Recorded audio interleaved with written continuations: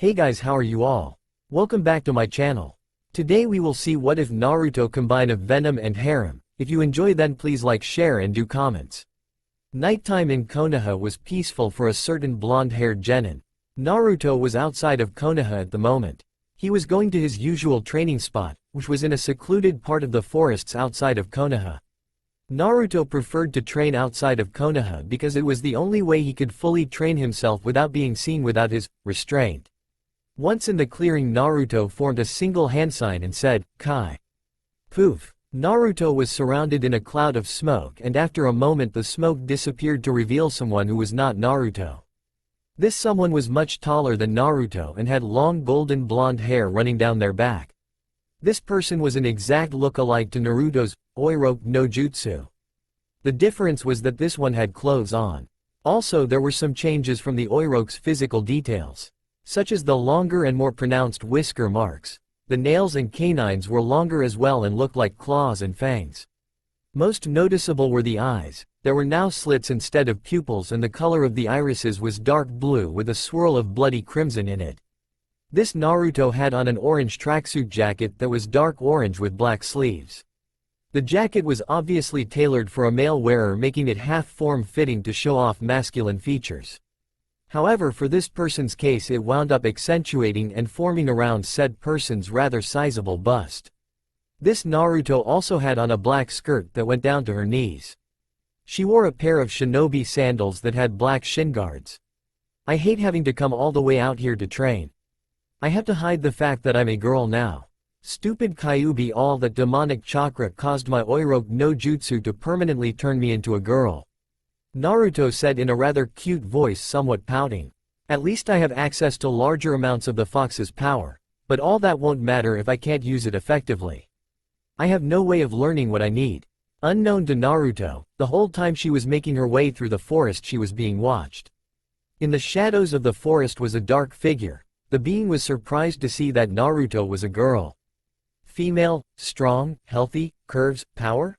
The figure thought as it slid across the ground to get close to Naruto. The creature was a symbiote, an alien being that had moments ago been traveling space on a meteorite. It had suddenly crash-landed on a planet and the symbiote came out of it. Its landing zone was in a massive forest that was a distance away from Konaha. The symbiote had spent the better part of its day looking for a host. But unfortunately the area was devoid of human life. The symbiote was slowly dying until Naruto showed up. The creature had sensed that there was something different about Naruto. And after waiting some time, dying some more, it now knew why Naruto was different. Naruto was a she and very powerful she. Female, hips, chest, curves, so much power, starving, need her. The symbiote's thoughts screamed out. The symbiote recklessly moved towards Naruto. The blonde-haired vixen sensed something nearby, a possible threat. On instinct Naruto leapt into the air and back-flipped, gracefully landing on her feet, yanking out a kunai to use for defense. Whoever you are, you picked the wrong woman to fuck with. Naruto said in a threatening manner. The symbiote cursed itself for acting on hunger, nearly jeopardizing its chance for survival. Time passed and still no one was found. Naruto thought she was imagining things. She dropped her defensive stance and put her kunai away. Man, I'm really jumpy tonight. Maybe it was a bad idea for me to come out and train. Naruto said to herself out loud. Unknown to her, the symbiote crawled out of the shadows unnoticed. Yes, salvation? The symbiote thought as it got closer. Well, I think I better get going. Naruto stopped mid-sentence once she saw the black creature crawling on the ground. The creature was at her feet, and before she could react the creature oozed onto her feet. For something that looked wet, it was strangely warm. She tried to pull the substance off her feet, but it stuck to her like cement. It wouldn't come off, and now more of it crawled on, her sandals and shin guards almost seemingly melting and being absorbed into the black substance. Naruto struggled once more to try and pull the substance off. It was rather futile as the liquid got on Naruto's hands and started to spread. The sleeves of Naruto's jacket started to melt and were also being absorbed into the substance. In moments the creature was up to Naruto's shoulders. On the bottom the symbiote was now pulled up underneath Naruto. There was now a massive body of darkness underneath the blonde. The pool now had long tendrils that were latching onto Naruto. The symbiote was now establishing a link to Naruto's psyche. It was difficult probing through Naruto's thoughts. They were flooded with memories that didn't belong to Naruto, memories from another being that spanned many thousands of years. Suddenly Naruto's body reacted defensively to the symbiote. The symbiote heard Naruto's thoughts. What is this thing? Is it trying to kill me? No. I refuse to be killed by this thing. I have so much I need to do, goals and ambitions, my revenge. Little did Naruto know was that the symbiote was growing stronger from Naruto's refusal to bond. Naruto's heart started to beat faster and her breathing more erratic. Multiple chakra tails were forming behind Naruto. Her body was glowing red, radiating blood-red chakra. One chakra tail after another was forming. Naruto's power output was rising dramatically, and yet the symbiote stayed on. It was uncomfortable and strange for Naruto at first, and she knew she was being attacked, and yet she couldn't deny that it felt good to have the symbiote on her. It felt stimulating to her, almost a UAL stimulation. She couldn't resist it anymore. Whatever this creature was, it wanted her body, mind and soul. Naruto was now willingly giving into it as her demonic chakra receded. Yes, don't resist, relax, I will not harm you, now we can become Oni? The symbiote said as its link was fully established, having sorted through Naruto's mind. Ah yes, need more, need all. The symbiote screamed out in both lust and hunger. The massive pool of darkness was wrapping itself around Naruto's body. Naruto's jacket was now completely absorbed and the symbiote was now consuming Naruto's white-laced bra. The symbiote replaced the missing clothing with itself. Naruto let out an orgasmic moan as the symbiote wrapped around her breasts. The symbiote then went up Naruto's thighs. Her skirt and panties were now absorbed. It was an incredible and amazing feeling. The symbiote groped, massaged, and sucked all at the same time. Naruto's nipples quickly stiffened to the touch of the symbiote. Naruto let a pleasure-filled moan as the symbiote wrapped around her buttocks and in between her hips.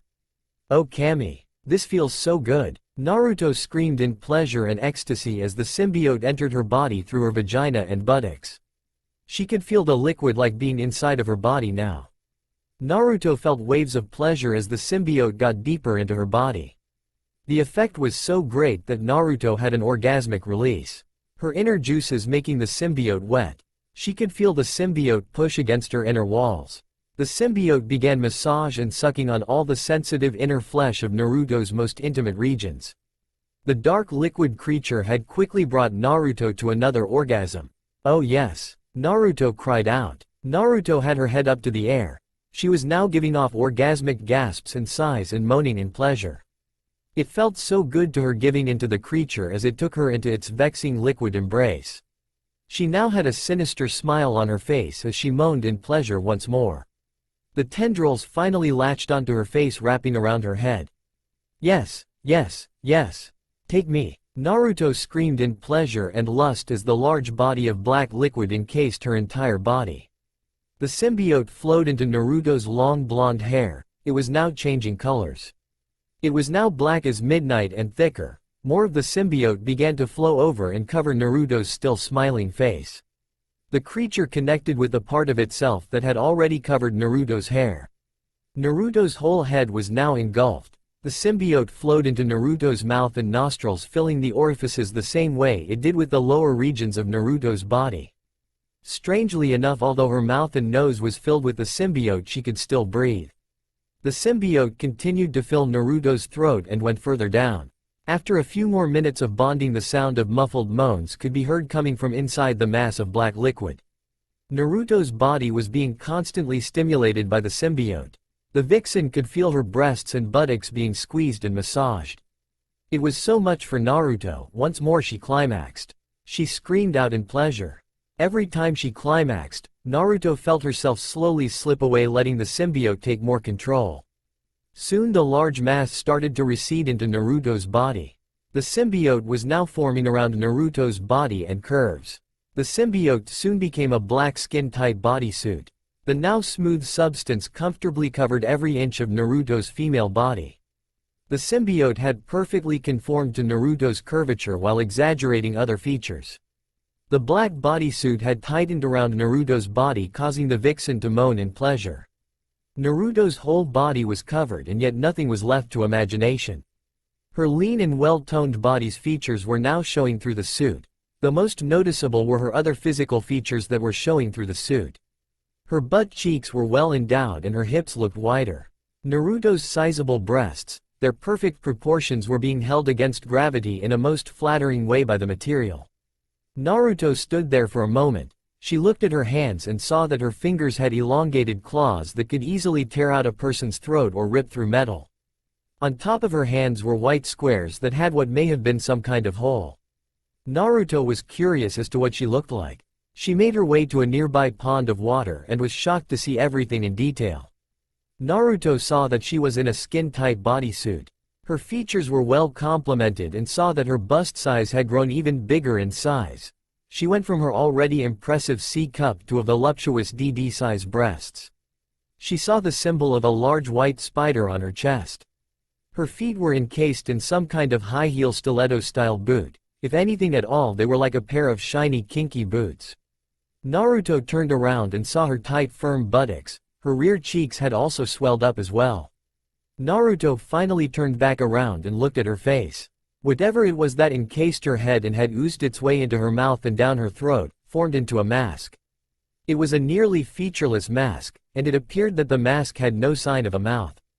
The only thing that was on the mask was a pair white tear marks that signified that they were eyes, and on the sides of the mask where her ears would be were what looked like fox ears.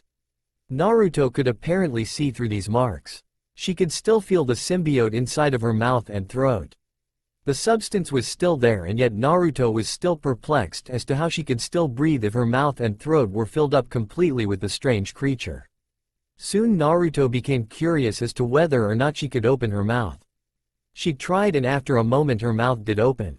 It revealed a set of large sharp teeth that formed into a menacing and sinister grin.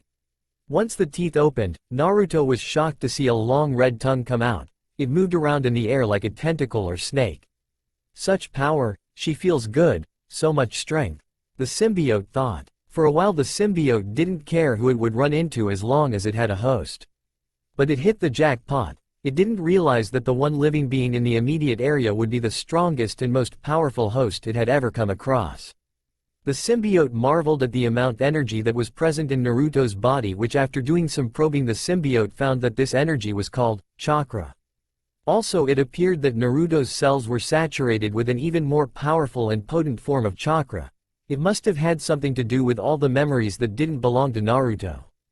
All of this meant that Naruto was not only an immensely powerful host, but her memories and psyche showed that she had a lot of pent-up aggression and had the desire for revenge.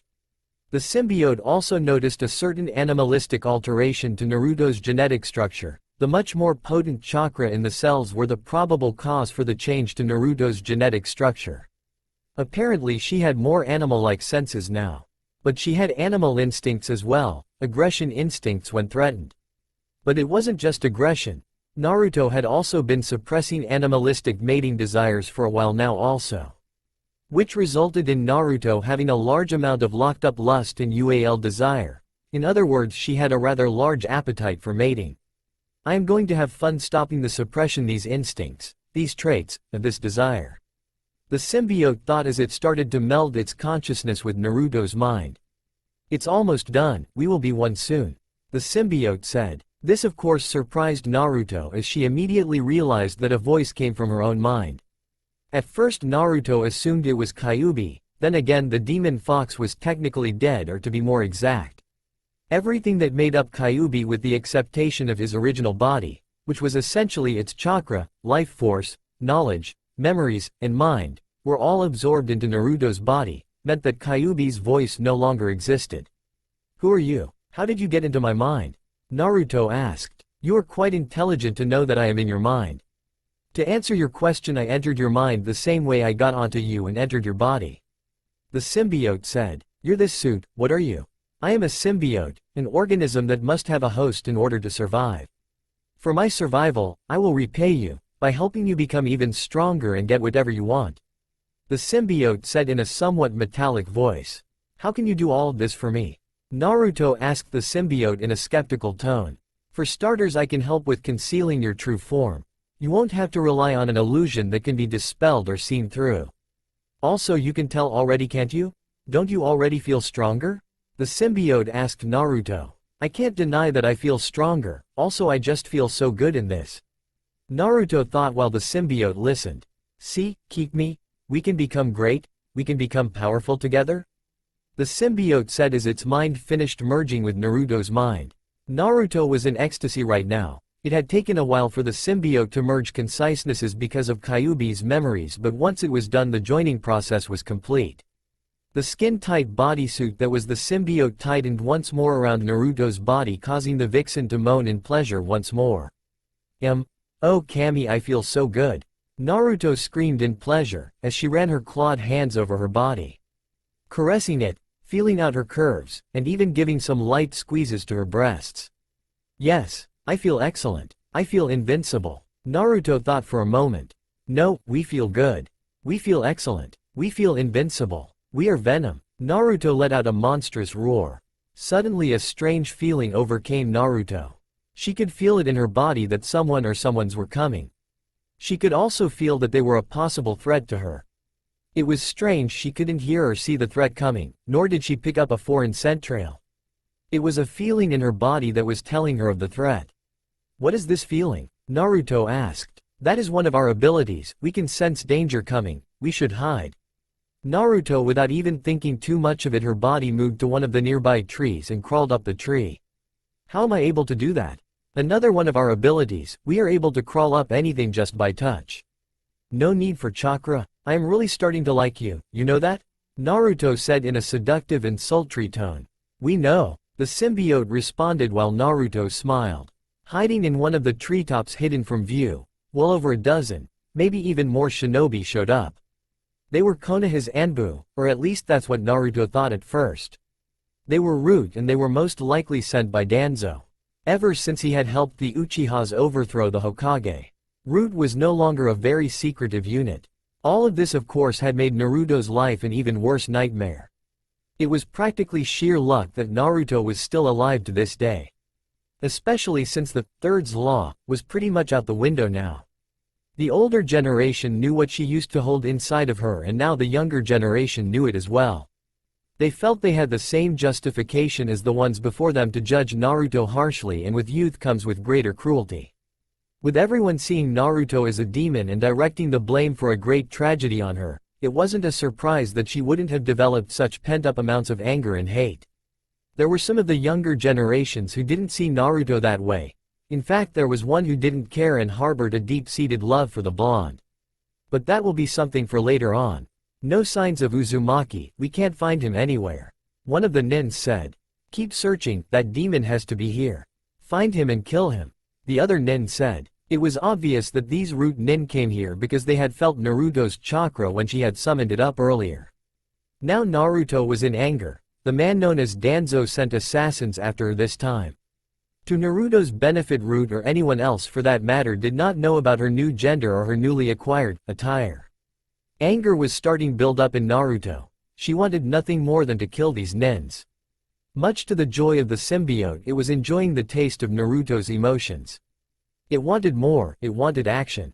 The symbiote decided that it wouldn't force anything on its new host.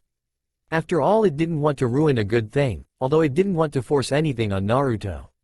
However, it was going to help Naruto release some of, if not all of her held back aggression and further her ambition for revenge. A wicked smile dawned Naruto's face as her anger turned into desire for revenge. Naruto was reminded of how much she hated Root as well as all the attempts made on her life. I think I'm going to enjoy this. Naruto's toothy smile became a very sinister grin. Naruto jumped down, landing on one of the Root nin, her heels digging into the nin's body, the impact effectively killing the Root. Almost on instinct, without realizing it, Naruto shot her hands forward. The holes on the white squares expelled a web-like substance forward. It stuck onto two of the nins like glue. Naruto yanked and pulled the nins forward. She yanked with enough force to throw them into the nearby trees. Naruto then looked at the other nins menacingly with her tongue lashing about. What is that thing? One of the nins asked, obviously scared shitless. I don't know, is it some kind of demon? Before the nins shown in the moonlight was a humanoid creature. Female judging by the physical features, it had eyes that looked like they could see through you. Its sharp teeth and tongue made it even more gruesome looking.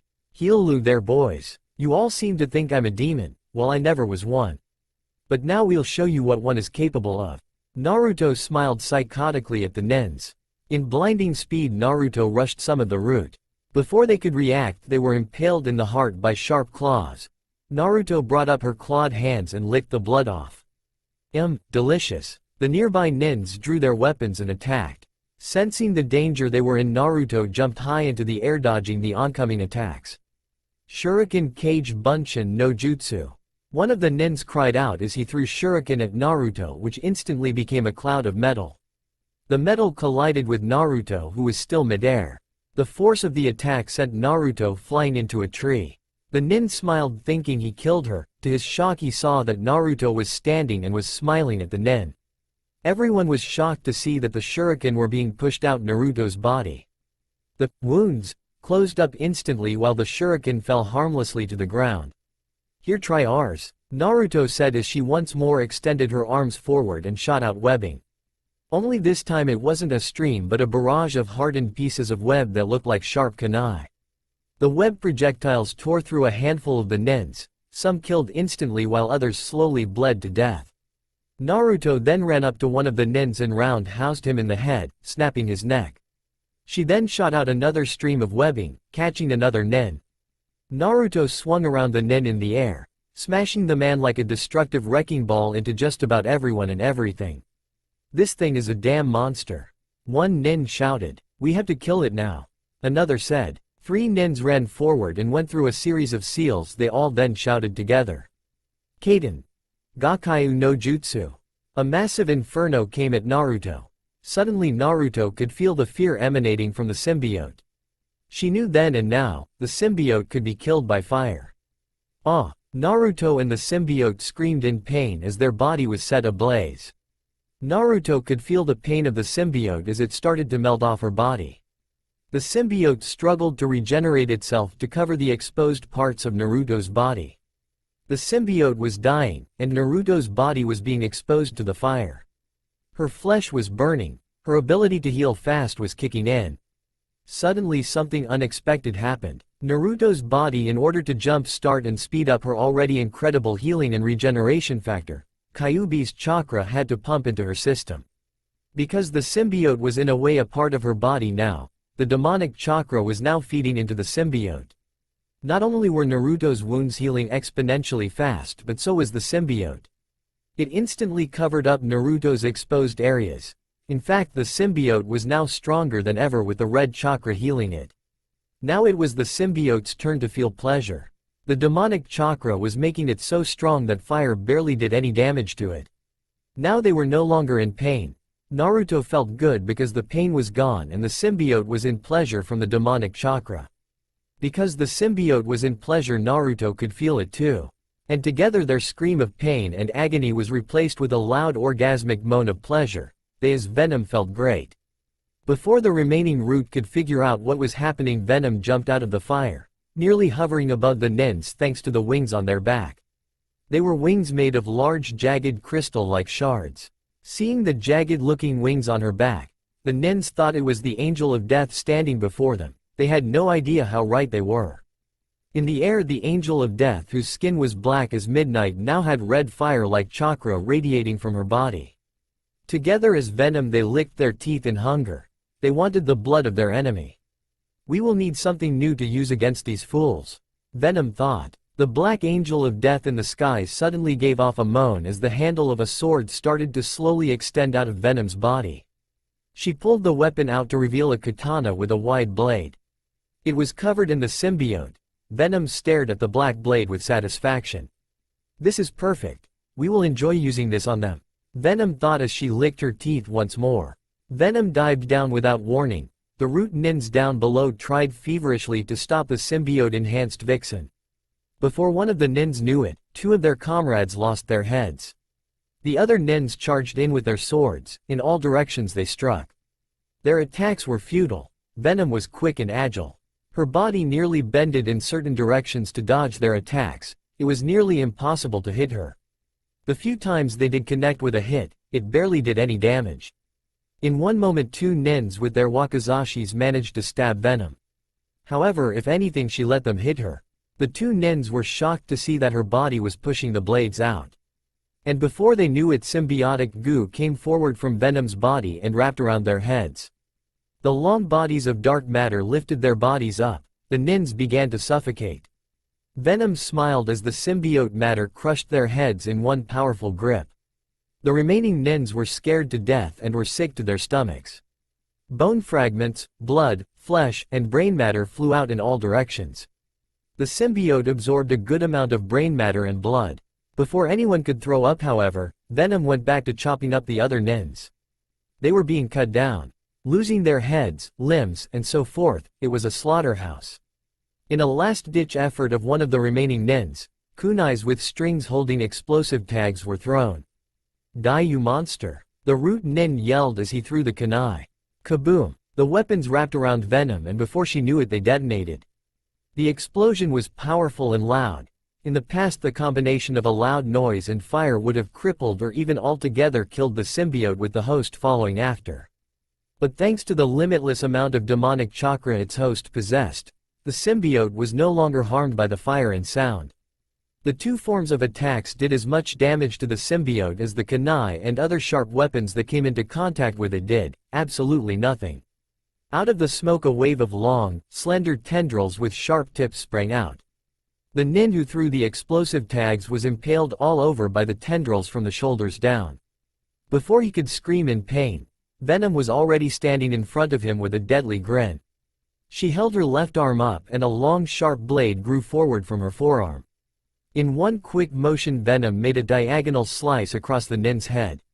The tendrils then withdrew from the nin's skewered body. The tendrils retracted and resumed their position as Venom's black webbed hair. Her hair was now sticking out of her costume. Her hair was now black and glossy, and that her hair strands were clumped together in thick locks. They almost seemed to be like tendrils rather than hair, and in between each lock of hair was black webbing that linked up with black webbing from the other locks of hair. At the ends of the locks, the tips looked like blades. Venom turned to the remaining nins. Once again her tongue moved around like a snake. Venom, with a black symbiote-covered and blood-stained katana in her right hand, and an equally blood-stained black blade extending out her left forearm, stared at the leftovers of her prey. The last of the root nins knew they were going to die gruesome deaths very soon. Soon the peaceful forest was filled with the horrible screams of bloody murder. When everything was done, when all the nins were more than dead. Once Venom had her fill of blood, the Black Angel of Death let out a savage cry of satisfaction. After a few moments, when the adrenaline pumping into her system slowed down, Naruto's mind returned to normal. It struck the vixen she had killed for the first time. Not only that, but she had slaughtered a small army of highly trained and skilled nins. But what surprised her most was the absence of the emotions of guilt and regret. And in place was the feeling of joy and pleasure. The mouth of the symbiote mask started to open up farther than before and started to stretch and pull back. The opening of the mouth revealed the flawless face of Naruto. It appeared that her once pink soft lips were now an intoxicating shiny black gloss, and her eyelids had a hint of black eyeshadow. Did I just kill all those nins? We killed all of them. It was either them or us. The symbiote said reassuringly. But we could have just run away. Naruto protested. They would have come after you anyway. They would have used your use of the other chakra as an excuse to come after you. The symbiote pointed out. But did we really need to kill all of them? Tisk tisk, we didn't need to, but didn't you feel it? It felt good to kill them. Especially the ones who deserved to die, no? The symbiote asked. I can't deny that I found some joy in killing them. You know that you wanted to kill them. I would never hurt you or force to do something you truly didn't want to do. But you had desires, you hate Root? They're just one of the many that deserve to die, yes? You're right, I do want my revenge. No, we are right. And what better place to start than here? Naruto gave off a seductive and sinister smile as the mouth of the mask closed up. I guess I should head back, but what am I gonna do about wearing you? As much I like wearing you, we're going to end up attracting a lot of attention, and you did consume my clothes. Do not worry. Just think about how you look or some clothes, and we shall handle the rest. Naruto stood there for a moment and was wondering what the symbiote was going to do. Then again she was reminded of the abilities the symbiote already had to offer. So Naruto thought about her outfit that was already destroyed, or to be exact melted and absorbed by the symbiote. She closed her eyes and felt the skin-tight binding feeling on her body loosening up. Naruto was a little disappointed. She loved the feeling of the symbiote tightly wrapped around her body. Naruto opened her eyes, surprised and shocked to see that the outfit she was wearing earlier. Only there were a few rather noticeable changes. The orange and black jacket was now a tight leather jacket version instead of a tracksuit jacket. The fabric black skirt was now a shorter black leather skirt with the symbiote's signature white spider design. And instead of shinobi sandals with shin guards, Naruto now had on thigh-high black leather boots. This is just wow. Naruto was at a loss of words. Before she could ask the symbiote about this, her body was getting the feeling of danger. This time Naruto left instead of waiting. One mass slaughter was enough for one day. It was still dark when Naruto got back to her apartment. Deciding to transform back into Venom with her wings retracted into her body, the black-clad vixen swung through the quiet night of Konaha using the webbing dispensed from her suit. At first she was surprised she was doing this, but it felt natural to her, almost as if she had been doing this forever. After climbing in through the window of her apartment, the symbiote receded into Naruto's body. She then plopped over onto her bed. Naruto was now sleeping in the nude. She didn't necessarily realize that she could completely recede all of the symbiote into her body. But right now she didn't care, she wanted to sleep on it. Throughout the night Naruto was tossing and turning, long blonde hair now covering her eyes. She was covered in a cold sweat. It was obvious she was having nightmares. All of her memories of bad times were coming back to haunt her. The dreams were so vivid, all the attacks, the lynching, and more. It was so much for Naruto to deal with. Little did she know it was the symbiote doing this to her. When it was too much for her to take, Naruto was going to scream bloody murder. Tears almost formed because of how real the nightmares seemed. No more pain, we will stop. Host is safe now, no more nightmares ever again. The symbiote said in a manner that seemed like it was whispering. The symbiote didn't want to do this to Naruto. It didn't mean to torture her, it was just curious. Before Naruto could scream, her body was filled with a strong sensation. The vixen's body arched, a sharp gasp escaped her lips. She then moaned and whimpered a little as her arms wrapped around herself. At the same time the symbiote's black semi-solid liquid mass began to flow out of her body. It enveloped her. Naruto let out a sigh of pleasure as the symbiote wrapped tightly around her body. Holding the blonde in the tight embrace she loved so much, Naruto's body then lowered back into her bed, and then blonde began to sleep peacefully. Sleep now, nothing will hurt host, nothing, never again. The next morning Naruto got out of her bed. The blonde vixen didn't realize it at first, but it was rather cold in her apartment. When her feet touched the cold hardwood floor, the symbiote formed a pair of white socks around her feet. After a moment Naruto noticed her nude form and her rather cold and erect nipples. In less than a second the symbiote oozed out Naruto's body and formed into a plain white button-up shirt that showed off quite a sum of cleavage and black panties. Naruto smiled. Less than a day and she was already enjoying her new abilities. Naruto decided that she would have a morning shower. To her own surprise and enjoyment, she found the shower very enjoyable and even took to pleasuring herself. Afterwards, when she was done, she had a quick meal.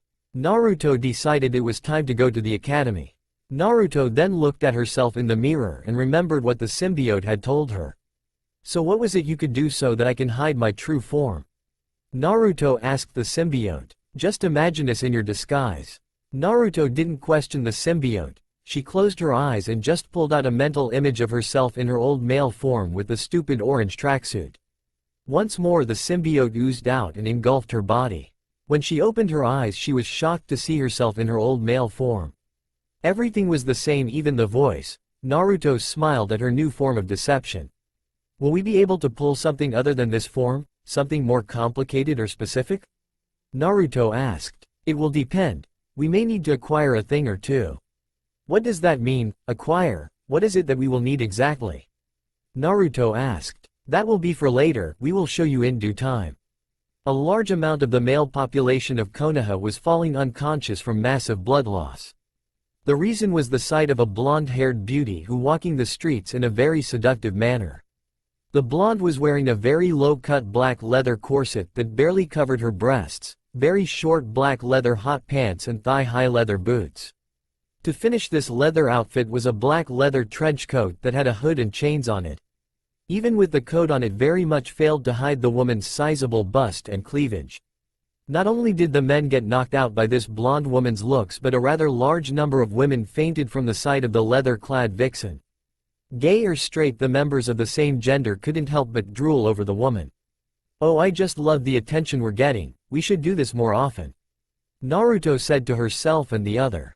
She didn't realize it at first, but Naruto felt the sudden urge to grab one of the women gawking at her and have her way with them. Naruto didn't understand why she wanted to taste another woman so badly. What she didn't realize was that the symbiote shattered the restraints on her UAL urges. Although Naruto was now a full flesh and blood woman physically, mentally she was still as she was when she was a boy, she was still a guy mentally. So the old Naruto's attraction to women still existed in the female Naruto. Not being able to fight the urge anymore, Naruto decided she would temporarily satisfy the hunger that urged her to feed. Naruto looked around and noticed a rather cute redhead that looked about 17. She had green eyes and a simple blue dress. Naruto walked up to the redhead while smiling at her.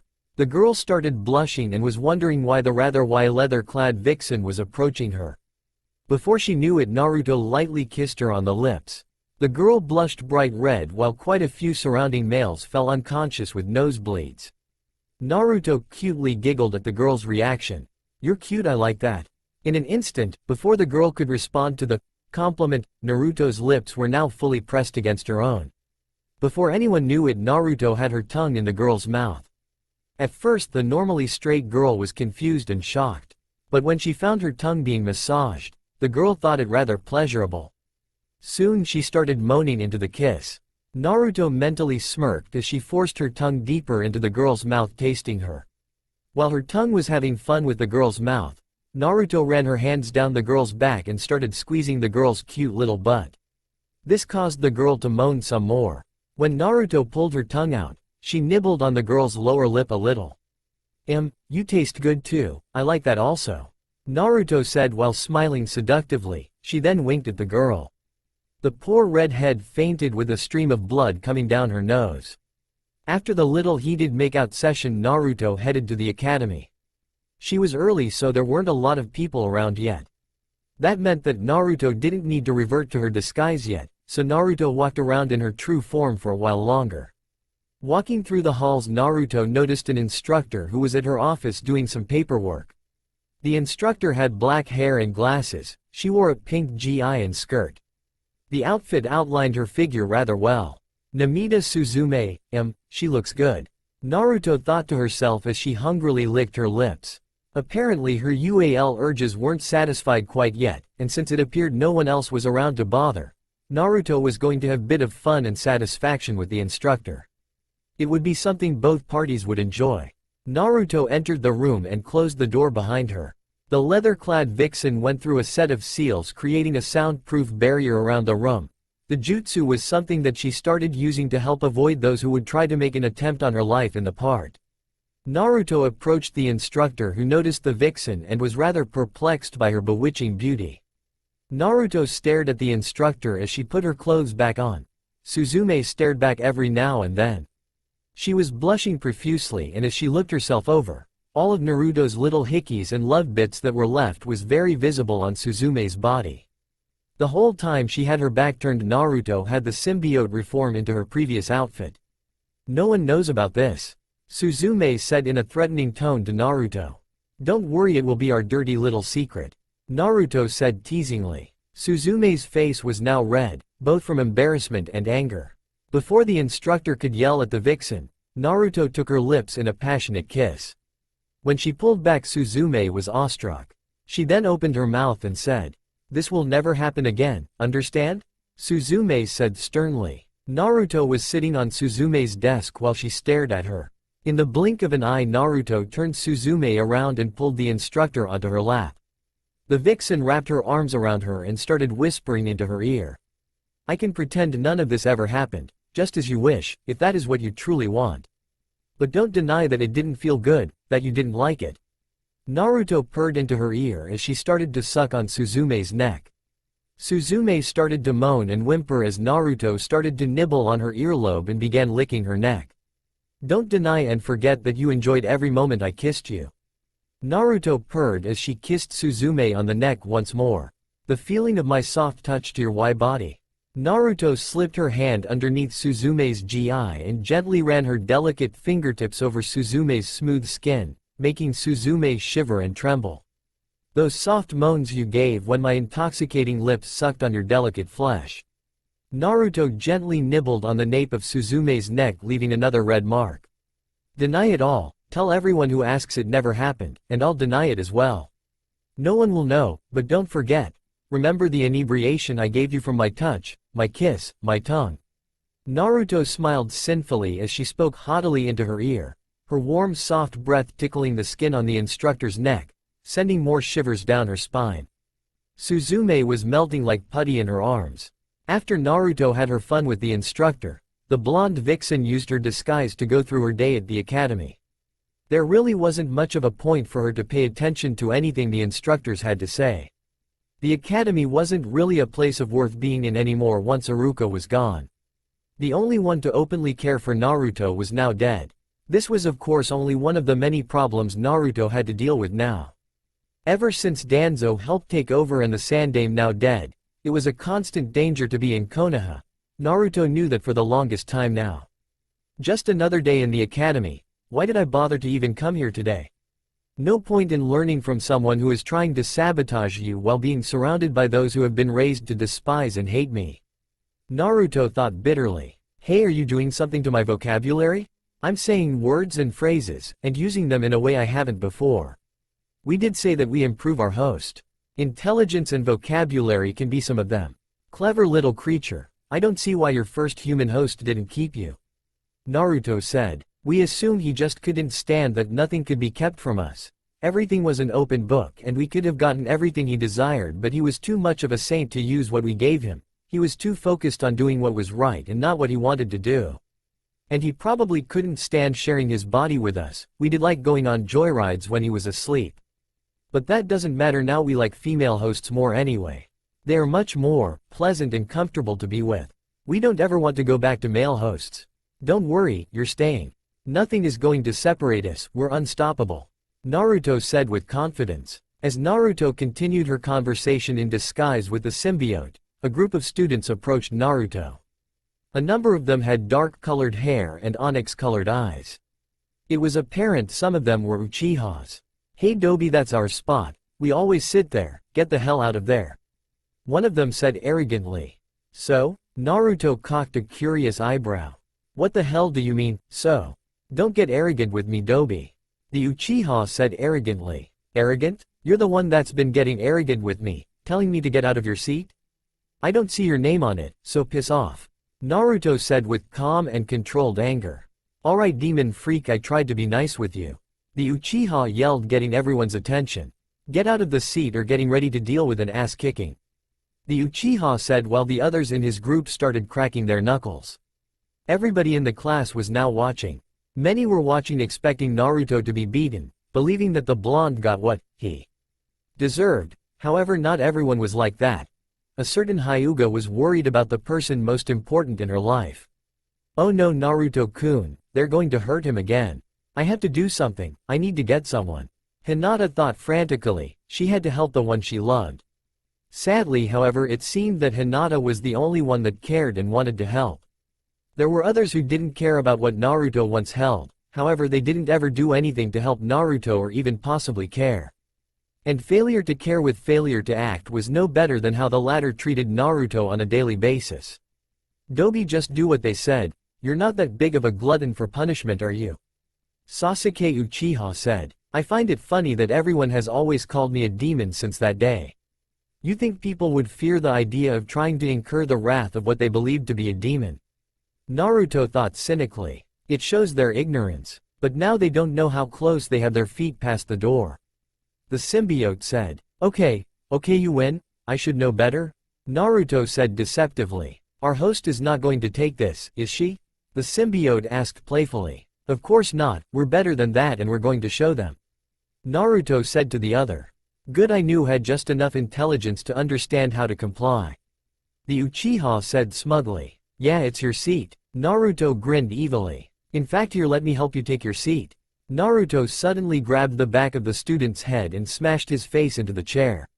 Bam! Holy shit! One of the other students screamed out. Ah! The Uchiha yelled out as he clutched his bloodied face in pain. I am so sorry about that. Naruto said with convincing fake concern, as he helped the Uchiha on his feet. Here, let me help you up on your feet. Naruto said. Suddenly, he had a devilish grin. And into a wall. Naruto yelled as he punched the Uchiha so hard in the jaw that blood, saliva, and a busted tooth flew out of his mouth. Naruto then snatched the Uchiha by the collar and threw him into the wall right above the classroom chalkboard. The Uchiha's right arm collided with and got caught in the chalkboard as he hit the ground. The Uchiha now had a dislocated arm. Hey, what the hell is wrong with you, you freak? One of the other Uchihas yelled in anger as he and another student charged to attack Naruto. Bam! Bam! It had all happened so fast, everyone gasped at what happened. In one blur of motions from Naruto, the two nins hit with incredible force and were flying through the air. No one could even tell that Naruto had struck them until they heard the loud meat-packing sound of fists impacting flesh with incredible voice. They flew through the air and smashed into the same wall right above the chalkboard where the other Uchiha was. The two students landed right on top of the first Uchiha that Naruto had beaten. Just as the Uchiha student with his dislocated arm got up, the other two came crashing down on him. Mwahahahahaha. Naruto laughed manically as he had found the whole scene very entertaining and hilarious. Everyone in the classroom had somewhat mixed reactions to the way Naruto was acting and what had just happened. There were a few who thought that Naruto had finally gone off the deep end. Though most were steaming mad and wanted to nothing more than to see Naruto suffer. Only one girl, Hinata, was concerned for Naruto. Concerned because something might have been wrong with Naruto and also because of what might happen to Naruto at this moment. You're dead, you monster freak. You're gonna pay for what did to my friends. One of the students pulled out a kunai and charged at Naruto, who was standing in between two rows of desks. Quite a few were shocked with the student using a weapon against Naruto but didn't care what would happen though. The student tried to stab Naruto. He easily dodged the attack and grabbed the student's wrist and twisted it with ease. Ah! The student yelled in pain as he let go of the kunai. Naruto quickly caught the weapon. Ah! What's this? Think you're a big boy trying to use a piece of metal with the intent to kill. Naruto taunted. In one fluid motion Naruto snapped the other Uchiha's arm and then threw the kunai right into his left foot. Ah! The student screamed bloody murder at the top of his lungs. Shut up, will you? You're too damn noisy. It hurts my ears. Naruto said, annoyed as he grabbed the back of the student's head by the scalp and smashed his face into a desk. Naruto then pulled his head off the desk and quickly followed up with an open palm to the nose. The force of the hit caused the student's head to fly back and hit the desk behind him. The remaining members of the group that decided to harass Naruto were now shocked and even started trembling, including the Uchiha students. Most of the class never thought they would see Naruto do what he had just done. He had beaten and knocked out 4 Uchihas and put kunai in one of their feet. Everyone had shocked and angered looks at Naruto. What? Surprised that I decided I wasn't going to take any of your crap anymore? Sorry, this Naruto isn't going to sit idly by to receive any of your bullshit and use pranks to get back at you later. I'm just going to give each of you little bitches a good ass kicking if you decide to fuck with me. Naruto said happily. Dobi, that's enough. Sasuke said as he was standing behind Naruto. His hand was on Naruto's shoulder and had a strong grip. Naruto could hear Sasuke's fangirls cheer him on from the background. Oh, it looks like those annoying little tarts are cheering on their beloved, Sasuke-kun. Even as a woman I still don't see what they see in him. Oh, if it isn't the Avenger of the Uchihas, couldn't stand seeing your fellow clansmen getting their due treats. Actually going to do something instead, nothing. Just like what happened between your father and Itachi, and wait for Root to come to your rescue. Naruto said with venom and malice in his voice. Oh, we are being quite cruel with our words now, aren't we? It was abundantly obvious that Naruto struck a chord with Sasuke, or to be more exact maybe a dozen.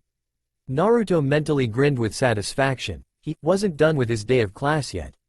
The symbiote enjoyed the emotions that it was feeding on from Naruto. The symbiote was gradually pushing Naruto to do more and more. Shut up, you don't have the right to talk about that night. Sasuke sheathed with anger. Oh, I'm so sorry, Sasuke-chan. Did I hurt your pathetic little feelings?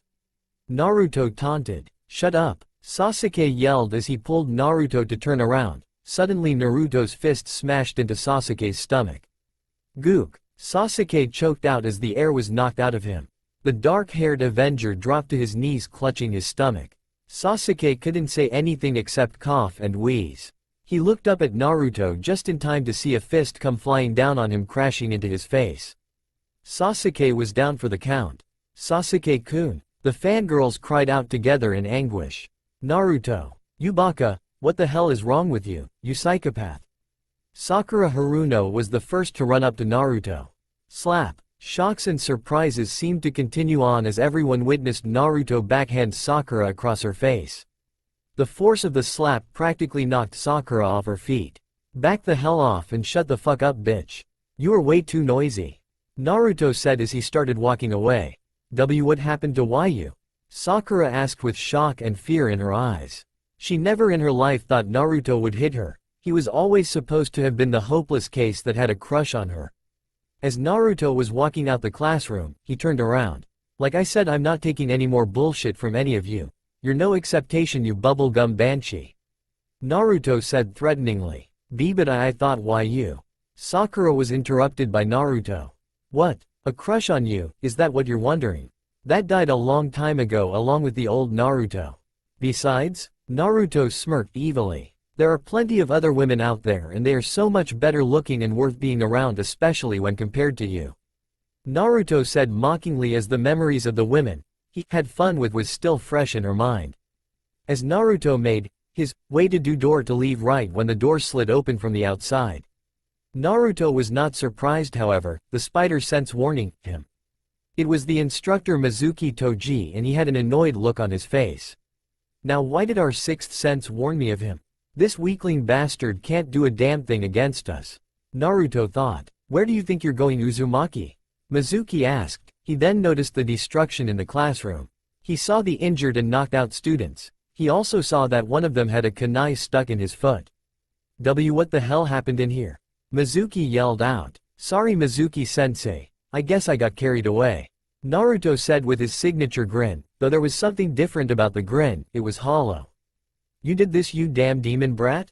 Mizuki screamed. He was about to say something else until Naruto had his hand in a knife hand and stabbed the tip of his fingers into Mizuki's throat. You're so damn noisy, Naruto said while Mizuki choked and gagged, struggling to breath. Naruto grabbed Mizuki by the head and brought up his knee at the same time. He yanked Mizuki's head down. Bam! It was like two locomotives going down the same track in opposite directions. It was a surprise Mizuki's nose didn't get punched into his skull because the force of the impact incredible. Mizuki choked for air and held his now bloody face in pain.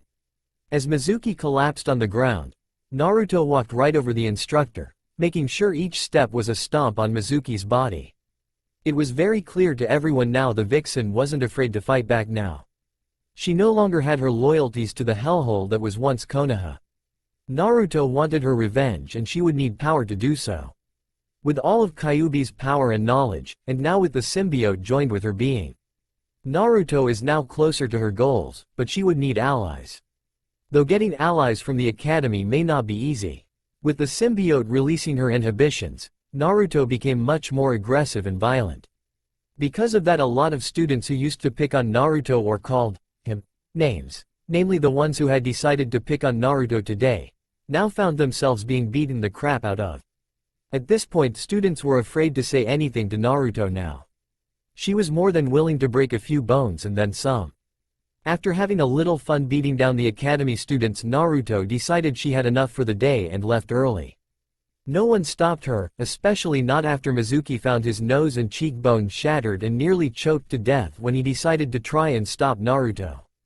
Making his way to the vast forests outside of Konaha, Naruto decided to see the extent of his new abilities. Unknown to him, someone was following behind. It was Hinata, Naruto's shy admirer. She was worried about her love after seeing how he was acting in class. She wanted to see what was wrong with him. Another reason for her worry was that when she used her Byakugan to see if Naruto was feeling okay, a black darkness was shielding Naruto, preventing the Hyuga from seeing anything other than Naruto's person. When Naruto finally stopped, Hinata hid herself and stared at her love. What she saw was a complete surprise for her. Naruto's clothes started to melt into a pitch-black liquid and more of it began to come out his skin. After a few moments, the black ooze had completely reformed Naruto into someone completely different. In his place was a tall, blonde-haired, sun-tanned beauty. She had long, flowing blonde hair that was tied into a single ponytail, dark electric blue and crimson mixed eyes with slit pupils, and black gloss lipstick on. She was wearing a really tight, bare back, bare stomach, and nearly bare chest bodysuit that left little to the imagination. It looked like a one-piece bathing suit except that it was made of black leather. The top was a halter neck belly shirt. It could be easily opened by simply unclipping 2 silver straps, which was the only thing holding it together. Her top did not fall off her body because the straps attached to her neck like a collar with another silver strap right in the front. Her rather large boobs jiggled as she moved. She also had leather boots that reached mid-thigh and her right arm had a glove that reached up to her upper arm. There were silver studs on her boots, glove, collar, and skirt. Wasn't expecting this. Naruto said out loud. You said pick out your new outfit. We decided to go with something unique. You don't like unique? I guess you're right, I like it just fine. Hinata was surprised to see this leather-clad goddess of a woman before her. For a second Hinata stared with her mouth wide open, a little bit of saliva visibly falling out the side of her mouth and tiny trickle of blood coming out her nose. Naruto-kun? Hinata barely said out loud. The blonde vixen turned around to see Hinata staring at her. Naruto's eyes widened with shock. She was perplexed at how Hinata had followed her that far and not notice. You followed us? Why are you here? Naruto asked. Hinata started to hesitantly walk up to her love. Naruto was confused by what was happening and backed away a little. But then she realized for a moment that Hinata may have been a possible threat to her plans. The vixen let out an aggressive animal-like growl and in a flash she had Hinata pinned against a tree. Hinata, being considerably shorter than Naruto, found the vixen's breasts at her eye level. Hinata blushed a dark shade of red at the sight of the cleavage before her. Why did you follow me? What do you have planned? Naruto asked in a very threatening tone. The glove Naruto wore morphed her left hand into a single pointed blade. Please Naruto-kun, IW would end never. What hurt me? I'm sick of lies, why should I believe you? No, my Naruto-kun, I could never hurt you. I love you, but all that you've gone through, you have every right to be distrustful. Hinata thought sorrowfully. I have to show you that I don't have the same scornful hate everyone else has. Suddenly something wrapped around Naruto's neck. It was Hinata's arms as she tiptoed to reach her love. Because I love you, Hinata said as she pressed her lips against the one she loved and kissed her so lovingly. Naruto was baffled as Hinata pulled away. The vixen stared at her for a while and spoke. How can you love me? I'm not even a boy anymore. I don't care, Naru-chan. I have always loved you and will continue to do so forever. I don't care if you're a boy or girl, I will love you regardless.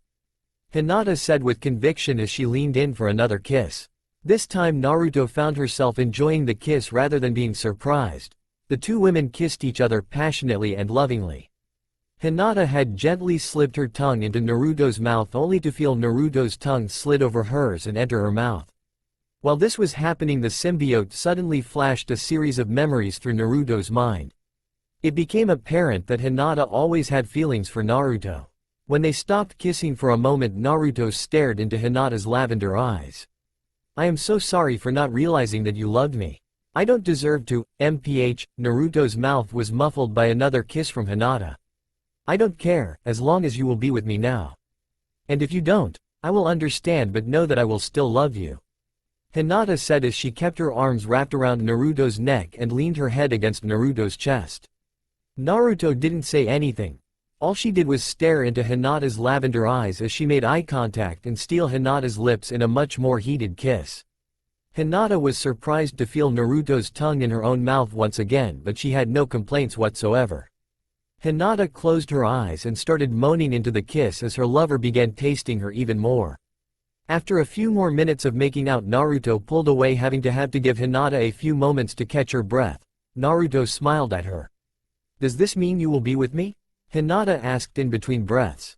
Naruto leaned her head in, her forehead pressed against Hinata's own forehead. "Let me answer your question with another question. Do you want to feel good?"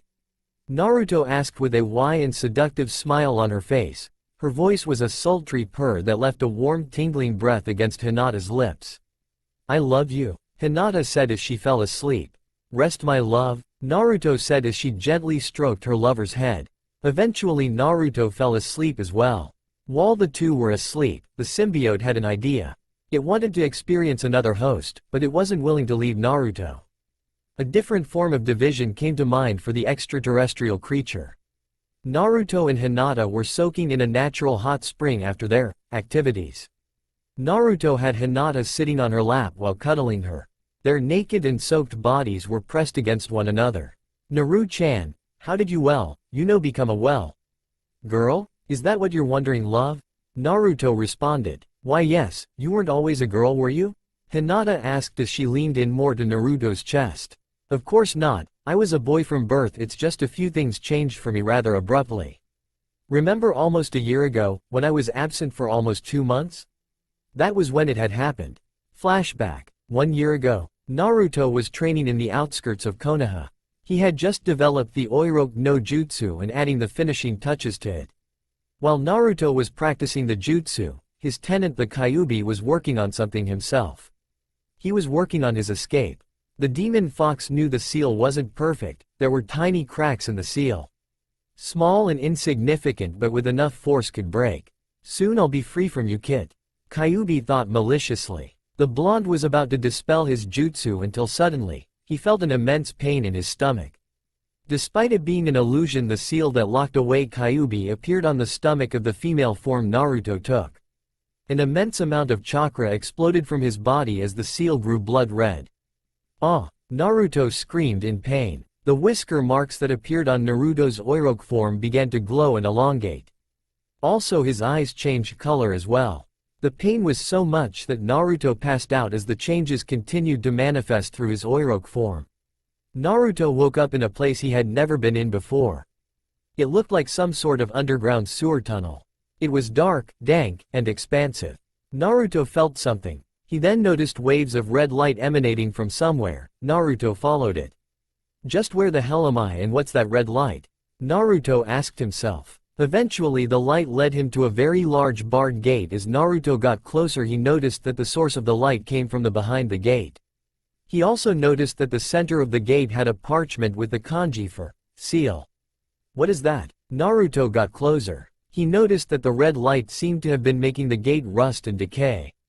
It was breaking apart. Suddenly a pair of very large animal-like red eyes with slits appeared.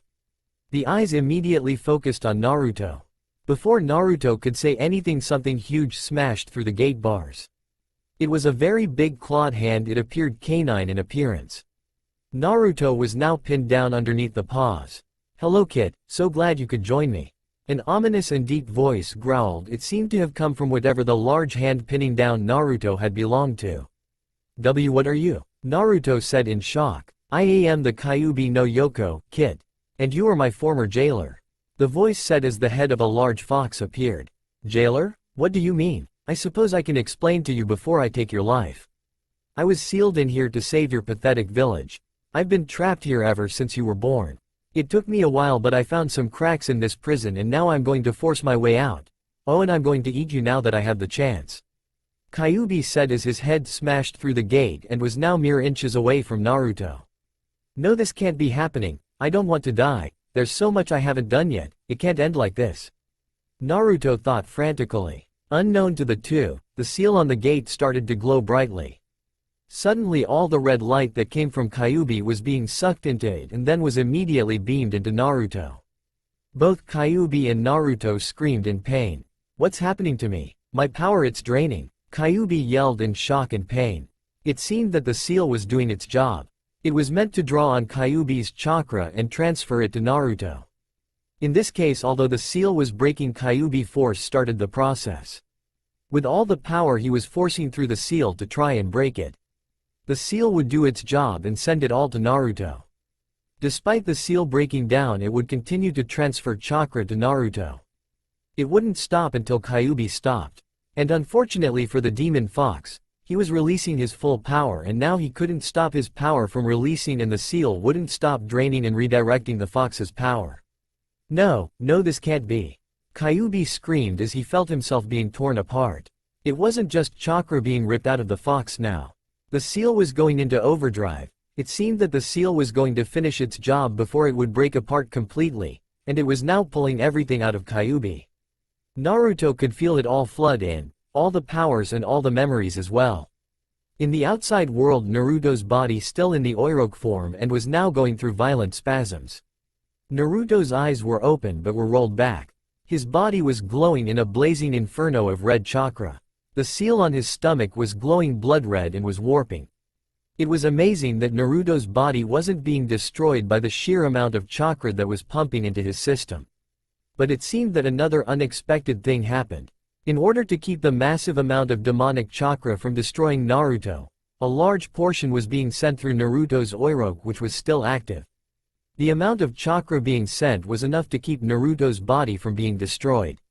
But so much was going into the Oiroke that it was starting to have adverse effects on Naruto's physical form. Naruto eventually woke up. He found himself lying on the ground. To his surprise, he found the ground and everything around him scorched and burned. The blonde slowly and hesitantly got up. What happened here? Was that whole thing with that fox a nightmare? Naruto asked himself. Naruto suddenly realized something about his voice. Why does my voice sound like that? Naruto looked down on himself to realize he was still in Oiroke form. Oh, I guess I didn't dispel the jutsu. Naruto gave off a slight chuckle, it sounding more like a giggle. I'll just have to get rid of it, Kai. Naruto said as he made the seal. Nothing happened. Naruto started to look nervous. He then did it again and nothing happened. The blonde started to panic as he did it again and again. He didn't change back. What the hell is going on here? Naruto yelled. Naruto then heard someone coming. Oh shit, I can't be seen like this. Naruto quickly hid himself. The blonde did his best to hide. Suddenly a group of nins appeared. They searched the burned area, obviously looking for someone. No signs of the Uzumaki boy or the chakra spike. One of the nins said. Do you think the little demon has accessed the fox's power? Another asked. So it wasn't a nightmare, it did happen. But what happened to me? Did the fox do this? Not sure what to do now, Naruto took off. Doing his best not to get noticed, Naruto managed to get back into the village and into his own apartment. The blonde went to the bathroom and looked himself over in the mirror. This is just crazy, Naruto said as he touched his own face, feeling the rather smooth and clean skin. Naruto noticed a few things different about his Oiroke form. The nails were longer and sharper. Also his whisker marks were more pronounced, but the most noticeable change was her eyes. The pupils were now slits and the once blue eyes were now a darker shade of blue with a swirl of crimson in it. Is this really me now? Am I actually a girl? Naruto asked. Out of curiosity, Naruto caressed his breasts. To his own surprise, a gasp escaped his lips. It felt good to Naruto.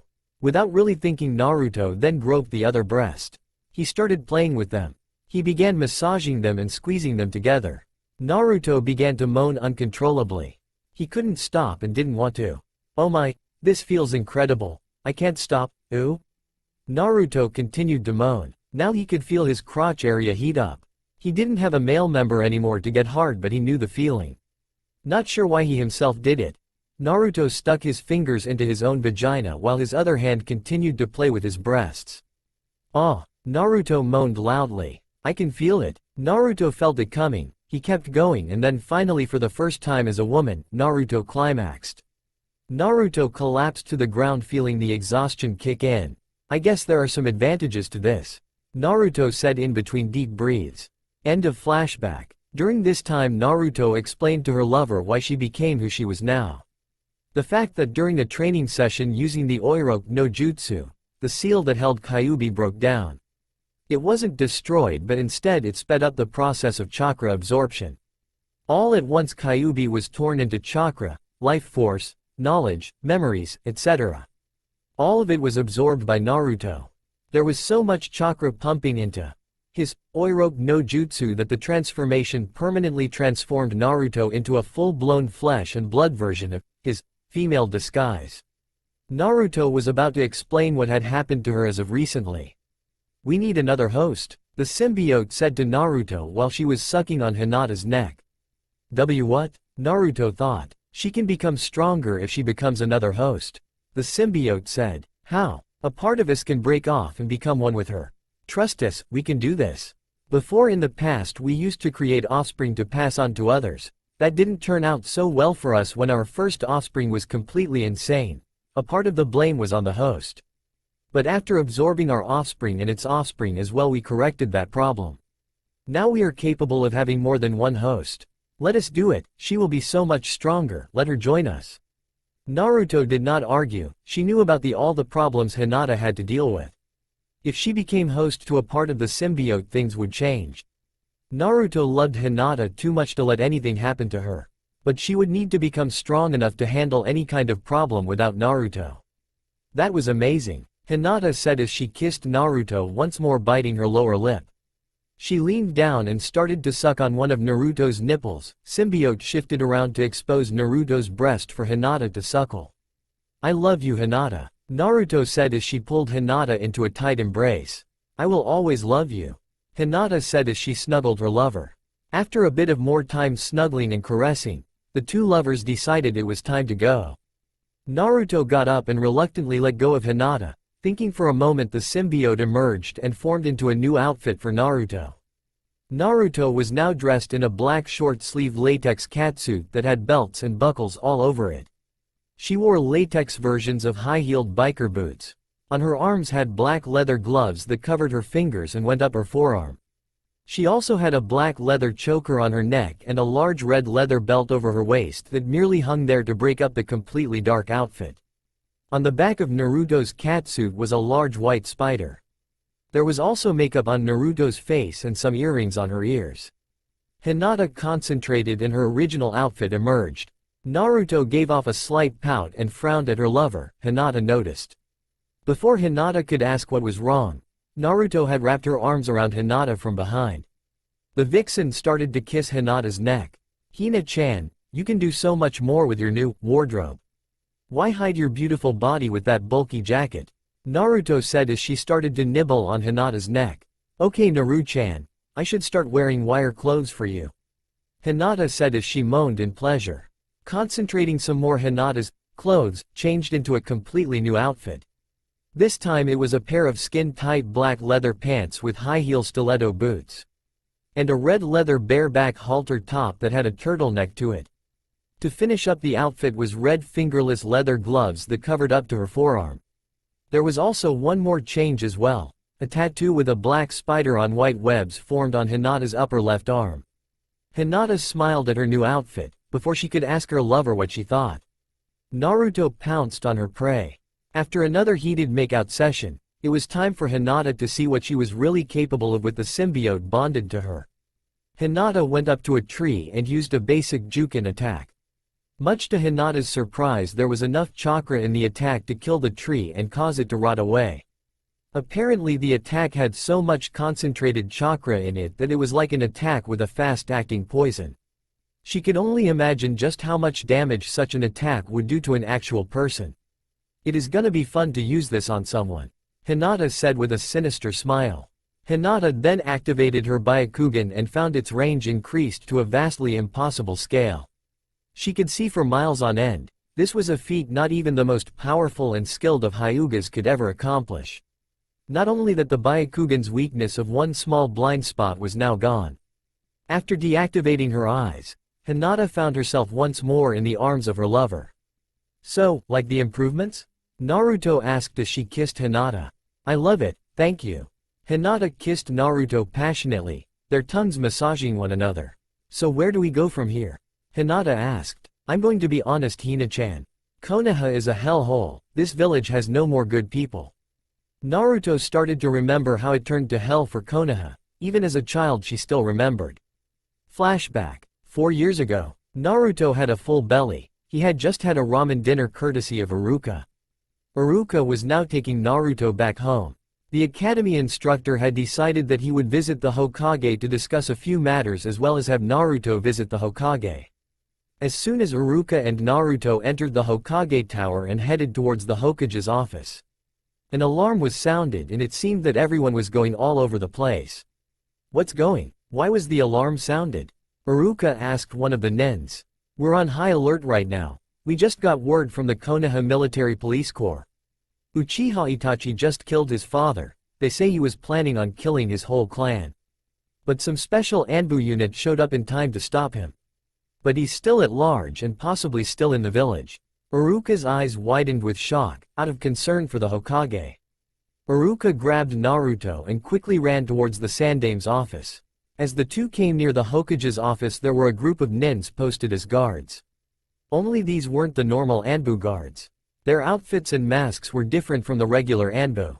Iruka didn't know it at the moment but they were Danzo's special route unit. Naruto, stay here and stay out of sight. Naruto didn't know what was going on but he for once in his rebellious youth listened. Iruka went to speak to the differently dressed nins. Excuse me, I need to see the Hokage, it's urgent. One of the nins interrupted Iruka. We are on lockdown right now, please leave the tower. We have a highly skilled and trained Anbu member who just went rogue. We are securing the Hokage right now and are making sure no one gets to him. Now please leave. Iruka wanted to argue against them but the Chunin could tell these nins were going to do more than just tell him to leave if he decides to insist on seeing the Hokage.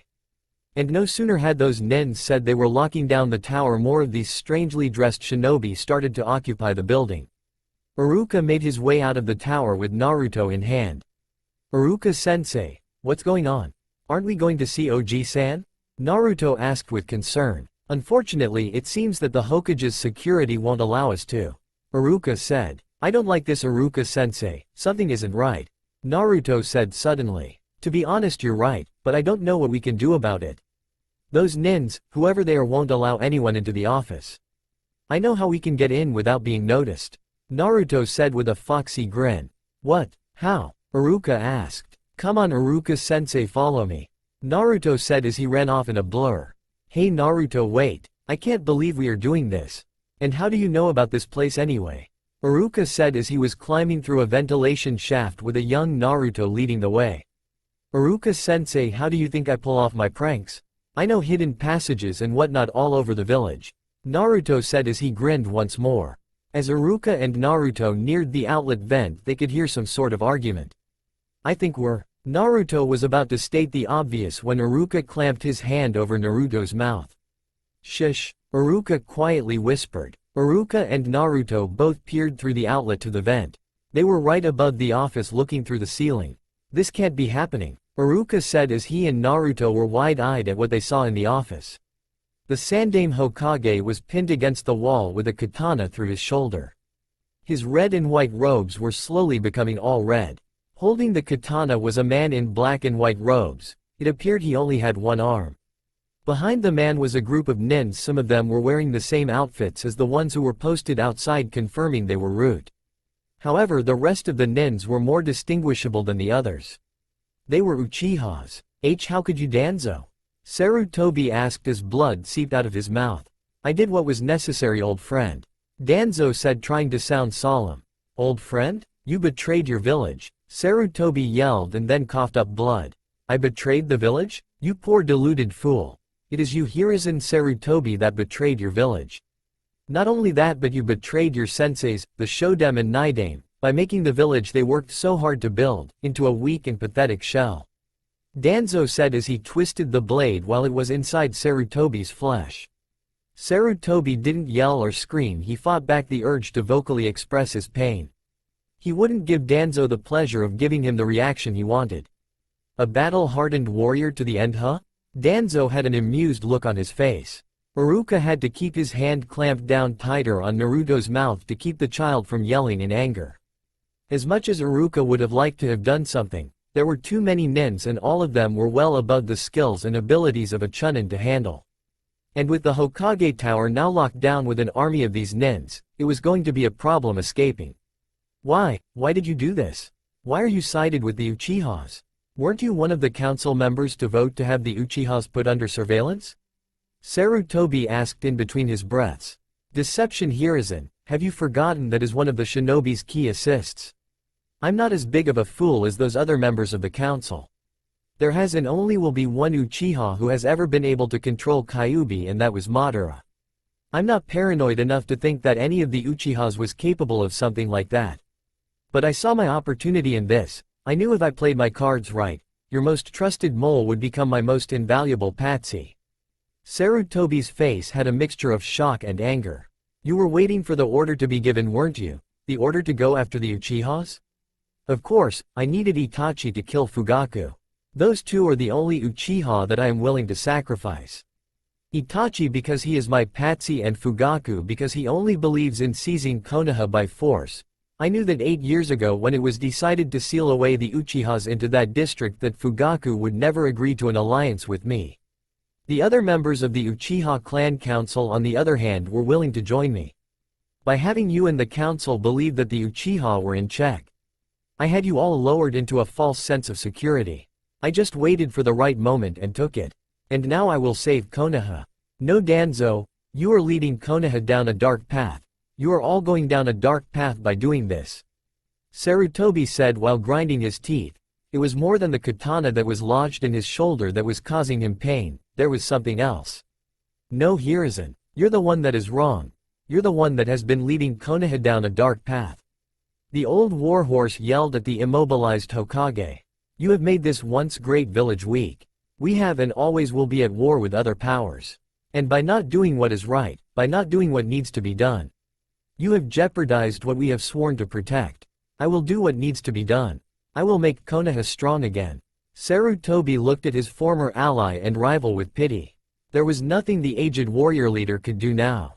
He was on borrowed time. He could only hope that there would be justice and that Danzo's reign, his ambition, would fall through. Think of yourself as righteous, but you are nothing more than a coward to take this path. To gain your power the way you did by simply poisoning me. Sarutobi said, mocking Danzo. Danzo narrowed his eye in anger and pushed his katana deeper into Sarutobi and twisting the blade once more. Sarutobi only grinded his teeth and refused to yell. Coward, you forget we are all ninja, Hiruzen. I only used the age-old tactics of a ninja. Avoid direct conflict where needed. I only did what was needed to avoid a full-scale battle. Poisoning you was the most effective method. Just as you made the village weak, you also became complacent. And as they say, complacency kills, Hiruzen. This is for the better. Danzo said with his self-righteous tone. Sarutobi only chuckled grimly. What is so funny, Hiruzen? You and your allies believe you are going to make Konoha strong again. But you are just like the poison that you have coursing through my veins, slowly killing me. In my complacency you were able to sneak a poison into me. In Konoha's complacency you are a poison is now coursing through Konoha. In the end you are slowly killing Konoha from the inside. Something snapped for Danzo and maybe the others in the room. Sarutobi struck a chord, he was right. I tire of hearing your dying breathes, goodbye Hiruzen. Danzo pulled the katana out of Sarutobi and quickly swiped the blade across Sarutobi's neck. A gash appeared and blood began to spray out. And yet even as the last few seconds of his life bled out of his neck, Sarutobi maintained his look pity towards the others. Even in my death, justice will burn you all, Sarutobi said with his last breaths. His back slid down the wall he was against. His body slumped and Sarutobi was now dead. Iruka bit his lip as he fought back the urge to scream. Who wouldn't? He had just witnessed the death of the leader he had sworn his loyalty to. Naruto had tears in his eyes as he screamed in horror and sorrow. Although Iruka still had his hands covering Naruto's mouth, his scream, although muffled, was still loud and audible. Did you hear that? One of the nins asked. It came from up there. Danzo said. One of the nins threw multiple shuriken into the ceiling where the outlet vent was. Naruto looked around him to see the shuriken that were lodged all over the inside of the vent shaft. He had a few cuts but nothing deep. The blonde breathed a sigh of relief until he felt something wet underneath his hand. Naruto turned to see Iruka with a nervous and pained expression on his face. Doesn't look like I was as lucky as you, Naruto. Iruka clutched his gut. Multiple shuriken were lodged in Iruka's body now. As Iruka bled, his blood started to seep through the holes made from the shuriken. The blood started to drip from the ceiling. All the nins in the Hokage's office saw it. Find whoever that is and kill them. Danzo ordered. We gotta go now, Iruka said with a sense of urgency without yelling. The moment Iruka and Naruto started making their way back the way they came. More shuriken shot through the vent shaft. Luckily the two managed to get out before they ended up being skewered. Once the two were outside of the building, they found that whole perimeter of the tower was now surrounded by Danzo's root nins. We gotta get out of here and fast. But these nins are everywhere. These wounds aren't going to make things easy. I won't be able to make it. Iruka's thoughts came to that conclusion. Naruto, run. Get out of here as fast you can and don't tell anyone about what happened. Iruka said with a labored breath. What are you talking about? Naruto had a shocked look on his face. These nins are everywhere and they won't stop until they get us, or at least me. I don't think they know it's more than one person. Go, I'll buy you time, I'll draw their attention. Iruka said sadly. No, I can't do that. Iruka hugged Naruto. For once in your life, listen to me, Naruto, please. Leave and do what you have to stay alive. Don't tell anyone what has happened, wait for the right time. Naruto started crying. He understood that Iruka was going to sacrifice himself to make sure Danzo wouldn't find out that Naruto was witness to the murder of the Hokage. I don't want to lose you, Iruka-sensei, don't go please. Naruto looked up to Iruka with tear-filled eyes. Sorry, I can't do that, you got a long life ahead of you. I need to make sure of that. Now go, little brother, Iruka said with a smile. Naruto was wide-eyed with surprise. I won't let them enjoy this, I'll get them back for this. Naruto said, almost promising Iruka. The young blonde started running. Iruka continued to smile. He then reached into his vest pocket and drew out a kunai with an explosive tag tied at the end of it. Stay alive, little brother, and make sure that justice will be served. I love you, Oto. Now then, time to get their attention. Iruka threw his kunai at a nearby wall. Boom. That same night Naruto made it back to his home. Although the child was tempted to leave Konaha, it wouldn't have been successful. The village was now under martial law. Naruto spent the night crying in his bed. Two of the most important people in his life were now dead, killed by a power-hungry dictator. News spread quickly of what happened. The cover story, as it seemed, was spread quickly. The night that Itachi was given the order to kill the entire Uchiha clan, Danzo's root showed up just in time to prevent the attempted genocide. But was too late to keep him from killing Fugaku. In truth, Itachi had fled the village the moment he realized that he was double-crossed. But the cover story said otherwise. It said that Itachi made his way to the tower to kill the Hokage. He was successful in killing the Hokage before Root showed up. One other Chunin was listed as killed by Itachi, and that was Iruka. For the following weeks Konoha was under full military rule. It would take some time before a new Hokage would be assigned. Until then, the council was the ruling power.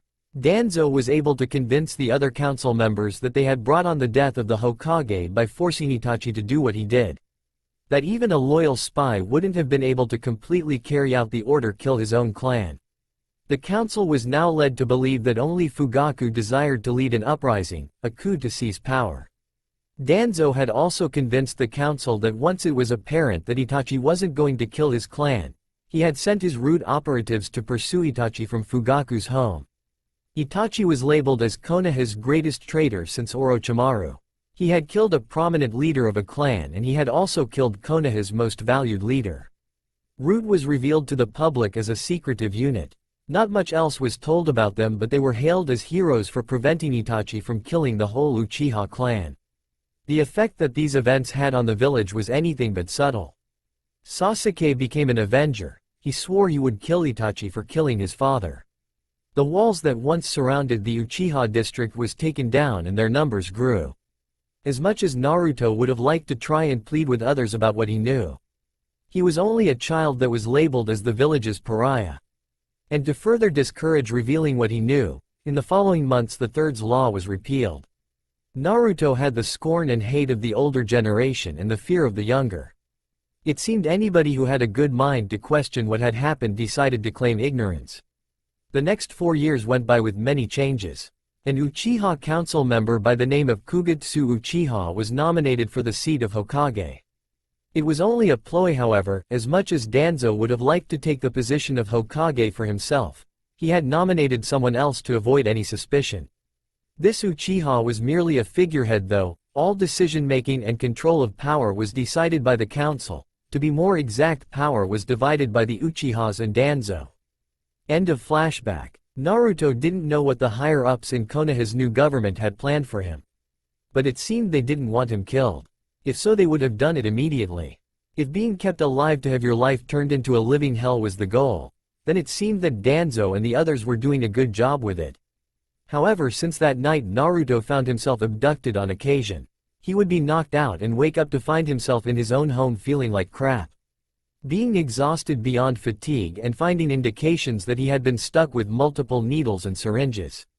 It was only until the recent year that the abductions had stopped, which was also around the time Naruto went through his unexpected transformation. Naruto was brought out of her thoughts. She then continued what she was saying. Konoha, it's all run by power-hungry dictators. And with all that has happened to me and you, I want to destroy this village and kill every last wretched creature here. Naruto said intently. Hinata only hugged Naruto and snuggled up to her chest. I will annihilate any opposition that stands in your way, my love. Hinata said with a devil's grin. Good, then we should leave Konoha for a little bit. I want to make destroying Konoha slow and painful for them. But before we go, I think we should leave a mark on Konoha. Do a few things to rattle their little cage. Naruto grinned. Tsubaki, Mizuki's lover and future fiancé, was making her way to his home to have dinner with him. She had heard of what had happened to Mizuki at the academy. Apparently Uzumaki Naruto had beaten up a few students and even Mizuki himself was taken down.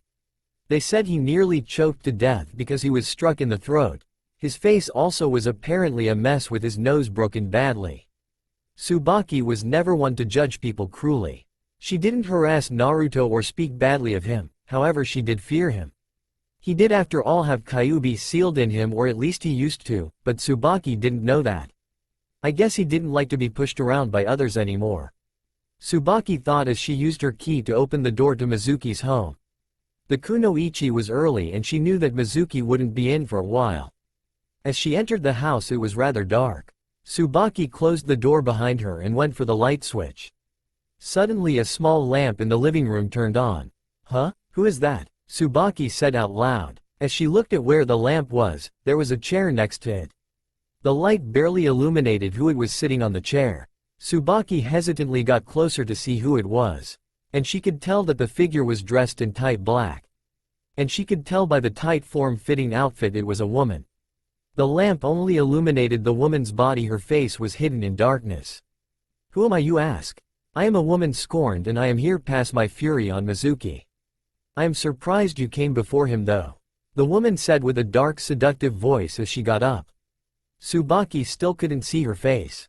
All she could see now was a dark outline standing. Suddenly the figure started to lose its shape. It was almost like the figure melted. Did she just turn into liquid or something? Tsubaki thought. She didn't know how right she was about that. In her dark symbiote form, Naruto easily blended in with the shadows of the dark room.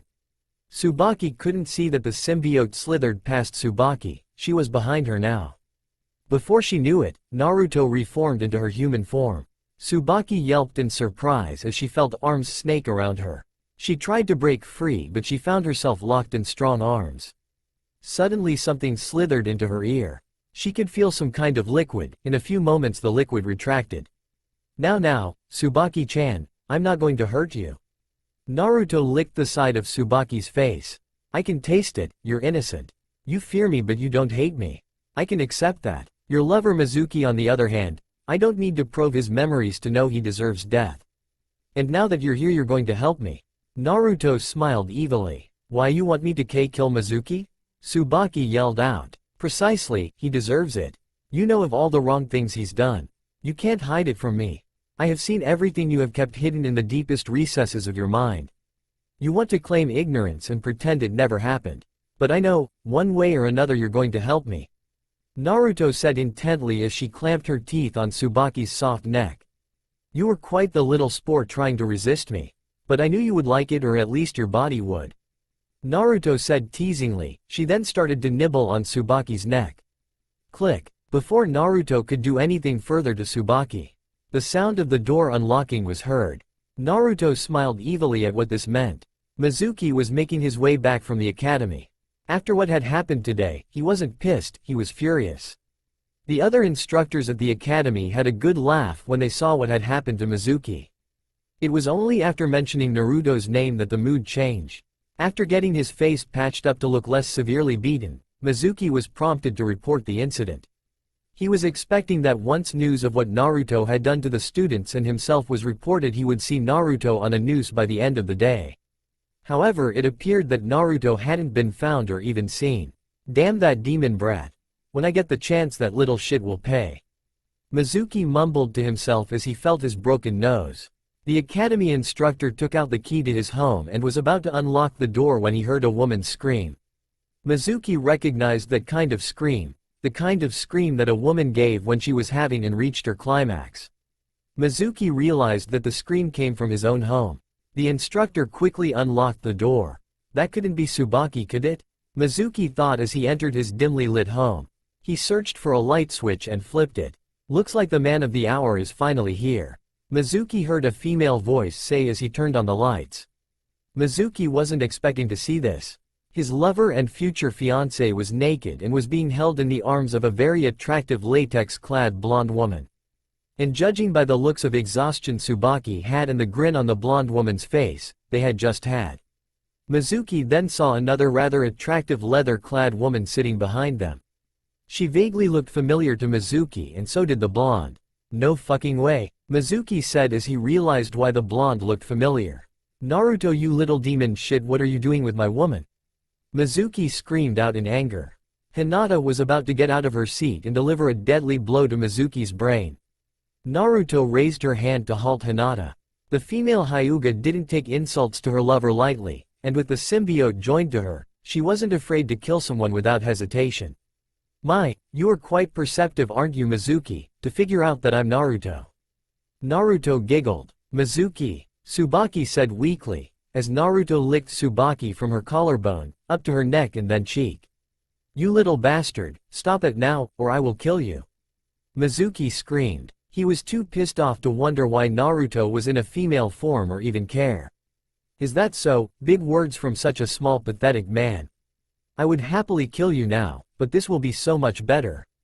Naruto suddenly took Tsubaki in another lust-filled kiss. She easily forced her tongue into Tsubaki's mouth. A strange liquid entered Tsubaki's mouth. She gagged a little, feeling the strange substance force its way down her throat. Her body suddenly went limp as her eyes rolled to the back of her head. Soon Tsubaki's gray eyes became pitch black. Her eyes looked like shining black pearls now. Naruto smiled sinfully as Tsubaki inhumanly came back to life. A small bit of the symbiote was now inside of Tsubaki. The creature wasn't bonded to Tsubaki like it was to Hinata. It only remained as a small portion of itself. Rather than bond with Tsubaki and envelope her body, the creature was now inside of her brain, giving a direct link to Naruto and complete control to the blonde vixen. Make me proud, sweetheart, take care of this trash. Naruto whispered as she kissed Tsubaki on the cheek. A small bit of the symbiote formed in Naruto's hand and became a black tanto. She handed it off to Tsubaki. Tsubaki W, what are you doing? Mizuki asked, not sure what exactly was happening, as the naked Tsubaki slowly walked up to him with a wise sway. Naruto in the back grinned as she gazed at Tsubaki's nicely formed rear. I'm sorry, Mizuki-kun, Tsubaki said in an innocent tone. Her soft hands suddenly gripped Mizuki's mouth, covering it. Before Mizuki could say or do anything, he felt a very sharp pain in his stomach. Tsubaki had taken the black tanto and cut through Mizuki's vest. She then made a downward cut, pushing her blade down from the top of Mizuki's abs to his lower intestine. Blood was pouring out as Mizuki was getting disemboweled. The man tried to scream in pain, but his cry of agony was muffled by Tsubaki's hand. He tried to pry off Tsubaki's hand from his mouth, but the pain was excruciating and his strength was fading. Shush, it's all right now, Mizuki-kun, this is for the better.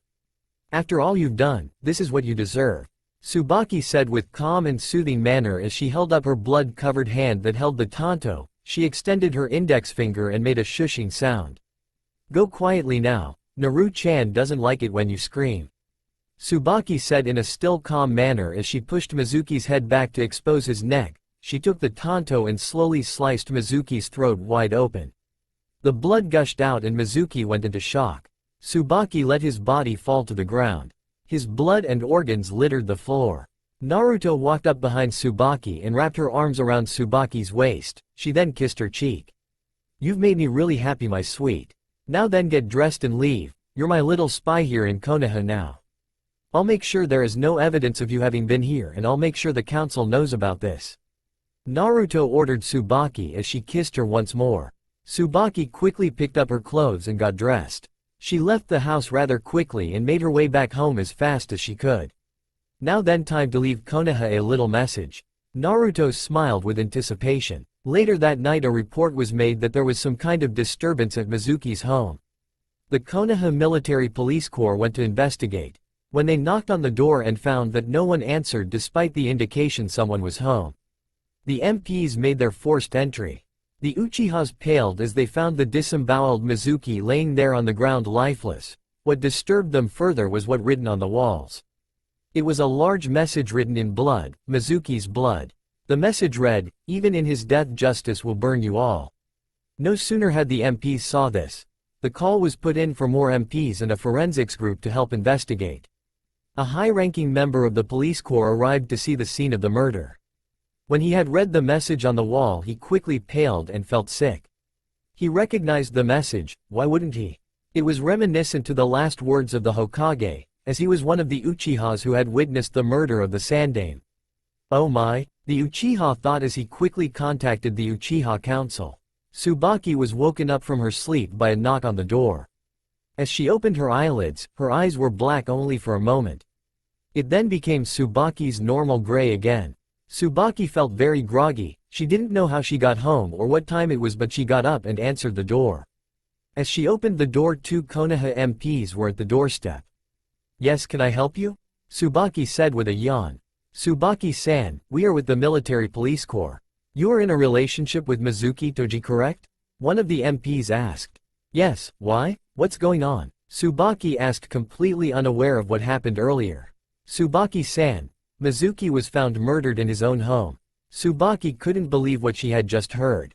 She dropped to her knees and started crying. The MPs tried to help her up and comfort her.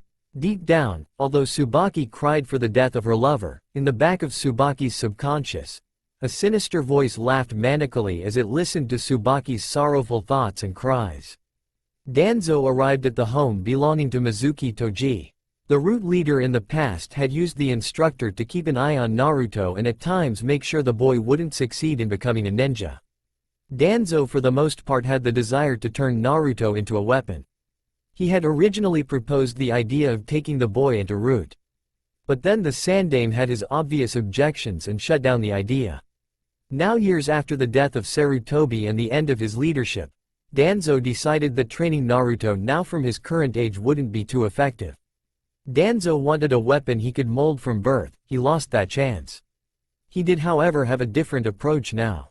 Naruto didn't need training if he was just kept as a berserker. He wanted to have the flames of hate build up in Naruto.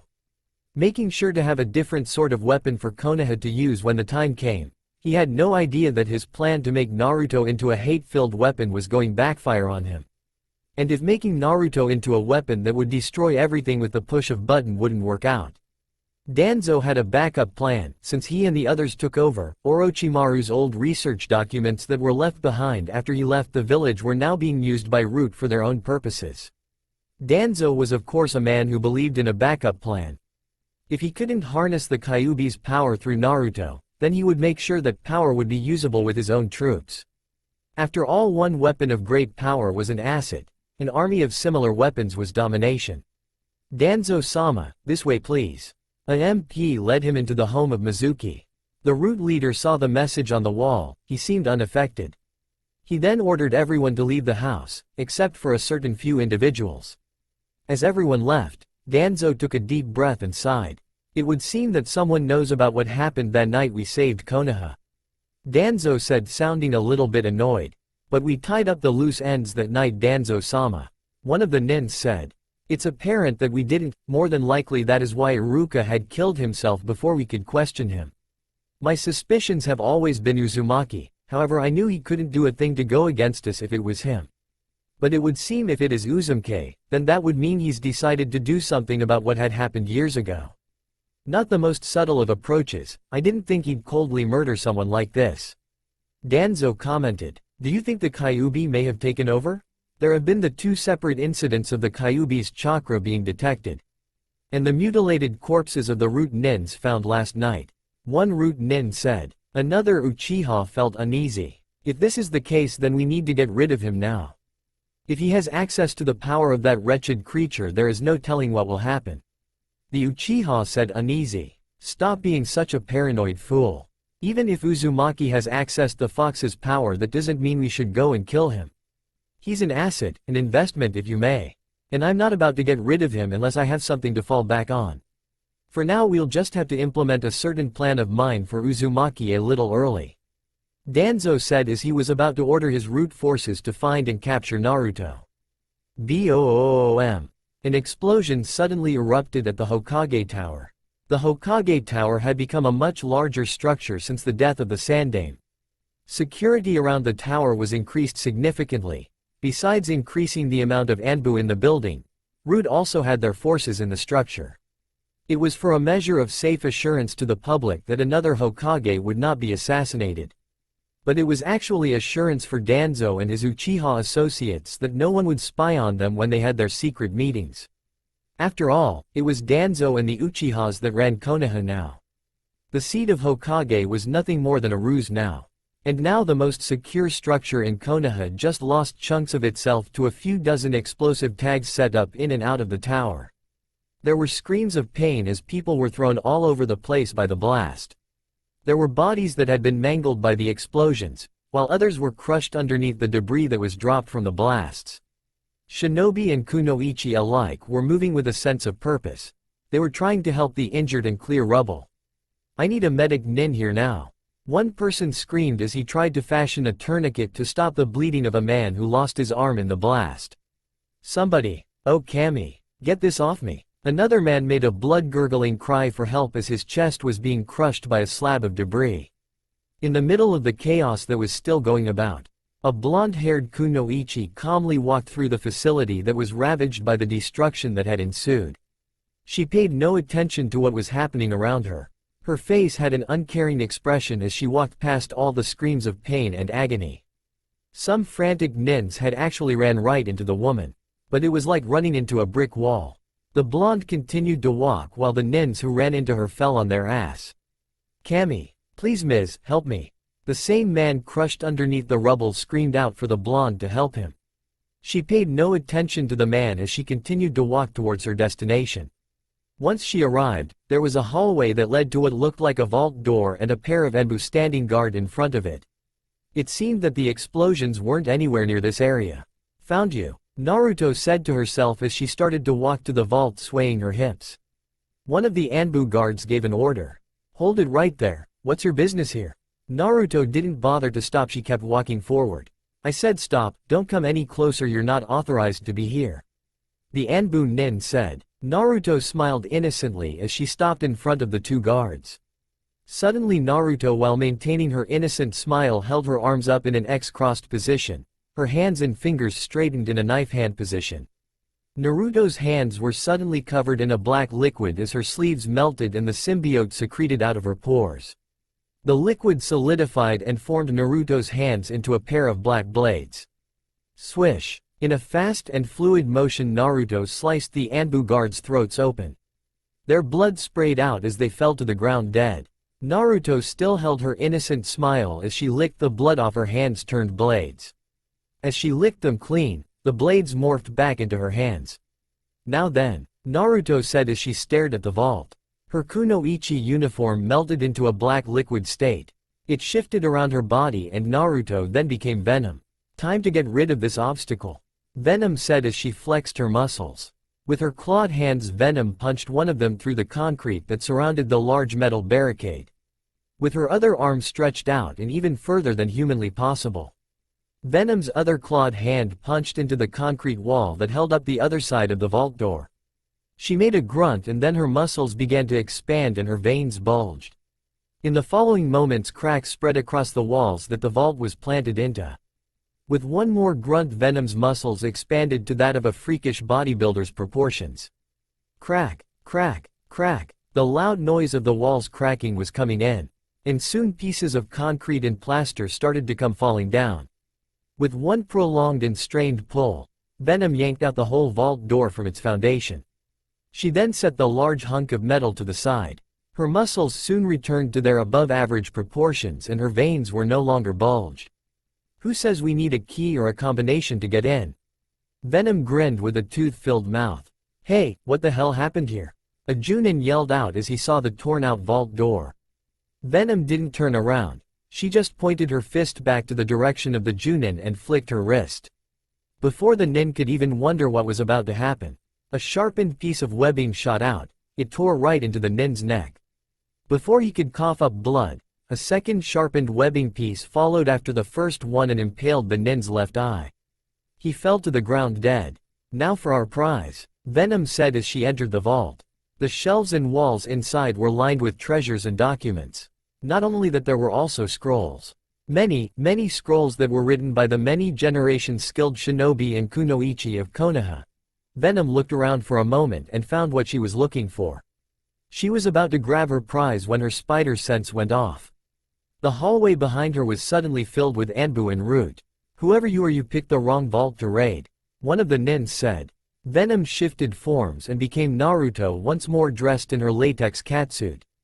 No, I'm pretty sure this is the right one, Naruto said with a devilish grin. No, I'm pretty sure this is the right one, Naruto said with a devilish grin. I don't know who you are. You have killed 3 of our ninja and are attempting to steal valuable scrolls. You will be punished for your crimes. An Anbu nin shouted out. Oh my, Naruto said, trying to sound shocked and afraid. I'm so sorry, Naruto said with a sad tone, trying to sound like a child being scolded. She had her hands behind her back while lightly grinding the tip of her boot to ground. Her pose mimicked a child who was trying to look innocent, like in the cartoons. Naruto then grinned and put her hands on her hips. But you know, you forgot to mention the 2 or 3 dozen additional people who were probably killed or injured by those tags I set off. And then there was other guy from earlier. And then there were the few dozen from the night before. Oh yeah, I've been a real bad girl. Naruto purred the last sentence seductively. To say someone didn't that find that pretty hot would make him or her a damn liar. No more toying around, detain her now, one of the lead Anbu ordered. Naruto smiled wickedly as she stood there not doing anything. Some of the Anbu were cautious to approach her. Unknowingly, the Anbu were stepping into a trap. Behind Naruto were tendrils of the symbiote blending in with the shadows. Slowly and quietly the tendrils had slithered their way around a number of Anbu. Naruto's smile turned to a malicious grin. What is this feeling? The Anbu leader thought. The malicious grin left everyone in an uneasy state. Suddenly killing intent filled the air. And before anyone knew it, the tendrils snaked their way upwards towards the Anbu. In a splash of blood released, the tendrils' tips opened into monstrous mini-mouths with sharp teeth. A number of Anbu had their throats ripped wide open from the tendrils. Fall back, the Anbu leader yelled out. Just as the bodies of the Anbu who went to detain Naruto fell to ground with their throats ripped apart. Naruto dashed forward with blinding speed, pushing past the falling bodies. In her hands was a pair of pitch-black katanas with a wider blade. Holy she! An Anbu nin could not finish his sentence as he was sliced in half at the waist. It all happened so quickly, it was like a step-by-step event. The moment the lead Anbu had their throats ripped out, Naruto quickly moved in and cut down another Anbu the moment the others fell to ground with their blood spraying out their necks. The next action followed quickly with Naruto cleanly slicing down another pair right down the middle of their bodies. In the time it took for Naruto to rip apart and cut down the nins, the others who occupied the corridor had just barely drawn their weapons out. Naruto paused for a moment to assess the reactions to what she had just done. She slowly smiled, and as her lips curled, the smile broke into a deadly grin. The black latex-clad vixen broke out into a fit of laughter and giggling. whether the fit of laughter was due to the self-amusement from her own overwhelming strength and ability or the fact that she had members of Konoha's most elite and distinguished ninja groups cowering and paralyzed with fear, was hard to tell exactly. Hehehehehehe. Naruto continued to giggle and laugh to herself, the Anbu and Root Nins not moving, hesitant and fearful as well as unsure what their next move would be. The vixen's laughter, her giggle, was erotic and arrogant, and yet still showing a childlike innocence. It was a fit laughter that was working to severely unnerve the veteran ninjas. And despite her laughing and demeanor, there was something they weren't expecting. They could feel killing intent. For a moment the nins questioned whether or not the killing intent was coming from the woman or not. They had never felt so much of it coming from someone who was acting so differently. It was a haunting feeling that was tearing through the concentration of the hardened ninja. The laughter only added to the feelings of impending doom as they were reminded that the latex-clad blonde before them had just mercilessly without hesitation had so quickly slaughtered a number of their comrades.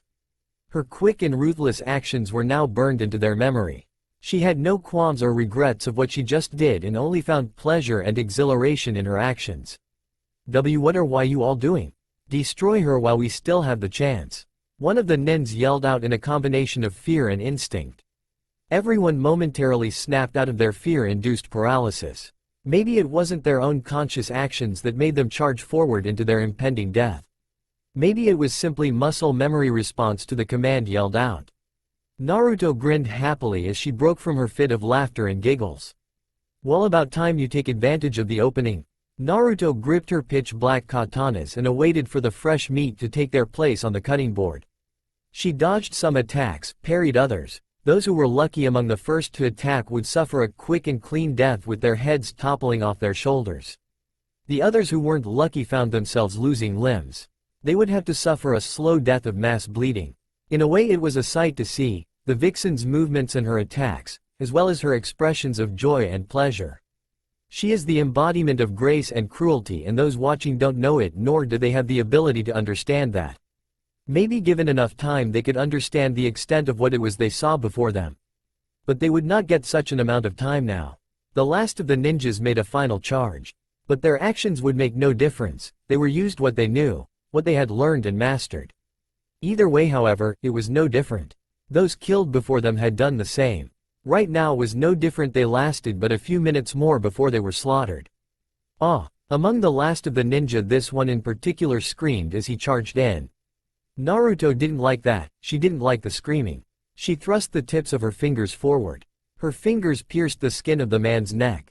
Her hand was deep enough into his neck that it was now inside the ninja's throat. Not far enough in that Naruto's hand pierced out the back of the ninja's neck. Please, I don't like battle cries, they're too annoying to hear. Naruto smiled wickedly as she literally held up the dying nin from the inside of his throat. He was choking and gagging, spurts of blood came from the ninja's mouth. Now then, while you take in your last breaths. Naruto turned to look at the last man standing, the leader of the group of Anbu and Root. Said ninja was the last man standing. He was frozen in place, his mask hid his nervous face and his trained body hid as much trembling as possible. It was easy to tell though that he was still fearful. After all, even though he had his ninjutsu in his hands, he was frozen, petrified even. What to do with you? Naruto licked her lips with hunger, with one quick flick of the wrist, a fluid hand motion. The vixen's hand was no longer in the throat of the shinobi. His body fell to the ground. His head just barely attached the rest of the body via a sliver of flesh and skin. Oh my, what to do with you? The unlucky one to die last, while everyone else was butchered. Naruto taunted the last shinobi standing. Monster. The last shinobi yelled out. Che, oh joy, calling me something I've already been called many times over. So what are you then, A man? A dog? A freak? Something inside the shinobi snapped. He couldn't take it. He didn't want this fate. He knew becoming what he was now meant an eventual death. But never did he think he would have died so mercilessly like this. He didn't want to die like the others. But he wasn't going to make it out of this ordeal alive. You will not have me. The shinobi turned his own ninjutsu on himself and sent it all the way through his stomach. The blood sprayed out and flesh spilled out. The shinobi died with a grin, knowing that Naruto couldn't kill him now. His body had fallen forward face flat. further pushing the ninjutsu into his own body with a sickening fleshy squish sound. Grr! Naruto's blood began to boil, she clenched her fists. Veins were popping out and her own muscles were starting to tighten as every inch of her body was filled with anger. Damn cowardly fuck. Naruto screamed as she sent her spike-heeled boot straight down the back of the head of the dead shinobi leader. The force of the impact caved in the back of the corpse's head completely and the floor beneath cracked. "We're sorry we couldn't kill him as intended," the symbiote said to Naruto as it squeezed her body to lighten her mood up. "Don't apologize for this cowardice, scum, dear. Besides, no point in crying over spilled milk, blood and guts in this case," Naruto said as she turned around, headed back into the vault to grab what she came for. It was the Fuin no Sho, Scroll of Seals, among other smaller scrolls. The smaller scrolls were stored in storage portals the symbiote made in the latex outfit. The larger Fuin no Sho was placed on Naruto's back. The symbiote simply held it in place, making it look like the large scroll was seemingly sticking to Naruto's back by unknown means. "So, how are we going to leave now? Are we taking the roof or? Why is there a need to ask? Baby, we're taking the stairs." Naruto had a toothy grin plastered to her face. At the bottom floor of the Hokage Tower and outside the tower, a massive number of shinobi and kunoichi were amassed. By now the medic nins had gotten most of all the injured and wounded out of the building's affected areas. Now the main concern at the moment was dealing with the breach in the secure vault at the upper floors of the tower. "Have we gotten word from the ninjas that responded to the breach first?" An Anbu nin wearing a tiger-style mask asked. "No sir, we haven't gotten any word back from them," another Anbu responded. "Well, the Hokage is getting restless. He wants us to go in and deal with the intruder." "Are the wounded cleared out?" the tiger mask Anbu asked. "Yes sir, all the injured in the affected areas have been medi-evac'd. We are also preparing a reactionary force in the bottom floor of the tower." The same Anbu from earlier responded. "Geez, this is a real headache, so many years and the peace is broken by murders and a terrorist act." The tiger mask Anbu rubbed the back of his head. "Give the order, go in full force." As the order was given and the words were passed along, a massive crowd of villagers were gathered outside the tower grounds. Chunin were posted in front of the crowd, making sure that no one got into the grounds or saw more than they needed. Among the crowds of curious pedestrians was a young woman of moderate height dressed in red and black leather. She stood calmly among the crowd, almost as if not caring what was going on, and was just there cause the crowd gathered in the position she was occupying. Deep down, however, her thoughts were much different. "My love is having so much fun right now. It's a shame she told me to stay here." Hinata's thoughts ended with a pout. "We will have fun soon enough. She's almost here now," the symbiote said to Hinata. She smiled happily as she could feel Naruto getting closer and closer. Hinata did what she could to hide her excitement and the trembling in her body. "Alright, we have the order to go in. We'll proceed by our assigned teams, understood?" one of the Junin at the bottom lobby of the Hokage Tower said. With him in the lobby was a massive crowd of Konaha nin. They were all wearing the standard Konaha nin attire and they were getting ready to enter the upper floors to deal with the intruder. Anbu and Root reinforcements were already on the way, but the nins already in the area believed they could and wanted to take care of the problem on their own. Click. Before anyone knew it, the main double doors leading to the upper floors of the tower opened. Everyone suddenly snapped to. They were in fighting stances and weapons drawn. Beyond the opening of the double doors was darkness. Nothing could be seen. However, that did not mean the nins were going to lower their guard.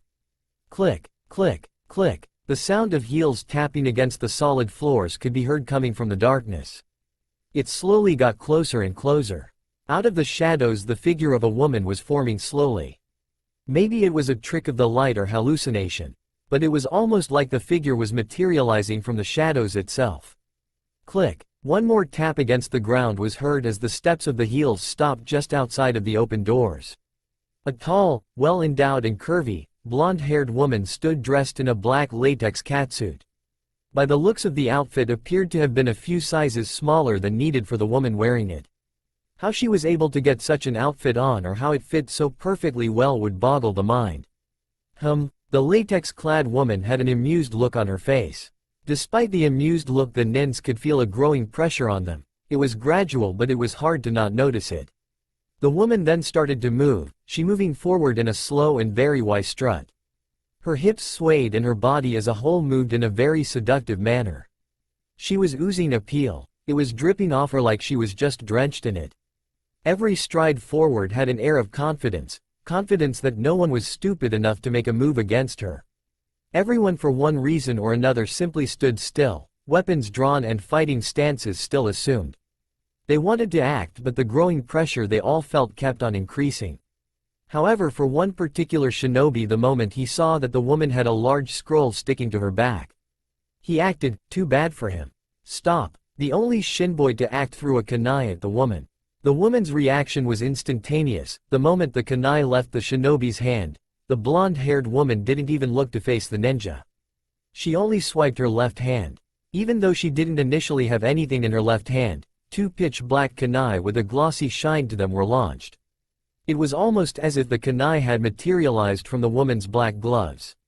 The first of the two kunai hurled, collided with the one thrown by the ninja. The kunais deflected one another, while the second quickly followed behind. Before the nin knew it, the second black kunai tore right through the throat of the ninja, killing him instantly. Spider's sense was tingling. Naruto thought maliciously to herself. At the exact moment that Naruto had reacted to the weapon thrown at her, the pressure that was building up in the lobby gradually, suddenly exploded. It was then that all the ninja realized what it was, the feeling that was so sneakily building up. It was pure killing intent. Boom! Outside the Hokage Tower, everyone was caught off by surprise as the main doors into the bottom floor of the tower exploded. Bodies were shot out of the opening. They were horribly mangled and shredded, and the ones that were still alive were screaming bloody murder as they clutched the areas where limbs, whole sections of flesh used to be. And some even appeared to have been seared by extreme heat. It was a horrifying and amazing sight before everyone. To see this many ninjas so brutally slaughtered, for many who were there that fateful night, memories of the Kyuubi attacks were surfacing. The resurgence of such memories was furthered when for a brief moment a blood-red glow could be seen coming from the inside of the tower's bottom floor. What the hell was that? A nin asked the tiger mask Anbu. Big freaking trouble? Where the hell is that backup? The tiger mask Anbu asked with some unnerved tone, while the medic nins present at the scene rushed to help the fatally wounded ninjas. Everyone else stared at the destroyed entranceway to the Hokage Tower with anticipation and fear. The blood-red glow everyone had and even felt for just a moment had left a mark on the people witnessing the events that were unfolding in front of them. Out of the dimly lit lobby, a woman slowly walked out with a smile on her face. While most of the crowd got a good look at the explosion of bodies from the front door to the Hokage Tower, not many of them managed to catch sight of a woman dressed in black stepping out of the tower. Hinata, still among the crowd, had an even bigger smile on her face. She couldn't see her lover step out, but she knew she was there, and the excitement was growing in her, so much a gasp escaped from her lips. She then bit down on her lower lip with excitement, as well as trying to avoid having any other sounds of sensual pleasure escape her lips. My love has arrived for her big debut to Konaha, Hinata thought happily. The start of the many amazing and horrible things we will do. Well, that is one hell of a woman if I ever saw one. The tiger mask Anbu said bluntly. One shinobi had an unamused look on his face. Sir, is this really the time for that? Well, as my senpai has noted before, it's always the right time to appreciate the features of a good-looking woman. The tiger mask Anbu said. The woman stood her place still smiling. She then extended her arms forward with her palms open. She grinned as she started opening and closing her hands slowly in a "bring it on" gesture. Quite a few of the nins felt uneasy at the sight of the woman's willingness to fight all that stood in front of her. Geez, whoever the hell this broad is, she's nothing to scoff at. For her to be standing here before us, she had to get through all the ninja that was in the Hokage Tower. Sir, what are we going to do then? Another nin asked the tiger mask wearing Anbu. What else are we going to have to do? Stop her at all costs. Among the ninjas on deck, I'm the strongest one here until the others arrive, which means I'm gonna have to go toe-to-toe with her. As for the rest of you, you're my backup. The tiger mask Anbu said bluntly. For all the ninjas who heard what the Anbu member said, they face-faulted. The tiger mask Anbu rubbed the back of his head nervously. What? I said I'm the strongest one here, doesn't mean that I am stronger than her. I'll do what I can, but I'll need all of your help as well. After giving her gesture for a challenge, the Konaha nins all gathered in mass and force. They made sure to block off any possible path of escape, though deep down they all knew she had no intention of escaping, yet. As the wall of ninjas formed, from behind a single Anbu jumped up and landed in front of the ninja-formed barricade. Oh my, a challenger? Naruto purred. You could say something like that. Believe me though, I'm not too willing to do this. The tiger mask Anbu said with his hands up in defense. But I'm the strongest one here at the moment. So I have an obligation to do this in all honesty. The tiger mask Anbu said while still holding his hands up. HNNN. Naruto arched an eyebrow in amusement. If anything, I don't stand a chance against you. The tiger mask Anbu, still holding his hands up, suddenly broke into a blur of motion. He gunned through multiple seals. Doden. Doryuso, Earth Release, Rising Stone Spears. In the blink of an eye, a mass cluster of spikes made of stone shot up from the ground underneath the woman. It was like an explosion of dust as a body of spikes was now pointed upwards, interlocking with each other in an almost intricate manner. For a moment everyone felt at ease, thinking that the ranking Anbu member had ended the fight before it could begin. That moment of ease and relief would burn up like a tissue paper to an open fire. Black liquid started to seep out of the thin openings between every interlocking spike. The liquid pooled up on top of the spikes and quickly formed into a human and feminine shape. Well, that was quite sneaky of you. Naruto taunted while standing on top of the spikes, arms folded. The Anbu rubbed the back of his head once more. Can you blame a guy for trying? I am a ninja after all, and we are supposed to be known for our ability to catch those off guard and take him down with sneak attacks. Naruto could only grin. Deep down she felt her blood boil just a little as she was reminded of what Danzo had said to Sarutobi the night he killed the Hokage. She could tell already that the Anbu didn't know about that night. Nonetheless, such a reminder, however, was making Naruto angry. She couldn't wait to tear the Anbu apart for bringing back such bad memories. I understand, Mr. Tiger Mask. But do you plan on taking me on alone, or are the ninja behind you more than spectators? Naruto asked with a haughty tone. Well, I may be the strongest one here, but compared to you, well, you're an unknown factor. No idea how strong you are. Not gonna chance it. Oh well then, you're just going to have to catch me then. Naruto said as the glove and short sleeve of the catsuit on her left arm melted and spread. Her left arm was now in venom form. She pointed her left hand up and fired a web line. Catch me before I get too far away, Naruto said as she web lined up to the upper floors of the Hokage Tower. Let's go. After her. The Anbu yelled as he gave chase. First, using chakra, he stuck his feet to the walls of the tower and ran up. Looks like Naru-chan wants to have a one-on-one. Hinata thought, still observing from the crowd, but then suddenly dashed forward. The other ninja on the scene started to move. They were going to give chase as well. That was until someone suddenly jumped from the crowd of villagers and landed with great force on one of the ninjas, the impact shattering the spinal cord of the poor landing bed. It was a woman dressed in red and black leather. Sorry, but no one is going to interrupt my love's fun time, Hinata said as she activated her Byakugan. Time for my own fun time. Hinata grinned at the ninja who were stopped by her sudden appearance and entrance. The tiger mask wearing Anbu charged up the tower, but then stopped short of the top of the tower as he saw Naruto standing with her arms folded in front of him. Using the symbiote's powers, Naruto was standing on the wall looking straight down. I thought you wanted me to chase you, the Anbu said, trying not to sound surprised. Just a ruse. I want to see what you're capable of, and I don't need anyone getting in my way. Naruto smiled. The Anbu then looked down to see that someone was holding off his ninja backup. He could tell they weren't having an easy time taking whoever it was down there head on. He then muttered a curse under his mask. So now, what then? The Anbu sighed dejectedly. Well, I suppose we can do with some introductions. I can tell you're strong. I want to know the name of the strong ninja I'm about to kill, Naruto said in a cheery tone. Well, she's confident, the Anbu thought. You know we wear these masks for a reason. Besides, what's to say I don't kill you? The Anbu said it was an obvious bluff. Ooh, good point, but really now, can't you tell this pretty lady your name? Naruto pouted. If it'll get you to stop giving me those looks, I'll tell you the name everyone refers to me by. Not my real name, but I use it enough that it might as well be, the Anbu said reluctantly. It's Yamato. Hinata was having the most fun she ever had in entire life, short of making love to Naruto the first time around. She never thought she would have this much fun and feel so much exhilaration or pleasure in fighting. While she was enjoying the show she was putting on for herself, the ninja trying to take her down on the other hand were being overwhelmed. They were going down with just a mere tap of the palm. I can see it all. Their moves are an open book to me. It doesn't matter how many of them charge at me at once. I can see them, Hinata thought with confidence in her own new abilities. Hinata could now see for miles on end with her enhanced abilities, and because of that, all the ninja she was fighting were now trapped in her field of vision. And as long as they didn't get clever, Hinata could see everything they were doing. She could see everything in detail, every muscle twitch, every bead of sweat that formed on their skin. At the same time she could see beyond that. She could see the blood pumping, the organs working.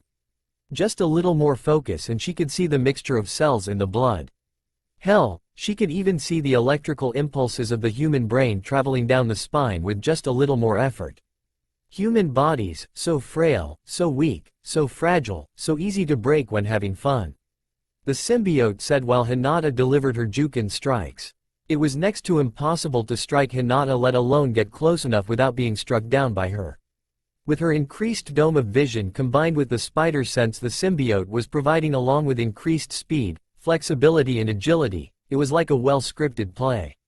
She knew what was happening and knew how to act and play. Every strike she delivered was precise and dead on. And because of the sheer amount chakra pumped into each attack, even if they weren't accurate hits, mere contact with the body was devastating. The affected area would have all chakra activity shut off instantly, followed by all blood vessels, veins and arteries being ruptured, and any organs near the burst of chakra were practically destroyed or shut down. Come one, come all. Keep on charging me all at once, you're all nothing but lambs to the slaughter.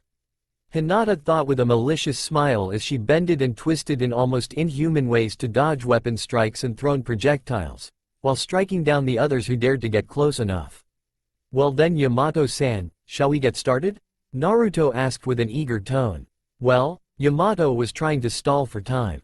Do we really have to start now? I mean, Naruto frowned instantly, she didn't like stalling. She wanted to fight Yamato now. Before Yamato could finish what he was about to say, Naruto swiped her right arm in a throwing motion. Multiple black kunai and shuriken were formed from the vixen's leather glove. A dozen bladed throwing weapons were launched at Yamato. Shit, Yamato cursed as he jumped back dodging the bladed throwing weapons.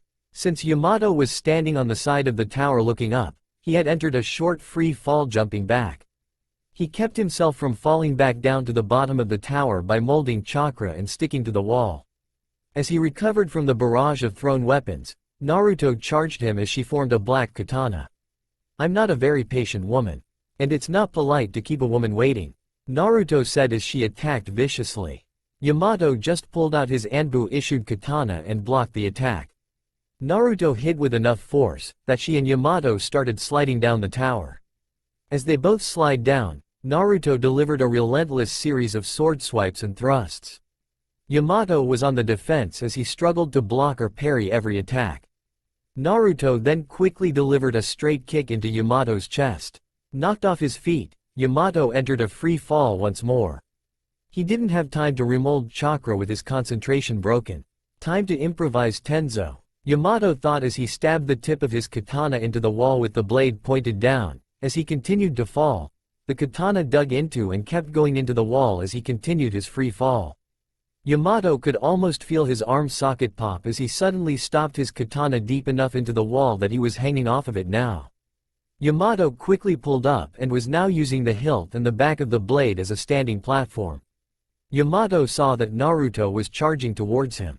He needed to act fast, at the moment he had no chance of going close quarters against the blonde. Yamato went through multiple seals and concentrated his chakra. Suiten, Hanryu, water release. Tearing torrent, Yamato formed water in his hands that spiraled rapidly. He then shot the water from his hand at Naruto. With her spider sense and reflexes Naruto easily dodged the attack, but it kept her at a distance from Yamato as he started forming more seals. Fighting on the side of a large structure wasn't the best place to try and maintain balance.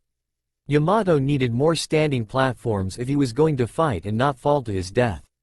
Mokuton. Jukai Kuden. Wood release. Birth of dense woodland. Suddenly large branches and roots sprouted from the body of the Hokage tower. Some of the branches and roots grew into large trees while others started moving on their own, trying to entangle Naruto. She jumped and maneuvered around the branches that tried to ensnare her as well as cut down the other ones that got too close. Yamato held his last seal and concentrated. Multiple branches and roots came from all directions and trapped Naruto. Gotcha. Yamato formed more seals as Naruto was being trapped and bound. Mokuton. Jubaku Iso. Wood release. Binding nest. A large tree shot out from underneath Naruto. The vixen was now sealed in a large mass of forest growth. Yamato focused his chakra. The tree Naruto was bound and was now sinking into the body of the tower. Now to end this, as Yamato was about to execute the finishing move to the jutsu, he felt a power surge, a very strong power surge. Boom! Blood-red chakra exploded from the wood growth that had Naruto trapped. In place of large branches and roots that surrounded Naruto was now a blazing inferno. Yamato pulled his katana out as he dropped down to a large branch below him, while dodging burning debris falling from above. Yamato looked up to see Naruto surrounded in an aura of blood-red chakra that had a black outline. Somehow the scrolls on her person were not destroyed. You have got to be shitting me. Yamato muttered as Naruto's power output grew. She had 2 chakra tails behind her. The surrounding woodland growth was now bursting into flames from the demonic chakra. Naruto slowly started walking down the tower as her chakra continued to build up. Each step was burning and melting the surface of the tower. In the past, such extreme amounts of heat would have hurt and even killed the symbiote. But thanks to the healing properties of the same chakra, the symbiote was enduring with minimal effort. If I didn't know better, that sure as hell felt like the chakra of the Kyuubi no Yuko. But there is only one person I know of that carries that power, and said person isn't a tall, busty blonde. Yamato thought. Before Yamato was a sight of walking destruction. Every step was a blazing inferno that was only growing more and more powerful. Yamato was starting to wish he didn't have duty today. But here he was now and he had a hell of a challenge before him. There was of course only one thing Yamato could say to react to what was happening. Oh fuck me? Everybody on the bottom of the tower looked up to see a glowing inferno of chakra on the tower. The feeling of the dark demonic chakra was felt by everyone. All of the ninja who were trying to get past Hinata, who now had their numbers reduced dramatically, were now just standing, staring up at the spectacle above them. Those of the ninjas still standing felt very uneasy. Something at the back of their heads was telling them what it was that felt so familiar about this ominous power. Hinata stood with the bodies of the dead or dying surrounding her. She was the only one who wasn't unnerved by the power Naruto was displaying. In fact, she felt the excitement building up in her body. The raw power that her love had at her disposal was just amazing and terrifying. Hinata of course only felt amazement, she had nothing to fear. My love, you are so incredible, you never cease to amaze me. Hinata said to herself, grinning. What a unique set of skills and techniques you have. Based on my limited knowledge, Mokuton is not a part of the 5 chakra elements, correct? Naruto asked casually as her ever-increasing chakra output started to slow down. Her tails stopped at 4. Geez, causally asking me a question in the middle of a fight that you obviously have the upper hand in. You must like me or something for you not to have killed yet. Yamato said in a defeated manner to Naruto. You know, since you mention it, I guess I have taken a liking to you, Yamato-san. You've outlasted those before you in a fight against me. It's hard to find someone like that, someone I can play with and not break easily. Naruto purred with a haughty smile. Well, you really know how to make a guy feel proud? Yamato said. I guess with that compliment I can give you a little bit of information on my abilities. Mokuton is a Keki Genkai that belonged to the founding father of Konaha. It was thought to have died out, but I was given it through less than favorable circumstances. This elemental release is created through using water and earth in combination. It was believed this power helped build Konaha. Yamato finished with a deep sigh. Well, that is quite a unique power then. It's too bad that for you fire burns wood. Naruto grinned murderously as she took another step, more forest growth bursting into flames. Yamato continued to look up from the branch he was standing on. He knew from the start the fight wasn't going to end well. At this point he decided if he was going to die, he would go out fighting. He still had one more trump card to play. He was praying to Kami that it would give him a better fighting chance if his assumptions were correct. Man, I hope I can execute this without being caught. She suspects anything and my plan falls through real bad, like a ton of bricks. Yamato thought as small seeds fell off his person and sunk into the branch he was standing on. Well Ms., there was one thing I forgot to mention about the unique power I have. There is a jutsu that can only be used from Mokuton, a jutsu that can suppress the chakra of a biju. Yamato yelled out as he formed multiple seals in a rapid pace. Suddenly behind Naruto another Yamato burst from one of the few burned-out tree roots. It was a Moku Bunshin and he had his right arm extended forward. In the palm of his hand was the seal for sit. This better work, this is the first time I've spilt the jutsu. The original Yamato said to himself as he had his right arm extended up towards Naruto. The Moku Bunshin was in a free fall heading straight for Naruto. Even before coming in contact with the wall of demonic chakra, the Bunshin burst into flames. The fires only became stronger and more intense as the clone penetrated the chakra. As he got closer and closer to Naruto, parts of him were breaking apart. Before the Bunshin was completely incinerated, he managed to put his palm on Naruto's forehead. Now to end this, Yamato yelled as he saw his Bunshin complete its task before it was destroyed. Hokage Shiki Jijun Jutsu, Kakuon Nitten Suishu. Hokage-style 60-year-old technique, Kakuon entering society with bliss-bringing hands. 10 large wooden pillars with spikes pointed inward sprouted out of the wall encircling Naruto. Wooden dragons then burst from underneath Naruto ensnaring her. The blood-red chakra coming from Naruto was quickly being drained from her. Ah! Naruto screamed as her demonic chakra was being ripped out of her, making her weaker and weaker. The inferno of power that radiated off of her was burning out. Now time to end this. Yamato screamed as he ran up the side of the tower, quickly forming another set of seals. Mokuton. Daijuren no Jutsu. Wood release. Great forest technique. A large mass of wooden spikes grew from Yamato's right arm. His limb was now a massive spiked battering ram. Yamato was just a few more steps away from Naruto. The vixen was still screaming as her demonic chakra was almost completely drained. Ah! Naruto kept screaming but then stopped. She suddenly smiled as the wooden spikes were about to make contact with her. Fooled you. Boom. Naruto said calmly as her body exploded with an even greater amount of force. The amount of chakra released was even greater than what she was expending earlier. She now had 6 tails of chakra formed. It seemed like everything was happening in a frame-by-frame manner. One moment Yamato getting closer and closer, and just as he was about to make contact with Naruto, the demonic chakra then exploded from her. It was too late for Yamato to stop. With every inch he got closer, more and more of his wooden spikes were incinerated into tenders and embers. Another explosion of chakra blasted Yamato off his feet. He was thrown back and was now falling. Damn, Yamato muttered as he fell. Parts of his Anbu uniform were now ablaze. His mask was destroyed in the blasts. But his right arm suffered the most damage. From his hand to his shoulder was being consumed by an inferno of blood-red chakra. The chakra fire was already searing through his muscle tissue. His nerves were being destroyed. At this point there would be no way Yamato would ever be able to use that arm again. Yamato's body smashed into one of the large trees he had created with his jutsus. His body was now flat against the tree, his back now broken. Naruto withdrew her chakra and kicked off the side of the Hokage tower. She landed on the tree Yamato landed on, with ease. Naruto then walked over and picked up Yamato by collar, his uniform and arm still burning. At this point he was borderline paralyzed. The pain from the fire was only a numbing sensation now. So much for that? Yamato struggled to speak as blood dripped from his mouth. Oh, don't sell yourself short, Yama-chan, you didn't do so badly. Naruto said with a cute smile. Heh, gap was still too great to jump over? Yamato said while forcing himself to smile back.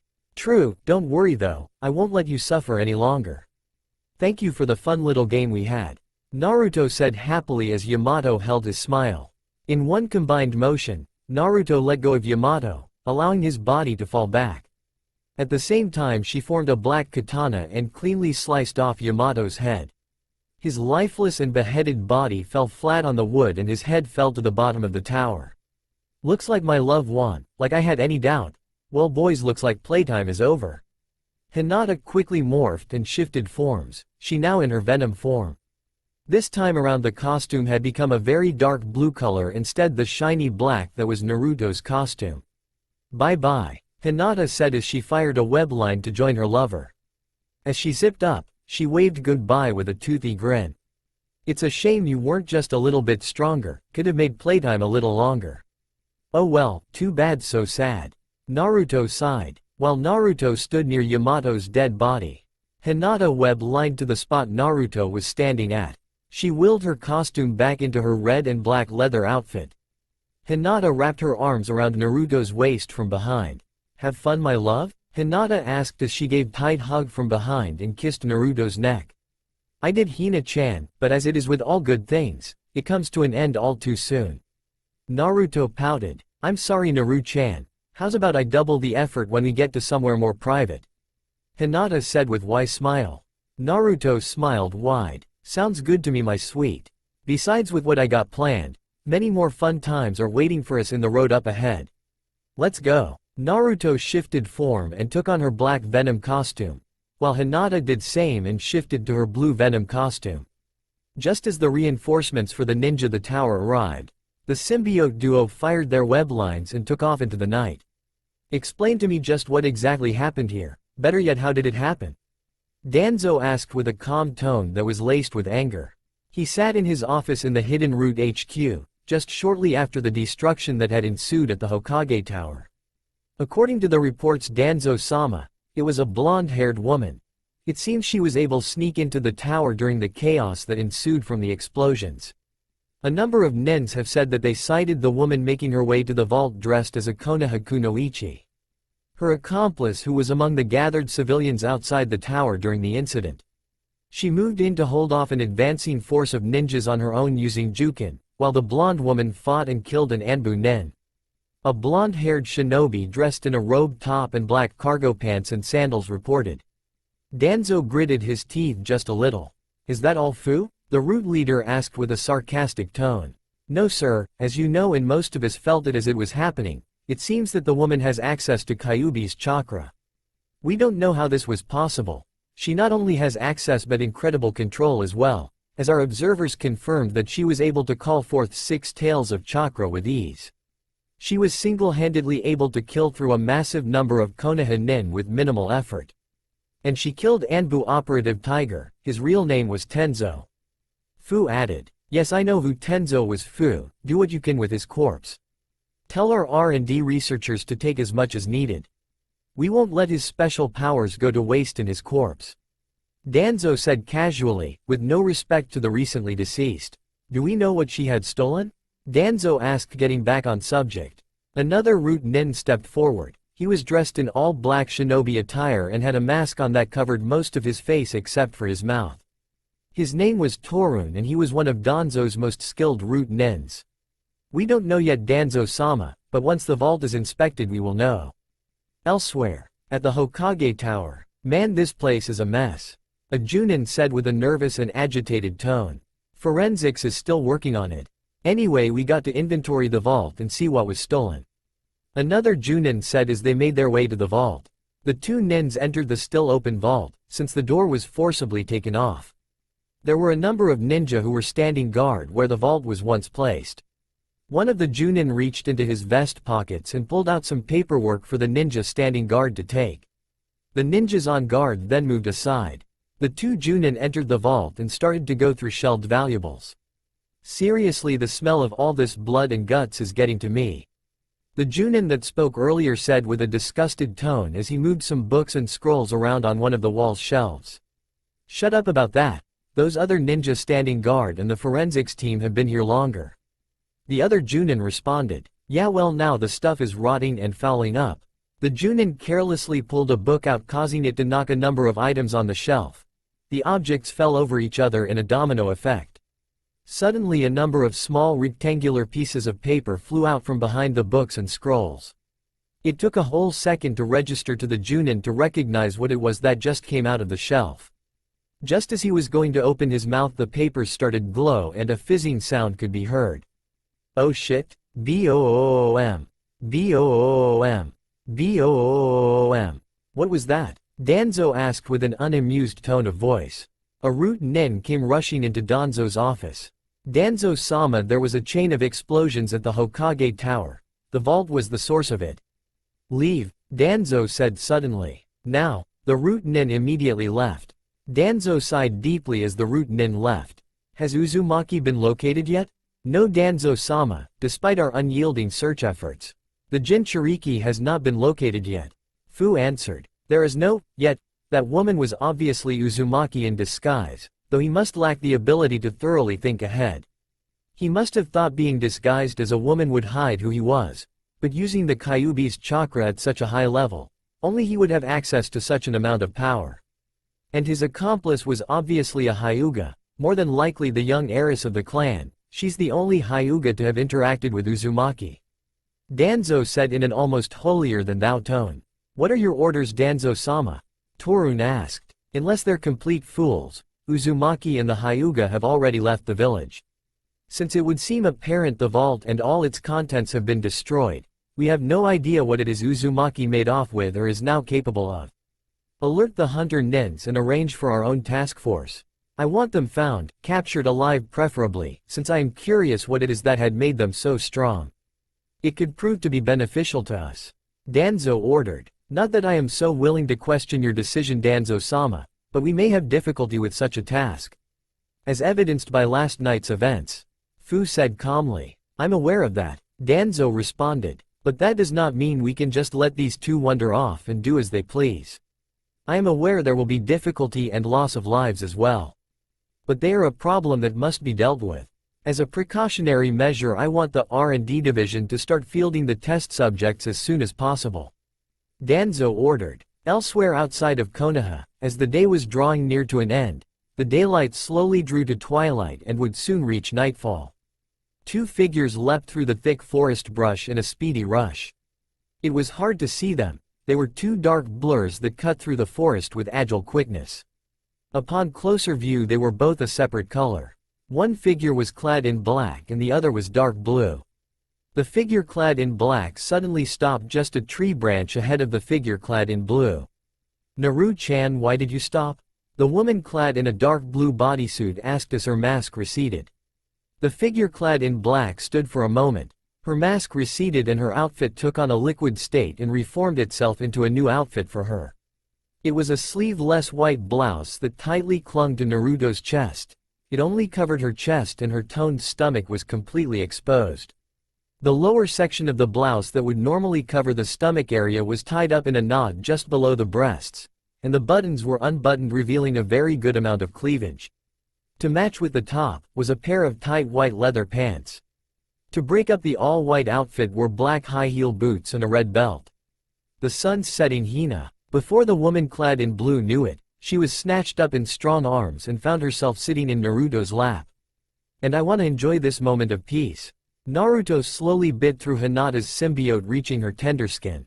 With you, the blonde woman purred. That sounds very nice. Hinata cooed as Naruto bit just a little harder against her neck.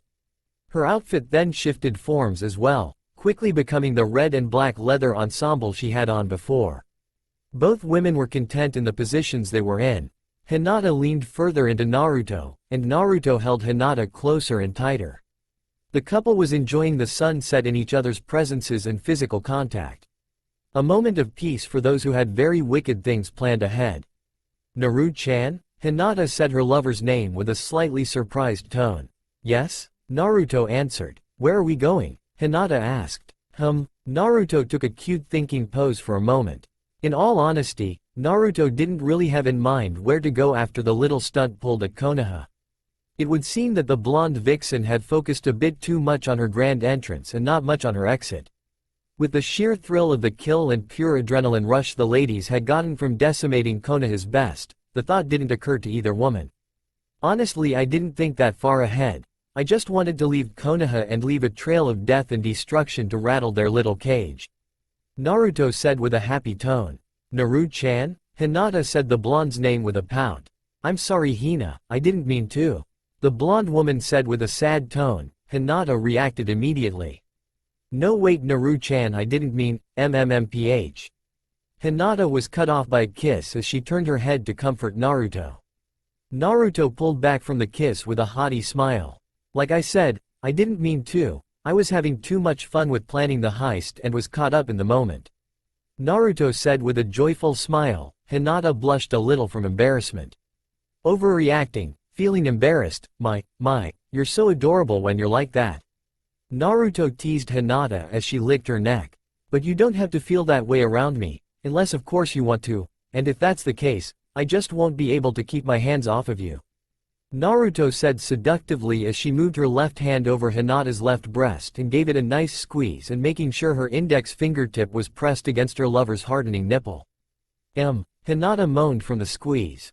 More, please? Hinata whimpered. You don't have to ask my love, I already know. Naruto responded as she slid her right hand over the zipper of Hinata's black leather pants. The blonde had undone the button and zipper to the leather pants and started to poke and prod her lover's moistening through her red-laced panties. Naruto stopped for just a moment to use her right hand to turn Hinata's flushed face towards her own. The vixen took her lover's lips in a passionate and lustful kiss. Hinata returned the affection and moaned into the kiss. Naruto smiled just a little while maintaining the kiss and gave a tighter squeeze to Hinata's left breast, eliciting another more pleasure-filled moan from Hinata. Naruto pulled back from the kiss, exhaling a warm breath, her mouth still open as a strand of saliva connected to Hinata's open mouth. Anywhere you wanna go, we go, K? Naruto said as she seized Hinata's lips once more. After the heated makeout session, Naruto and Hinata decided to head off to the closest town they could find. Hinata used her enhanced Byakugan to locate the nearest town. It seemed that Naruto and Hinata had gotten farther than they had thought. With the rush they were on after leaving Konaha, they had actually covered a large amount of ground, to the point that the nearest town was a port city that was a part of Mizu no Kuni. Deciding upon checking out the port city, Naruto and Hinata found a ferryman to take them across the waterway to the port city. It seemed that the man was fairly reluctant to carry out the service. The whole time the ferryman was taking glances back to see the two attractive passengers cuddling each other, acting like they were on a romantic cruise on a gondola. You know this isn't exactly a place where young ladies like yourselves should go, it's really dangerous and there are loads of shady people. Also it's dark out, are you sure you? The ferryman was cut off. Eyes front. Naruto practically commanded as she made sure the ferryman wasn't looking at them. She then stroked Hinata's hair, who was purring and had her eyes closed, resting her head in the nape of Naruto's neck. We can take care of ourselves easily, now just be quiet and let us enjoy this. Naruto said with a very stern and agitated voice. Yes ma'am, the ferryman said with his tail between his legs. After the couple was dropped off at the port city, Naruto and Hinata made their way through the town. It was apparent right away that the town was very impoverished. The poor and homeless populated the streets, and if it wasn't them, it was criminals and shady characters. Of course seeing two very attractive women walking about the streets would garner certain attention. But Naruto and Hinata could easily handle themselves around these sorts of people. So where to now, love? Hinata asked as she leaned her head on Naruto's shoulder while walking beside her. Naruto had her arm around her waist. We could find a place to retire to for tonight, maybe a hotel. Naruto trailed off. She then saw a bar nearby. The back door to the bar suddenly burst open with a woman stumbling out. It was obvious she was intoxicated by the way she staggered about and tried to maintain her own balance. The woman had long dark blue hair, almost black if not in the right light. Her eyes were an onyx color and she was dressed in a short-sleeved pink shirt and a long blue skirt. She's cute, Naruto said with an amused tone. Naruto-chan? Hinata said with a pout. Just saying my sweet, you know you're my one and only. Naruto said. Out of the corner of her eye a group of men suddenly surrounded the drunk woman and took her somewhere away from Naruto's line of sight. The woman was taken to one of the back alleys. Well look at what we have here boys. What's a pretty thing like you doing all by your lonesome self? A man dressed like a thug said as he leaned in close to the woman's face, both his pressed against the wall the woman leaned against. I'm by myself cause I don't hang around creeps like you. The woman replied with a haughty tone as she tried to walk away. The man suddenly grew upset and shoved back against the wall. "You're not going anywhere, bitch. You're gonna have Ta hang around us now," the man said with a lecherous tone. "Fine," the woman said with an uncaring tone. The thug had a sudden excited look on his face, and so did the others around him. But then he saw into the eyes of the woman. It was the eyes of a cold woman, a woman that didn't care. It seemed she didn't care if these men were to rape her, but she wouldn't give them any satisfaction from it. "Do your worst, it doesn't matter to me, scum," the woman said with cold tone. The thug grew angry, he gritted his teeth and he quickly slapped the woman and shoved her even harder against the wall. Something in the man snapped. Maybe because he knew already that this woman wouldn't scream for his pleasure, he didn't have control of her despite the obvious status of the situation. He wanted her to react and she didn't, she wouldn't. "Fine then, bitch, I will do my worst," the thug said as he struck her in the head, hard enough that she was knocked out. "Now then," the thug held the unconscious woman up. "What's this we have here?" The sound of a woman's voice purred. The thugs looked in the direction of the source. The sound of heels clicking against the ground followed after the voice. The thugs saw a blonde-haired bombshell dressed in mostly white. She slowly walked one foot in front of the other with a wise sway. The thugs all gawked with their mouths wide open. They were pretty much slack-jawed. The blonde-haired woman had a wise smile on her face as she swayed closer to the group. She then stopped short of them and had her hands on her hips. It was Naruto and it looked like she was about to have fun. Now isn't that a little unfair, ganging up on an innocent woman like her? You boys must have something unsavory planned? Shame on you boys? Naruto kept her right hand on her hip and held her left hand up with index finger pointed in a scolding manner. Well, how's about we share our plans with you, baby? Maybe you like to be in it instead of her. One of the thugs said as he made his way towards the blonde in white. Let me think about that. Naruko went into a cute thinking pose just as the thug was about close enough to grope her. Nope, I don't want to play, Naruto said in a cute tone as she thrust her right hand forward and grabbed a hold of the man's face in a bone-crushing grip. The blood was practically being squeezed out of the thug's face as he felt the pressure. Smash! In only a few seconds, Naruto smashed the head of the man into an alley wall. There was a sickening crush sound that followed the impact against the wall. It couldn't be told if the man's head was smashed through the wall or if his head was completely splattered against the wall. Either way, the man was dead and his body still had some twitching. Holy shit! The thug had held the unconscious woman screamed. Suddenly black kunais flew right into the thug's face. In an instant he was dead, falling onto the ground with the woman falling back against the wall, slumped. The thugs were scared shitless by the deaths that just happened before them. Naruto had the devil's grin plastered on her face. Now then, how's about we play my game? The sound of blood-wrenching screams and splatters filled the immediate area. Sick fleshy noises came from the darkened alley. Anyone passing by didn't bother to investigate. After all, in a town such as this, it was best to stay away from such things. Help me! One of the remaining thugs screamed as he came running out of the alley. Suddenly a tendril with a mouth at the end of it burst through the man's chest. With the last few moments of life left in him, the thug was yanked back into the dark alley. Another sickening fleshy splatter was heard. Naruto stood in the middle of an alley that had blood and gore-stained walls. The thugs that populated the alleyway moments ago were now spread all over the walls. There were very few remaining body parts that were still distinguishable. Naruto's white outfit was stained with blood. She licked her fingers clean of the blood that stained them. Enjoy the show, my sweet? Naruto asked as she turned her head behind her to see Hinata sticking to the top of a wall in a sort of sitting position, with her lower back sticking to the wall and her feet as well. Hinata dropped down to the ground and quickly started licking the blood off Naruto's face and neck and any other exposed skin. Naruto was enjoying the cleaning she was getting from her lover. Such a hero, you are to save the innocent lady, Hinata said as she paused for a moment between licks. Couldn't let those creeps touch her, Naruto said as she heard the unconscious woman groan in her forced sleep. Better attend to the damsel in distress, Naruto said as she went to the unconscious woman. Naruto checked the woman for any significant injuries. It seemed she only had a bump on the head and was knocked out, that was all. Nothing serious like a concussion. Naruto noticed the woman had some blood on her face. The blonde vixen had a mischievous grin on her face as she leaned in close. She let her tongue out to lick all the blood clean off. Naruto smiled as she heard the woman groan in her forced sleep. What should we do with her love? Hinata asked. Maybe we should take her home, I don't want to be like those thugs. If I'm gonna really do anything to her, I want her to want it. Naruto said with lust in her tone. Too bad we don't know where she lives. Hinata said. I can always ask. Naruto said as she leaned into the woman's face. She then opened her mouth and let her tongue out near the woman's ear. The pink tongue morphed into a tendril and slid into the woman's ear. I wonder what we will find. Naruto thought as she probed through woman's memories in an instant. Suddenly Naruto stopped abruptly and stood up. For a moment she had a visibly phased look on her face. Naru-chan, what's wrong? Hinata asked with worry in her voice. Nothing is wrong Hina. Her name's Tsunami. I know where she lives, let's take her there.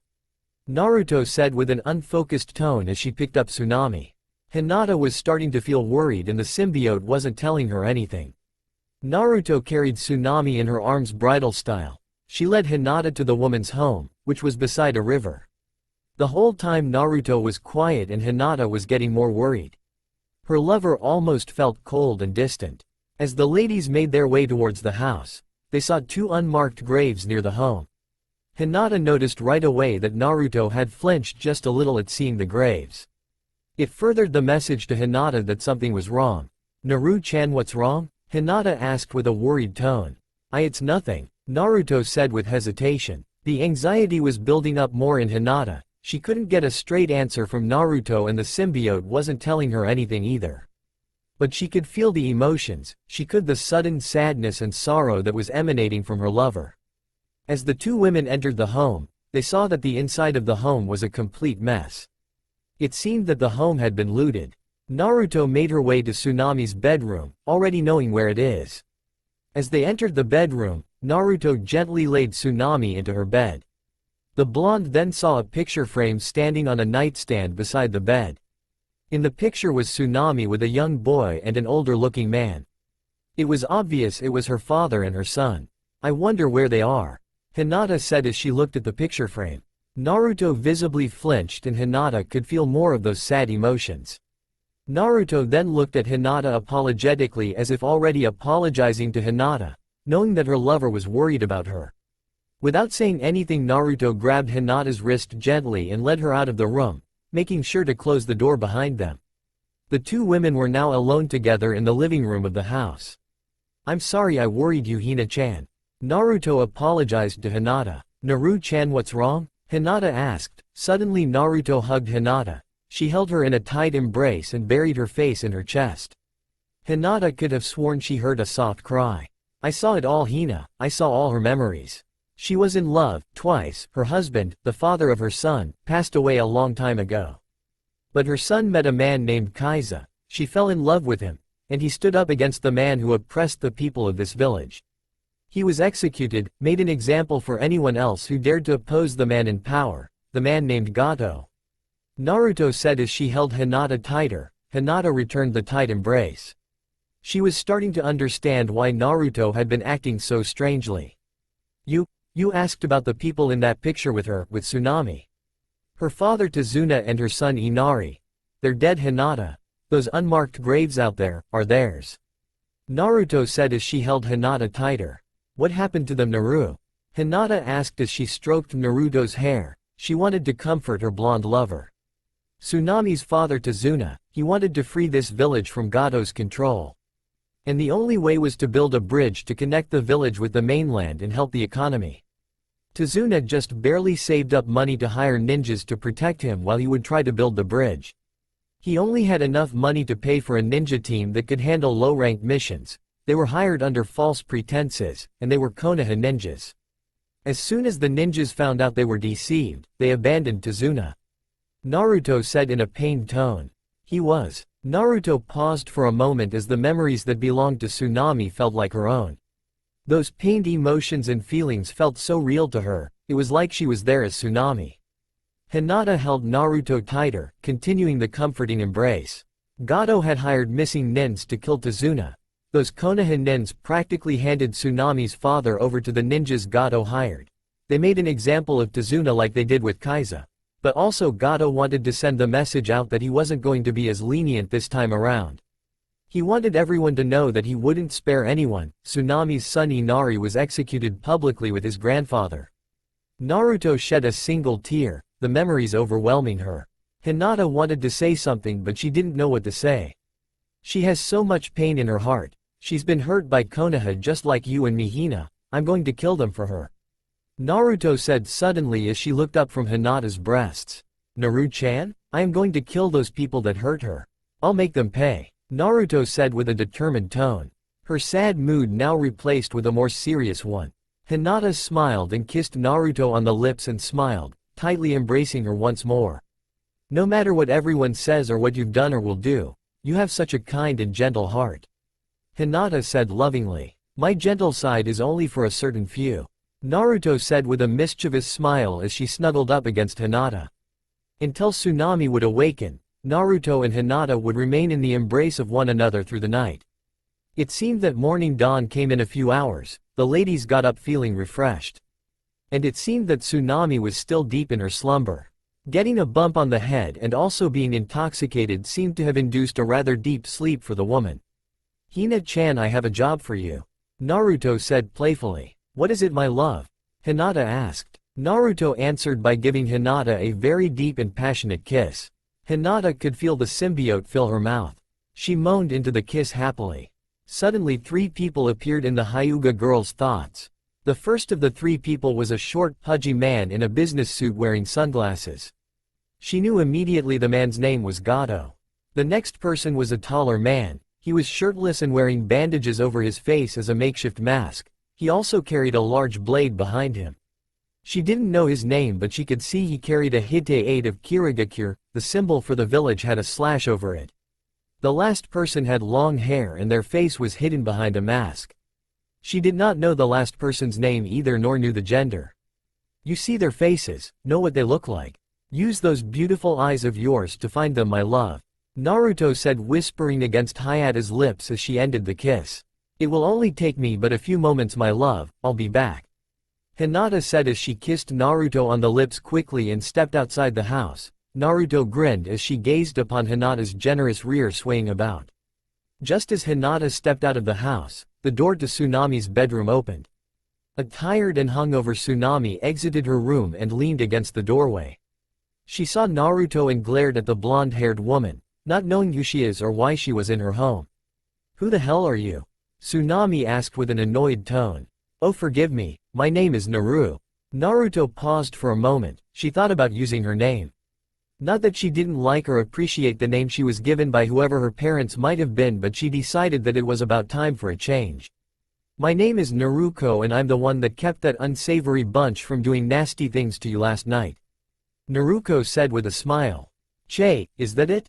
I didn't need your help or want it, Tsunami said with venom in her voice. I don't think you were capable of handling them, though I could have been wrong, Naruko said with an amused tone. I wouldn't have cared what they would have done, it doesn't matter to me. Tsunami spoke uncaringly to Naruko. I'd imagine losing the 2 lovers, your father and your only son, would make you feel so cold and bitter around others. It's also why you drink yourself to death every night, right? Naruko asked, trying not to sound offensive. How did you know that? Tsunami was surprised that the woman knew of the horrible things that befell her family. Naruko walked forward. She closed the distance between herself and Tsunami. Naruko leaned in close, her face mere inches away from Tsunami's face. The woman started blush a little at the close proximity but still maintained her bitter expression. I know who did this to you, the ones responsible. The ones who killed your loved ones, I want to kill them for you, Naruko said with no hesitation. Tsunami was surprised for just a moment but then returned to her scowling, bitter attitude. You're more than just a stupid broad to say something like that. Gato controls this town and he might as well control the country. He has an army and no one is willing to touch him. There must seriously be something wrong with you to just casually say something like that. Tsunami turned around and was about to slam the door until she felt strong arms wrap around her from behind. Tsunami turned her head a little to see it was Naruko holding her. I mean what I say, I will kill those bastards for you. I will know where they are and I will go there myself to kill them for you. This isn't me just saying, this is a promise. Before today is over, Gato and the mercenaries he hired will be dead. And when the time comes, the people that abandoned your father will also perish. Naruko whispered to Tsunami while maintaining the close proximity. Tsunami stared into Naruko's eyes. It was hard to imagine for her, but deep down, there was no lie in her eyes. Her voice spoke truth and confidence. Her whole body language told Tsunami one thing. Naruko truly believed she could do what she said she would do. There was absolute certainty and confidence in her tone. Even if you could kill them, it wouldn't matter. It won't bring my family back, nor will it ease the pain I feel every day knowing that they were so violently taken from me. Tsunami said, trying to restrain the sorrow in her voice. Naruko held Tsunami just a little closer and tighter. If you really want me to, I can take away your pain as well. I can make it so you won't feel that sorrowful pain that has plagued you since your family was taken from. Naruko said in an assuring tone. How can you say something like that? How would you be able to? Tsunami had her head turned and tried to argue with what Naruko just said. The blonde stopped her short by pressing her index finger against Tsunami's lips. Trust me, I can do it. I will do it, all of it. I don't want you to suffer anymore. Naruko said in a soothing manner. But why? Tsunami asked, not believing what was happening. You were just an everyday woman, a mother and a daughter. And without warning, all these horrible things had to happen to you. You don't deserve this. You don't deserve what has happened to you. Also, the ones that abandoned your father are a part of the same village that has caused my lover and me great pain. Tsunami had a surprised look on her face for a moment. She wasn't expecting Naruko to say something like that. Then again, being in this whole predicament was something she wasn't expecting either. Another thing she wasn't expecting was feeling so comfortable in the arms of another woman. For the first time in a long time she felt safe in this blonde woman's arms. She was honestly starting to believe in what Naruko had to offer. Let me take away your pain. Naruko inched her face closer and closer to Tsunami's face. Wait, don't. Tsunami tried to move her head back. She tried to break from the embrace she was in. But it was all futile effort. Naruko's lips were getting close to Tsunami's own lips. Please end, no. Tsunami tried to refuse, tried to stop what Naruko was going to do. No. Tsunami said once more as Naruko's lips got closer and closer. Yes, Naruko said softly as her lips pressed against Tsunami's lips in a soft kiss. It wasn't an intrusive, forceful one, but a soft touch. Tsunami was wide-eyed and blushing, tried to break from the kiss, but Naruko just pressed deeper into the kiss. Her lips are so soft and sweet. Tsunami thought as she could feel what little resistance she had faded away. Just as Tsunami felt herself start to give in, begin to enjoy the kiss, Naruko pulled back with a smile on her face, almost as if to tease her or to just give her a sample. Tsunami just became flushed. She just couldn't believe that she was starting to like being kissed by a woman. It was, however, quite some time since she had kissed anyone. If her father were here, what would he have said to her seeing this? Tsunami suddenly shuddered at the thought, because then it reminded her of the cold reality. The pain returned to Tsunami, her father wasn't here. And thinking to how she hadn't kissed anyone in such a long time reminded her she would never be able to kiss her son on the cheek anymore. Naruko of course noticed quickly how Tsunami's flushed and embarrassed face quickly turned back to her sorrowful and pained look.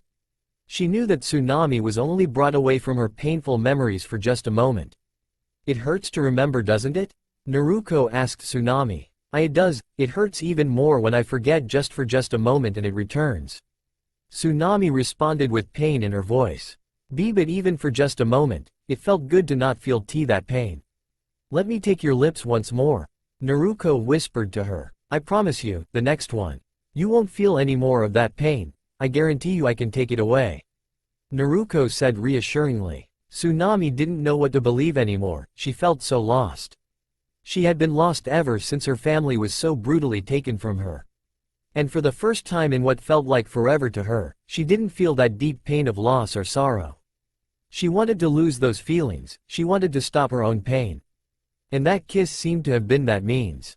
Like a sedative or a painkiller, what it was she felt in that kiss, she wanted it so badly, like a drug.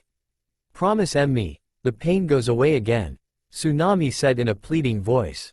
I promise you, it goes away for as long as you want. Naruko said as she moved in to kiss Tsunami once more. Their lips met once more, this time it was more heated, more passionate. Now it was a desperate kiss from Tsunami. She moaned in the kiss, begging for that feeling she had felt before, begging for that relief from the pain and sorrow. Naruko only obliged and deepened the kiss, her tongue pushed against Tsunami's lips asking for entrance. The widowed woman only responded by allowing entrance. Both women moaned as their tongues danced along one another. Naruko pushed deeper, her tongue growing longer as Tsunami gasped in surprise. Suddenly Tsunami felt a liquid push through her mouth and travel down her throat. Tsunami gagged just a little and then suddenly, she became unconscious and her whole body going limp in Naruko's arms. Naruko pulled back from the kiss, her tongue sticking out of her mouth but returning to its normal length. A thin strand of the symbiote connecting the tip of the blonde's tongue to Tsunami's mouth. "No more pain for you, Tsunami-chan, I promised," Naruko said as she took Tsunami's unconscious form and deposited her to her bed. Naruko kissed Tsunami once more on the lips and then left her bedroom, closing the door. "Naruko?" an amused Hinata asked as Naruko saw her lover standing in front of her with a chaste smile. Naruko walked up to Hinata and kissed her on the lips, and then smiled at her. "Thought it was time for a change in name. Naruto was my name when I was still a boy. The old me died when Konaha died, my transformation was my rebirth," Naruko said. Hinata hugged Naruko and rested her cheek against her lover's bosom. "To me you're still the same amazing person I fell in love with, though I do have to admit Naruko does sound very cute," Hinata said with a cute giggle as she started nuzzling her cheek against Naruko's chest. "Thanks sweetie, you came back pretty fast. I can only assume you found our targets?" Naruko asked. "I didn't need to go far. My field of vision is vast and no one can escape it." "Thanks to you of course," Hinata said happily as she gave her blonde-haired lover a feathery kiss on the lips. "Sweetie, there's someone else you forgot to mention," Naruko said as a tendril formed from her white blouse and lifted up Hinata's head by her chin and started rubbing her cheek. "I'm sorry that I forgot you." Hinata moved her hands onto Naruko's body, squeezing her flesh that was covered by the symbiote. Naruko sighed contentedly and she knew the symbiote was enjoying the attention. "So then, where are they, my love? Where are those wretched bastards that are going to die by my hands?" Naruko asked with an eager tone. "Let me show you." Hinata took Naruko's in a passionate kiss. Her tongue entering Naruko's and hungrily tasting her lover's mouth, Naruko just let her pearl-eyed lover do all the work. Just as Naruko had used her symbiote kiss to show Hinata what Gato and the others looked like, Hinata showed Naruko where they were. When they broke the kiss, Naruko and Hinata smiled at one another. Naruko then had a thought run through her head. Naruko went into a thinking pose. "I got it now." Naruko decided to change her attire from its current light coloring to something that more suited her moods when in a fight. Her mostly white tight clothes started to take on a liquid-like quality, rippling as it started to change shape. Her clothes had practically melted. Soon the outfit changed colors and reshaped. Naruko was now clad in an almost all-black outfit. She had on a black leather top that bared a rather similar appearance to a robe top.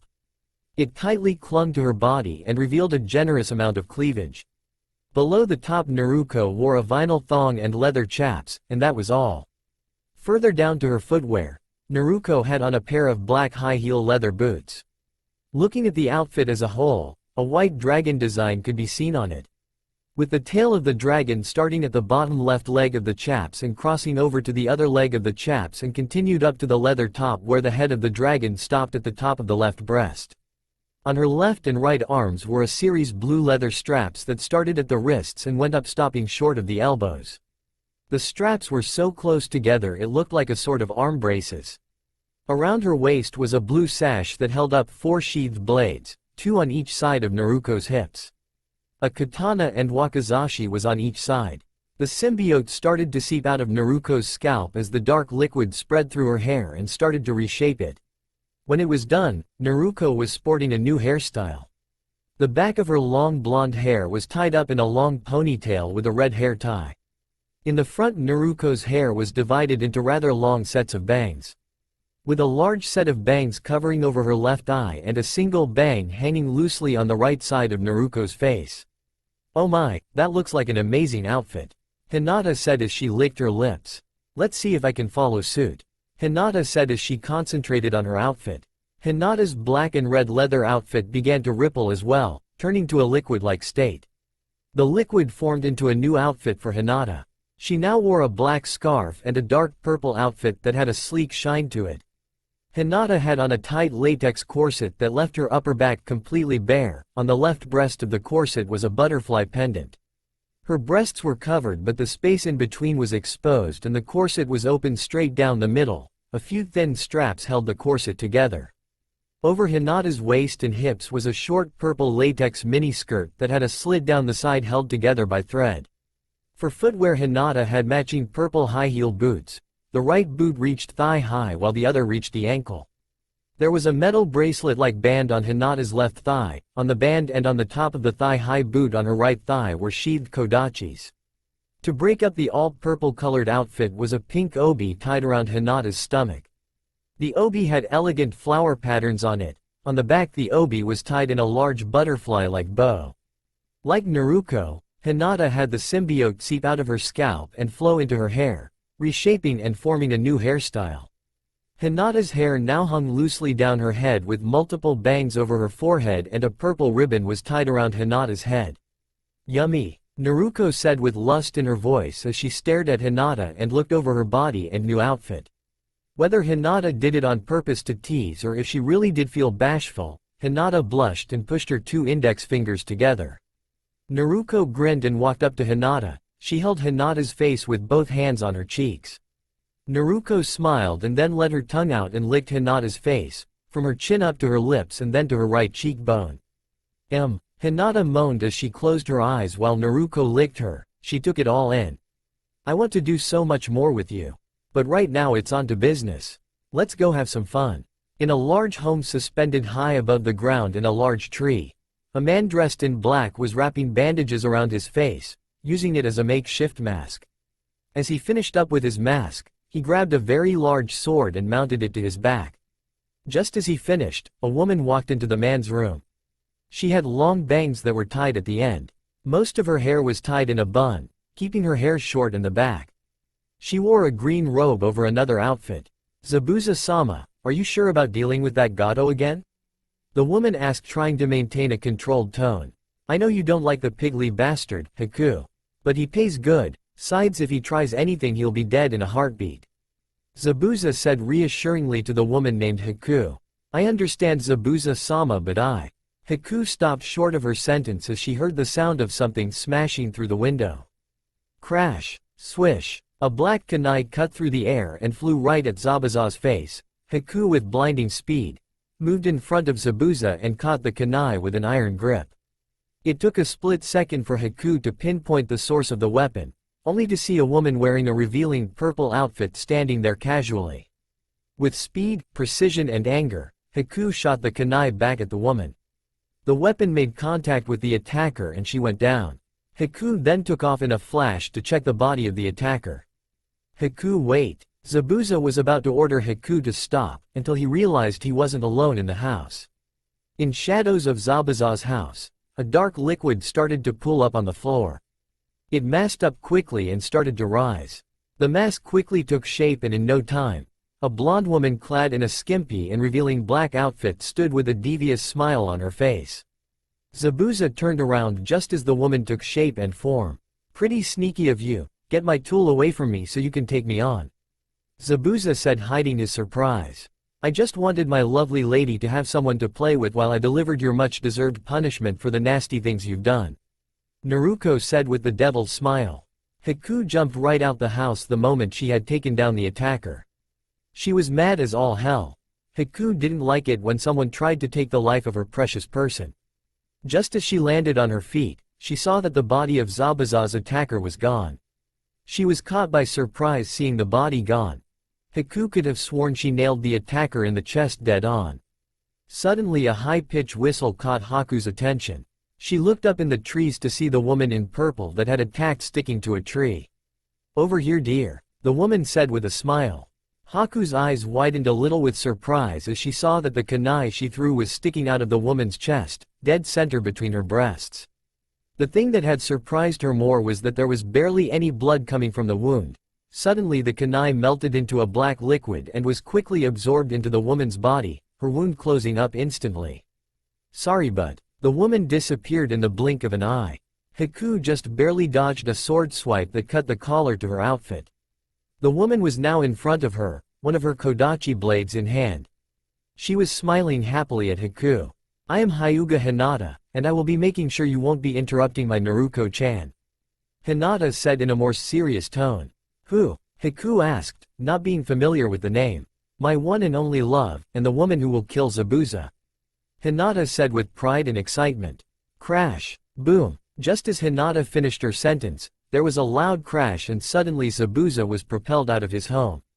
Zabuza was shot through a wall and then out the house. He hit the ground hard. Haku was about to rush over to Zabuza until another blade swipe came at her. Haku dodged but a few strands of hair were sliced off. Momentarily distracted, her attacker kicked her in the side. Haku was propelled in the opposite direction of Zabuza. Zabuza was shot out of his own home by a powerful blow. He fell to the ground and landed on his back. Just as he landed he could see Haku get kicked hard. Zabuza looked up to see his attacker come dropping down. He quickly moved to the side avoiding being landed on by the blonde-haired woman. The woman landed on her feet. The force of her drop caused dirt to kick up and noticeable cracks to appear on the ground. Zabuza didn't like how this was going. Whoever this woman was, she was very skilled, to be able to sneak up on Zabuza like that. And her partner had already gotten a jump on Haku. So who the hell are you and what do you want with me? Zabuza asked as he readied his right arm on the handle of his large sword. I've already told I'm here to deliver your much-deserved punishment. But if you must know my name, it's Naruko. Naruko said in a haughty tone, grinning widely at Zabuza. Look lady, I've done a lot of nasty things in my life. Care to elaborate on who it is you're getting revenge for? Zabuza stayed in the same position he was in as he further inquired on what was going on. A woman who didn't deserve to have her family taken from her, that's all you need to know. Naruko responded in a more serious tone. Shay. Zabuza nonchalantly responded. So that's how it is. Well, you should know that it wasn't anything personal, just business. My employer wanted him dead. The kid was something unexpected and he had his own people capture him. Well, if that's how you see it then, there is nothing personal to this either. Consider it business too, after all I don't know the woman that much myself. But this vendetta has just barely started, I don't want to let it stop right at the beginning, let's keep going. Naruko spoke with an excited tone and unsheathed her two black katanas that were strapped to both sides of her hips. This was the first time Haku had ever fought someone who was this fast. Her opponent moved with grace and speed, and her maneuverability was astounding. She was no match at close range, as her attempts to use her senbons to stab were a futile effort. Hinata used her twin kodachis to destroy the senbons before Haku could attempt to stab. Haku tried to pull back and get some distance between herself and Hinata. But every time Hinata just kept closing the gap and attacked with incredible viciousness. Hinata and Haku were trading attacks. Haku was being forced to fight at close range by Hinata. She needed an opening if she were to be able to distance herself from Hinata if she was going to use her more powerful attacks. Until that opening would arise, Haku did what she could to avoid being cut down by her opponent's twin black kodachis. Killing me won't be easy lady. Zabuza said as he readied himself. I know, I think it will actually be quite fun. Let's see if you can give me a satisfying fight before I take your life. Naruko smiled. I could say the same about you. Zabuza started going through some seals. Kirigakure no jutsu. Zabuza said as a dense mist started form, encompassing the whole area. Soon Zabuza's body disappeared in the growing mist. I need to get her open, distract her. Haku thought. In only a few moments, a very dense mist formed and spread. Now's my chance. Haku thought as she managed to throw a number of senbon at Hinata. Despite the forming mist, it didn't hinder Hinata as she effortlessly knocked away the senbon. Suddenly Haku charged in. Hinata didn't expect this, since she was the one doing the charging and Haku was the one trying to get some distance moments ago. Haku attacked with another senbon. She was blocked as Hinata used one of Kodachi to hold the thin pointed weapon back. Hinata was about to use her other hand to attack while Haku was close. Haku however had other plans. She brought up her free hand and quickly performed single-handed seals. Hinata's spider sense went off as she felt the oncoming danger. By instinct she activated her Byakugan and quickly saw a large number of long needles made of water form above her. Sensatsu Suisho. Haku shouted as she leapt back. The mass of water-made needles all shot towards Hinata at once. With her spider sense and Byakugan active, Hinata used her speed and flexibility to dodge and destroy the water needles. A few of the needles had made contact, but it was only a few and didn't do much damage on their own. Haku was surprised to see the attack so easily shaken off. But she didn't let it distract her for long.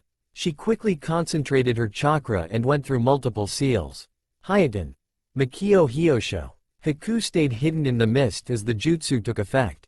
Mirrors made of ice formed out of the mist. There were at least 21 of them. The mirrors floated above one another and formed a surrounding dome around Hinata. Haku quickly entered one of the mirrors. She then appeared in all of the mirrors, staring at Hinata. She then saw that Hinata stood there in the center with an amused look on her face. She showed no sign of surprise or worry. She knows nothing of what I can do with this jutsu and yet she stands there with confidence. No matter, I must kill her now so I can help Zabuza-sama. I know he can handle things on his own, but I refuse to leave it up to chance. Haku thought as she readied her senbons. All of her mirror doubles did the exact same thing. Hiding from me isn't going to make attacking me any easier. Naruko said out loud as she stood her ground, black katanas in hand. Clash. A large blade came out of the thickening mist. Naruko's spider sense had already given her advanced warning. Using the katana in her right hand, Naruko blocked the large weapon with some level of effort. The attack was stopped and Naruko's body barely budged from her position. Zabuza pulled back quickly in case Naruko would attempt a counterattack. Naruko just stood there smiling. She was just waiting for Zabuza to make the first move. That bitch was sizing me up, She's pretty damn strong to block an attack from my Kabikari Hocho. My gut feeling tells me I shouldn't be taking chances with her.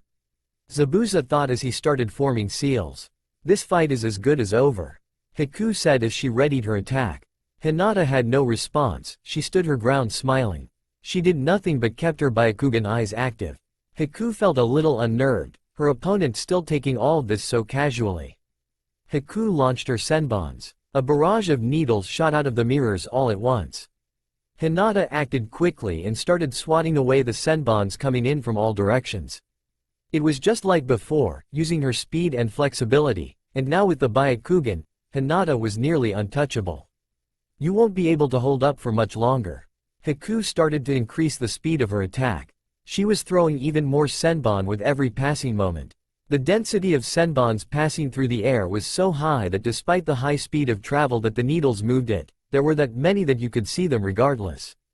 Haku herself wasn't even sure if Hinata was still defending herself against the attack. But she continued the barrage. Haku kept the senbons pouring in. The dirt was being kicked up from the sheer number of senbon being thrown. The airborne dust was mixing with the thick mist, lowering visibility even more. I don't see any movement or anything at all, it should be enough. Haku thought as she ceased the attack. As the attack ceased, the dust started to settle and only the mist hindered the view. To Haku's surprise, she could see the outline of a human body was starting to become visible. When it became clear enough to see, Haku could see someone else standing in place of Hinata. A figure clad in blue stood. This person was wearing a skin-tight form-fitting suit that covered the person from head to toe. There was a sleek shine to it. It was obvious this person was female by the looks of the sizable mounds of flesh on the chest that had a spider symbol stretched across it. The face of this person was a nearly featureless mask that had 2 tear marks over where the eyes would be. There was also medium-length dark blue hair on the head of the person. This can't be, Haku said to herself in a low tone. The moment Haku saw the large number of senbon sticking out of the figure clad in blue, she knew right away that it was Hinata and she had somehow transformed. Suddenly there was a ripple on the mask of suit Hinata wore. The ripple ripped open to reveal a toothy maw that had a murderous grin. Zabuza stayed hidden in the mist and used his cover to form seals to summon multiple Mizu Bunshins. He formed as many as he could without straining his chakra reserves, knowing he would need extra chakra to use his more powerful jutsus if need be. As the water-made clones formed, Zabuza saw that Naruko still stood her ground. She remained in the same spot unmoving, still having that mischievous smile on her face. Well, what are you waiting for? I'm giving you an opportunity to show me what you can do before you die, and all you're doing is taking your sweet time. I'm getting impatient, Naruko said with a pout. Don't worry, we'll play very soon, Zabuza said with a displaced voice as his clones readied to attack. Naruko all of a sudden closed her eyes and started sniffing the air like a canine. It seemed that after Naruko had been transformed into the person she was now, she had gained a few animal-like abilities, such as a more sensitive nose, and using the symbiote's abilities, Naruko's ability to pick up distinct scents was now dead on accurate. Sorry, not soon enough, it's playtime whether you like it or not, Zabuza-chan, Naruko said as she charged forward. The blonde woman blasted off the ground with incredible force behind her legs.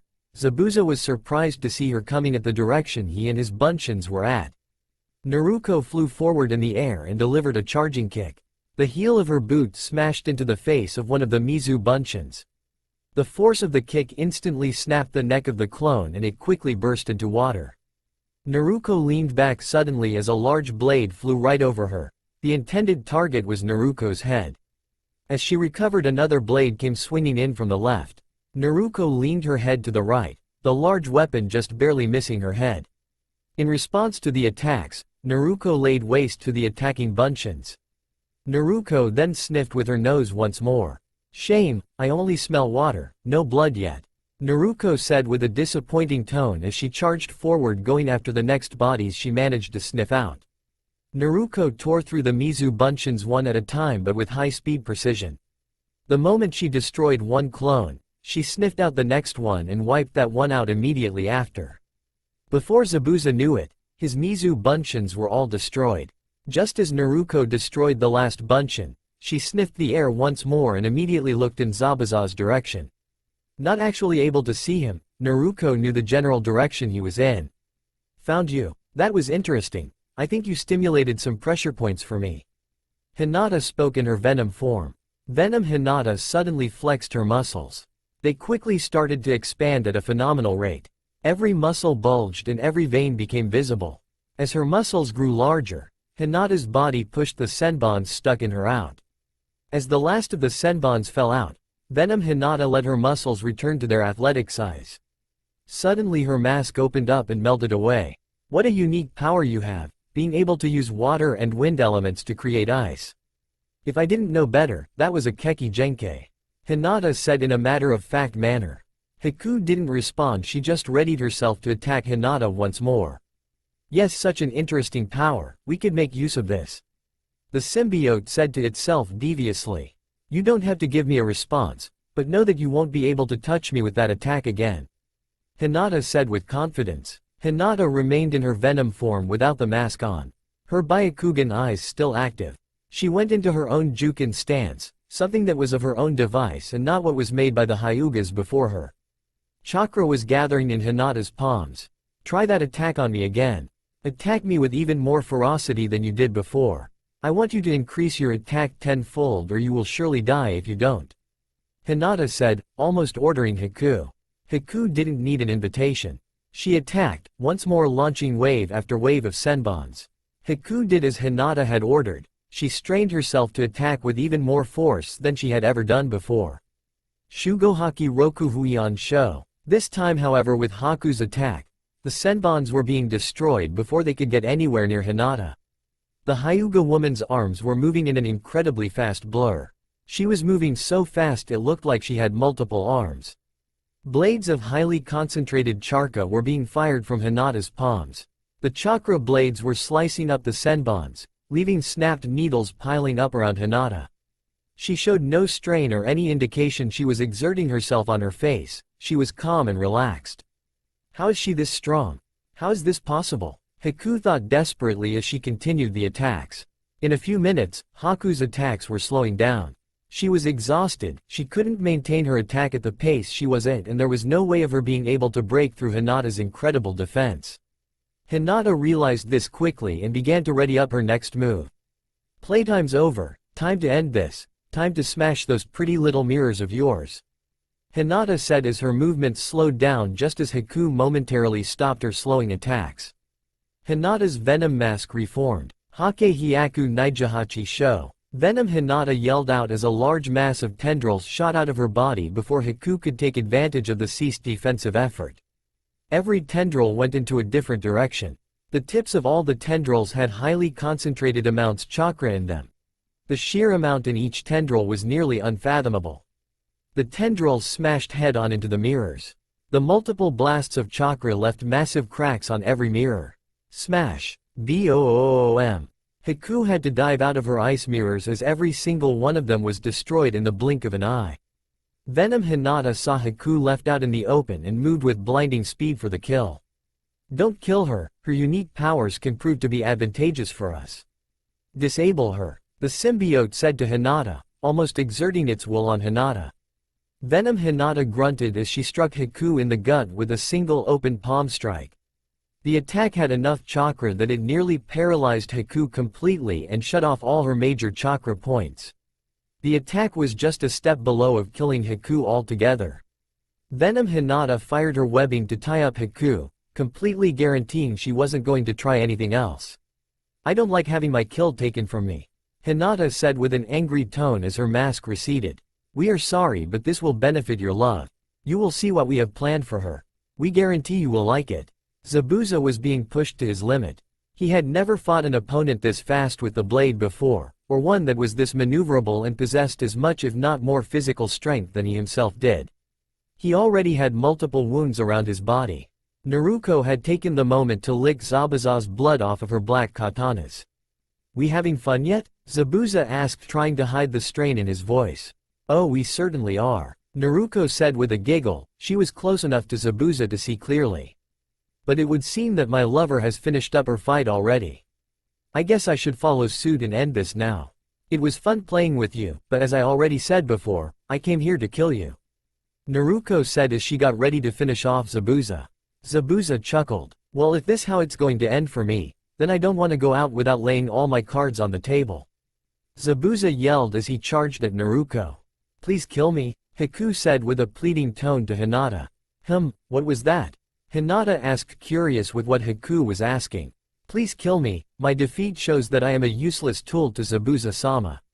I have no purpose if I can't be of use to him, Haku said with a sorrowful tone. Oh, don't worry dear, we have a use for you.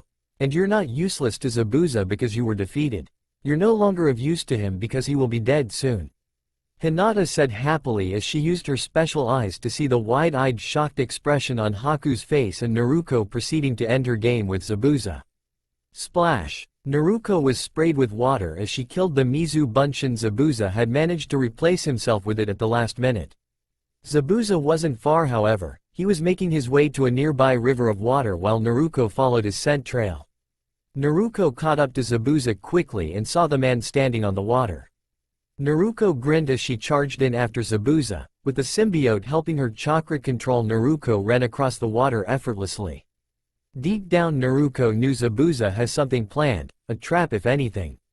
But she didn't care, she was ready for anything that would be dished out. Just as Naruko made her way over to Zabuza, the former Kiri Nin made a series of seals quickly. Suiten. Suiro no Jutsu. A Mizu Bushin yelled as he formed behind Naruko. Naruko was now trapped in a heavy swirling sphere of water. She was immobile and Zabuza smiled underneath his mask as he gunned through a massive series of seals. He was going to put everything he had left in this attack. Suiten. Suiryuden no Jutsu. Zabuza formed his final seal and a massive dragon made of water emerged from the river, taking up most the water source. The dragon flew forward towards the trapped Naruko. The blonde vixen, however, didn't show any panic. Instead, she concentrated and suddenly the water she was trapped in started to boil and steam. Boom!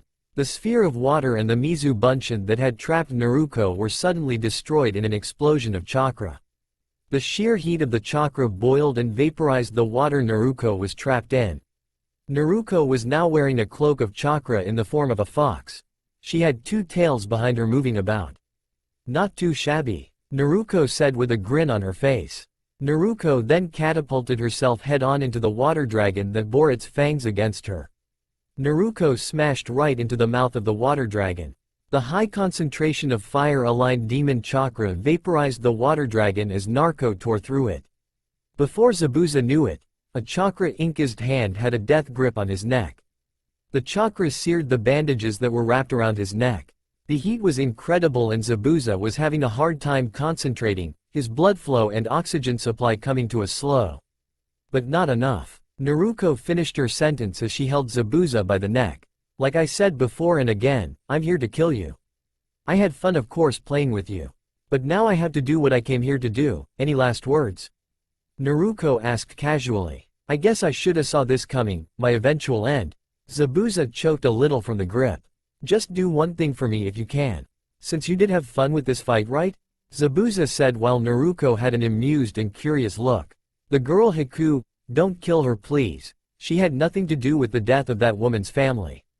She didn't even want to do the job for Gato, spare her. Zabuza said trying to make a pleading tone. Obviously he wasn't good at it, never really needing plead for anything until now. I'll think about it, maybe I won't do it. Naruko said with a smile. Thank you, Zabuza said as he closed his eyes for his end. Snap. Naruko snapped Zabuza's neck with her single hand. He died instantly as his whole body became limp. His lifeless body hanging by Naruko's hand. Naruko then turned around and started walking across the water while her chakra receded and the thick mist began to dissipate, dragging Zabuza's lifeless body through the water. As the mist began to dissipate, Haku knew that meant one thing, the fight was over. The tears began to build up in Haku's eyes as she saw Naruko arrive, carrying the body of a dead Zabuza. Naruko gently put the body down, seeing as it was Haku who was silently crying now.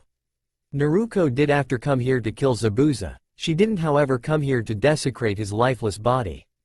Have fun? Naruko asked Hinata as she noticed she was in her Venom costume with the mask receded. I did, but what's more important is, did you? Hinata said as her Venom costume rippled and changed back into the purple outfit she had on earlier. As this happened, Hinata wrapped her arms around Naruko's neck. I certainly did, but it had to end at some point. Naruko kissed Hinata deeply, while their tongues massaged the other. The symbiote slithered into Naruko's mouth from Hinata. Naruko could now see all of Hinata's memories of the fight between her and Haku, as well as the symbiote ordering Hinata not to kill Haku. I know you're mad about not getting to kill her, but it would seem that I was asked to spare her. Naruko said to Hinata. Well, our friend also didn't want her dead. It had better be a good reason. Hinata said with a pout. It is a good reason, something we can do to make good use of her. Remember when we said, we would need acquire a thing or two, to further our shape-shifting abilities? Oh? Naruko asked the symbiote with an amused tone. This will be a rather new experience for us. What we will do will allow us to take full advantage of this woman's skills and abilities as well as her unique powers. Just let us take control of your body for just a moment. Trust us, you will like it a lot. Alright, I'll play, but first let me speak to her before I let you do what you have planned. Naruko said as she made her way over to the restrained Haku. Kill me now please, Haku said once more in her pleading tone. Kill me now or I will surely come after you and one of us will have to die.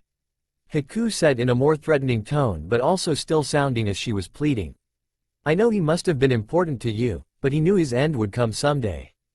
You know he wanted me to spare you, told me that you had nothing to do with the death of that man and his boy. I suppose I can believe him. But there is something a friend of mine has planned for you and me. It's going to be a new experience for both of us apparently. Naruko said as she picked up Haku and propped her against a tree. Naruko's clothes rippled and shifted form. Naruko became Venom. Haku was surprised once more to see that outfit. Only now it was black as midnight but still maintained the same features. A number of tendrils formed from Venom's body. They soon wrapped around a scared Haku. She didn't know what was going on or what was about to happen. It was like she was facing a demon before her.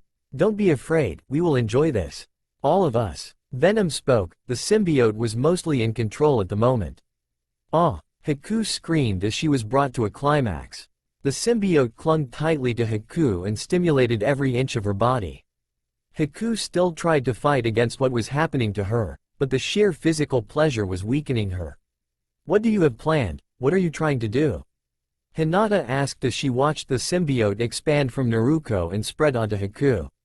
Watch and see, this is more than a symbiotic bond. Venom suddenly moaned loudly as suddenly the symbiote wrapped around Haku started to rejoin with the source. Haku's whole body was being pulled into Venom. Haku panicked as she realized this. She couldn't really see or hear, but Haku knew she was being pulled into Venom. Her body was joining with black-clad woman. Haku struggled, but her efforts were futile. One way or the other she was being consumed by the darkness. She could feel Naruko and the symbiote's thoughts flood her mind. Thoughts, memories, and experiences forcibly entered her consciousness. At the same time, Naruko and the symbiote was pulling all of Haku's memories and experiences into their own. All of their memories and thoughts, their very being was joined together as their bodies merged. Muffled moans came from Haku as she still struggled. Movement was seen from the mass that was being sucked into Venom. This is something unique," Hinata said, distracted by what she was seeing.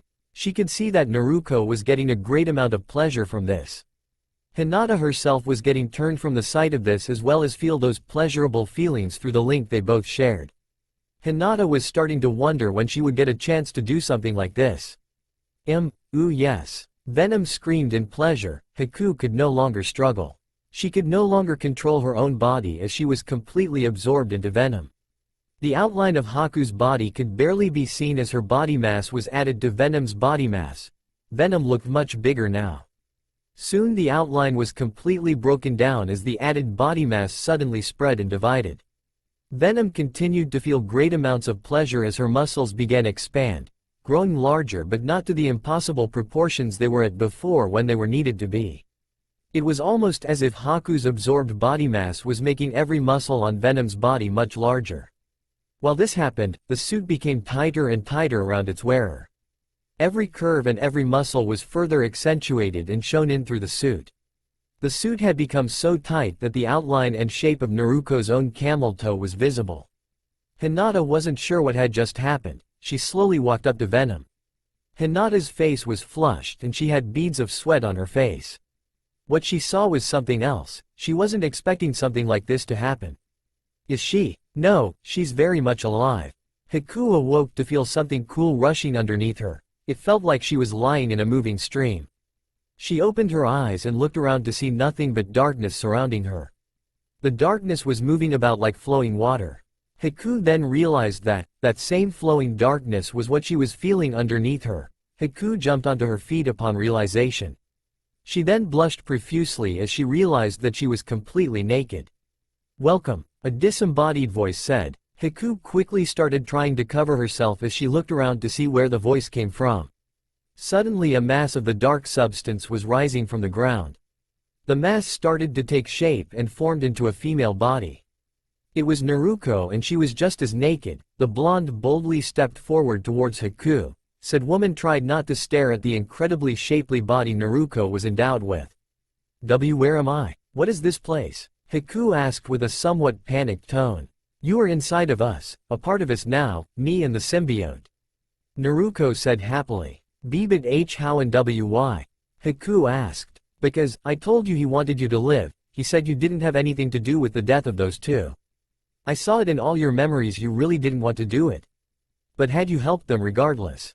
So this is your redemption here. You will live on inside us as a part of us. We are one being now. This is your new life, as a part of us. Naruko said with a smile.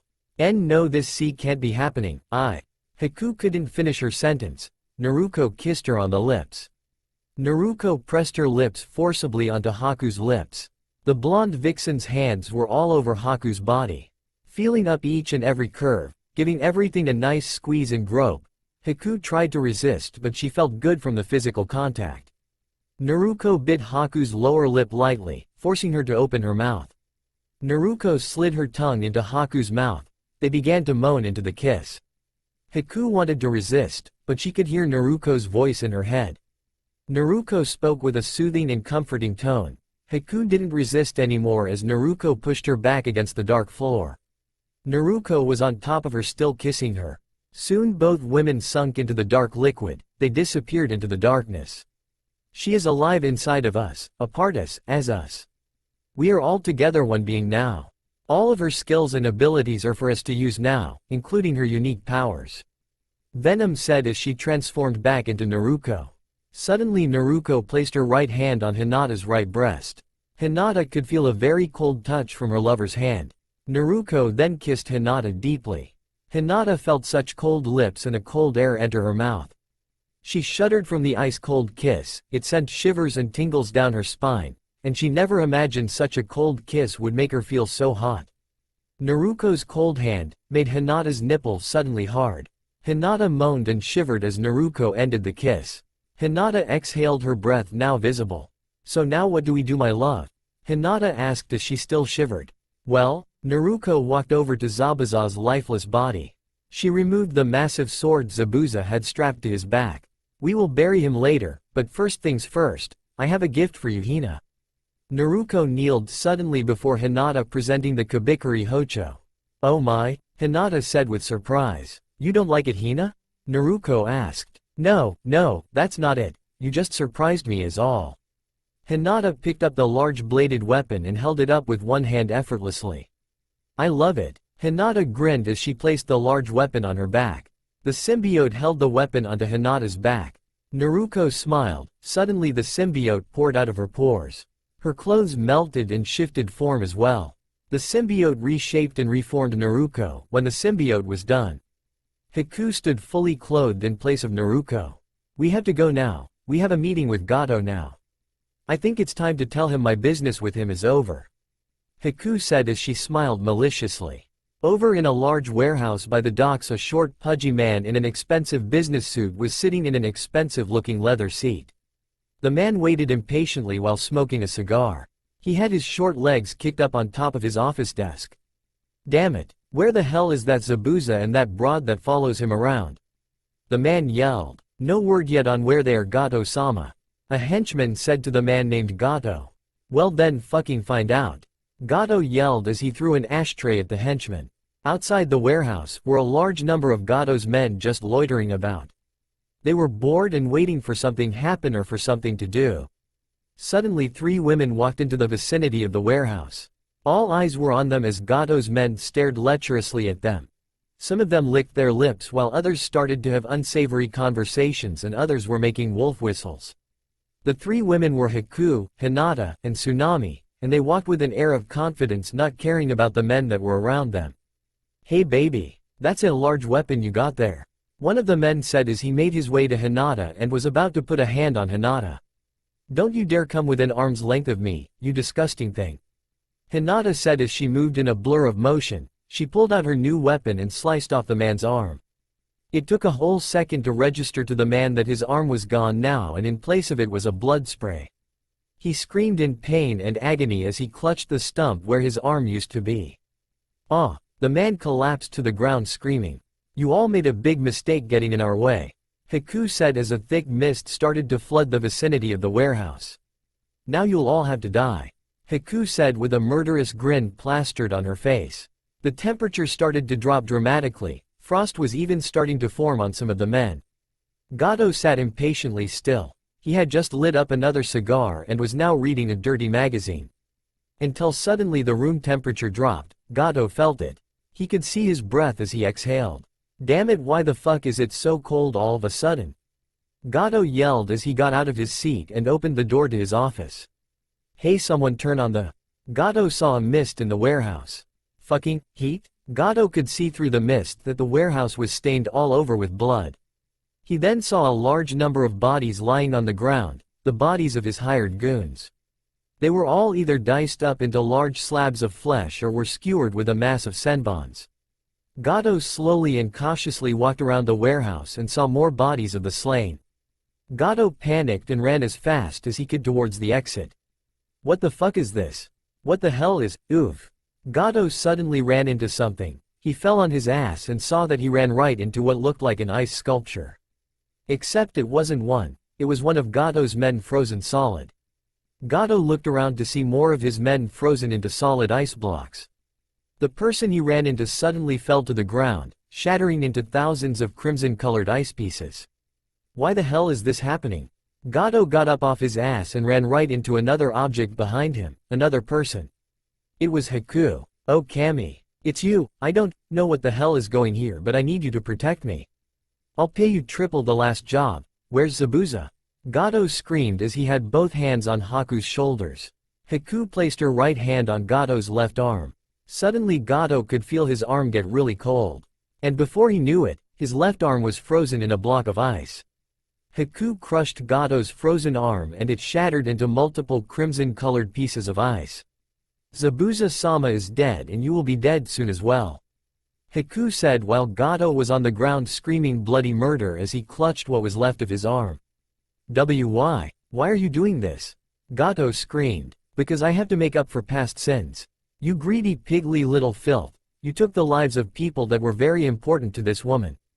Haku said as Tsunami walked up to Gato. Why you? Gato said as he recognized Tsunami right away. You fucking bitch, you'll pay for this, damn it. Gato yelled in anger. Tsunami didn't respond. No she won't, because your pathetic little life ends today. Haku said. Gato had a horrified look on his face as he struggled to get on his feet and run. Just as managed to get on his feet. The man could no longer feel his legs. All he could feel was searing pain as he fell back to the ground. Gato screamed as he saw his legs were gone. Only bloody stumps were there now. And at the end of those stumps was a familiar large bladed weapon. He expected to see Zabuza holding it, instead it was a woman dressed in a revealing purple outfit. No, this can't be. Gato screamed as he struggled to pull himself across the ground with his one arm. Haku suddenly shifted forms and became Naruko. The blonde vixen leaned into Tsunami's ear and started to whisper. I know I promised I would kill him. But I think that right belongs to you. Naruko kissed Tsunami on the cheek. The symbiote implant inside of Tsunami suddenly grew and exited out of Tsunami's body through her pores. Tsunami moaned as her body was quickly coated in the expanding symbiote implant. Tsunami gasped as she felt the liquid creature penetrate her vagina and slid in between her butt cheeks. The symbiote implant covered every inch of Tsunami's body.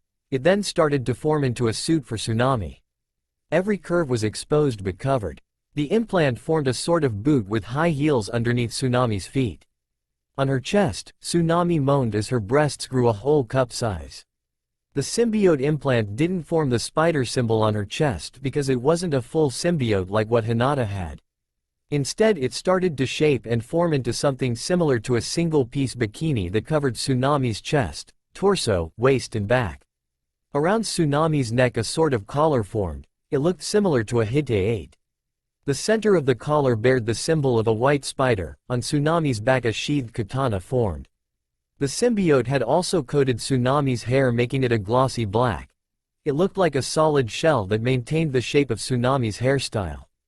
Unlike Naruko and Hinata, who had featureless masks when they used the symbiote, Tsunami's nose and lips were shown through the symbiote. Over her eyes was a pair of glossy translucent lens. Take vengeance on that wretched thing. Naruko said and kissed Tsunami once more. Tsunami walked forward with a sway. Gato still struggled to crawl away, pulling himself forward with his one arm. Hinata saw Tsunami moving in for the kill. Hinata smiled with anticipation. Gato struggled to stay conscious with his blood pouring out of his wounds. He turned his head around to see Tsunami kick him in the side of his chest, forcing him onto his back.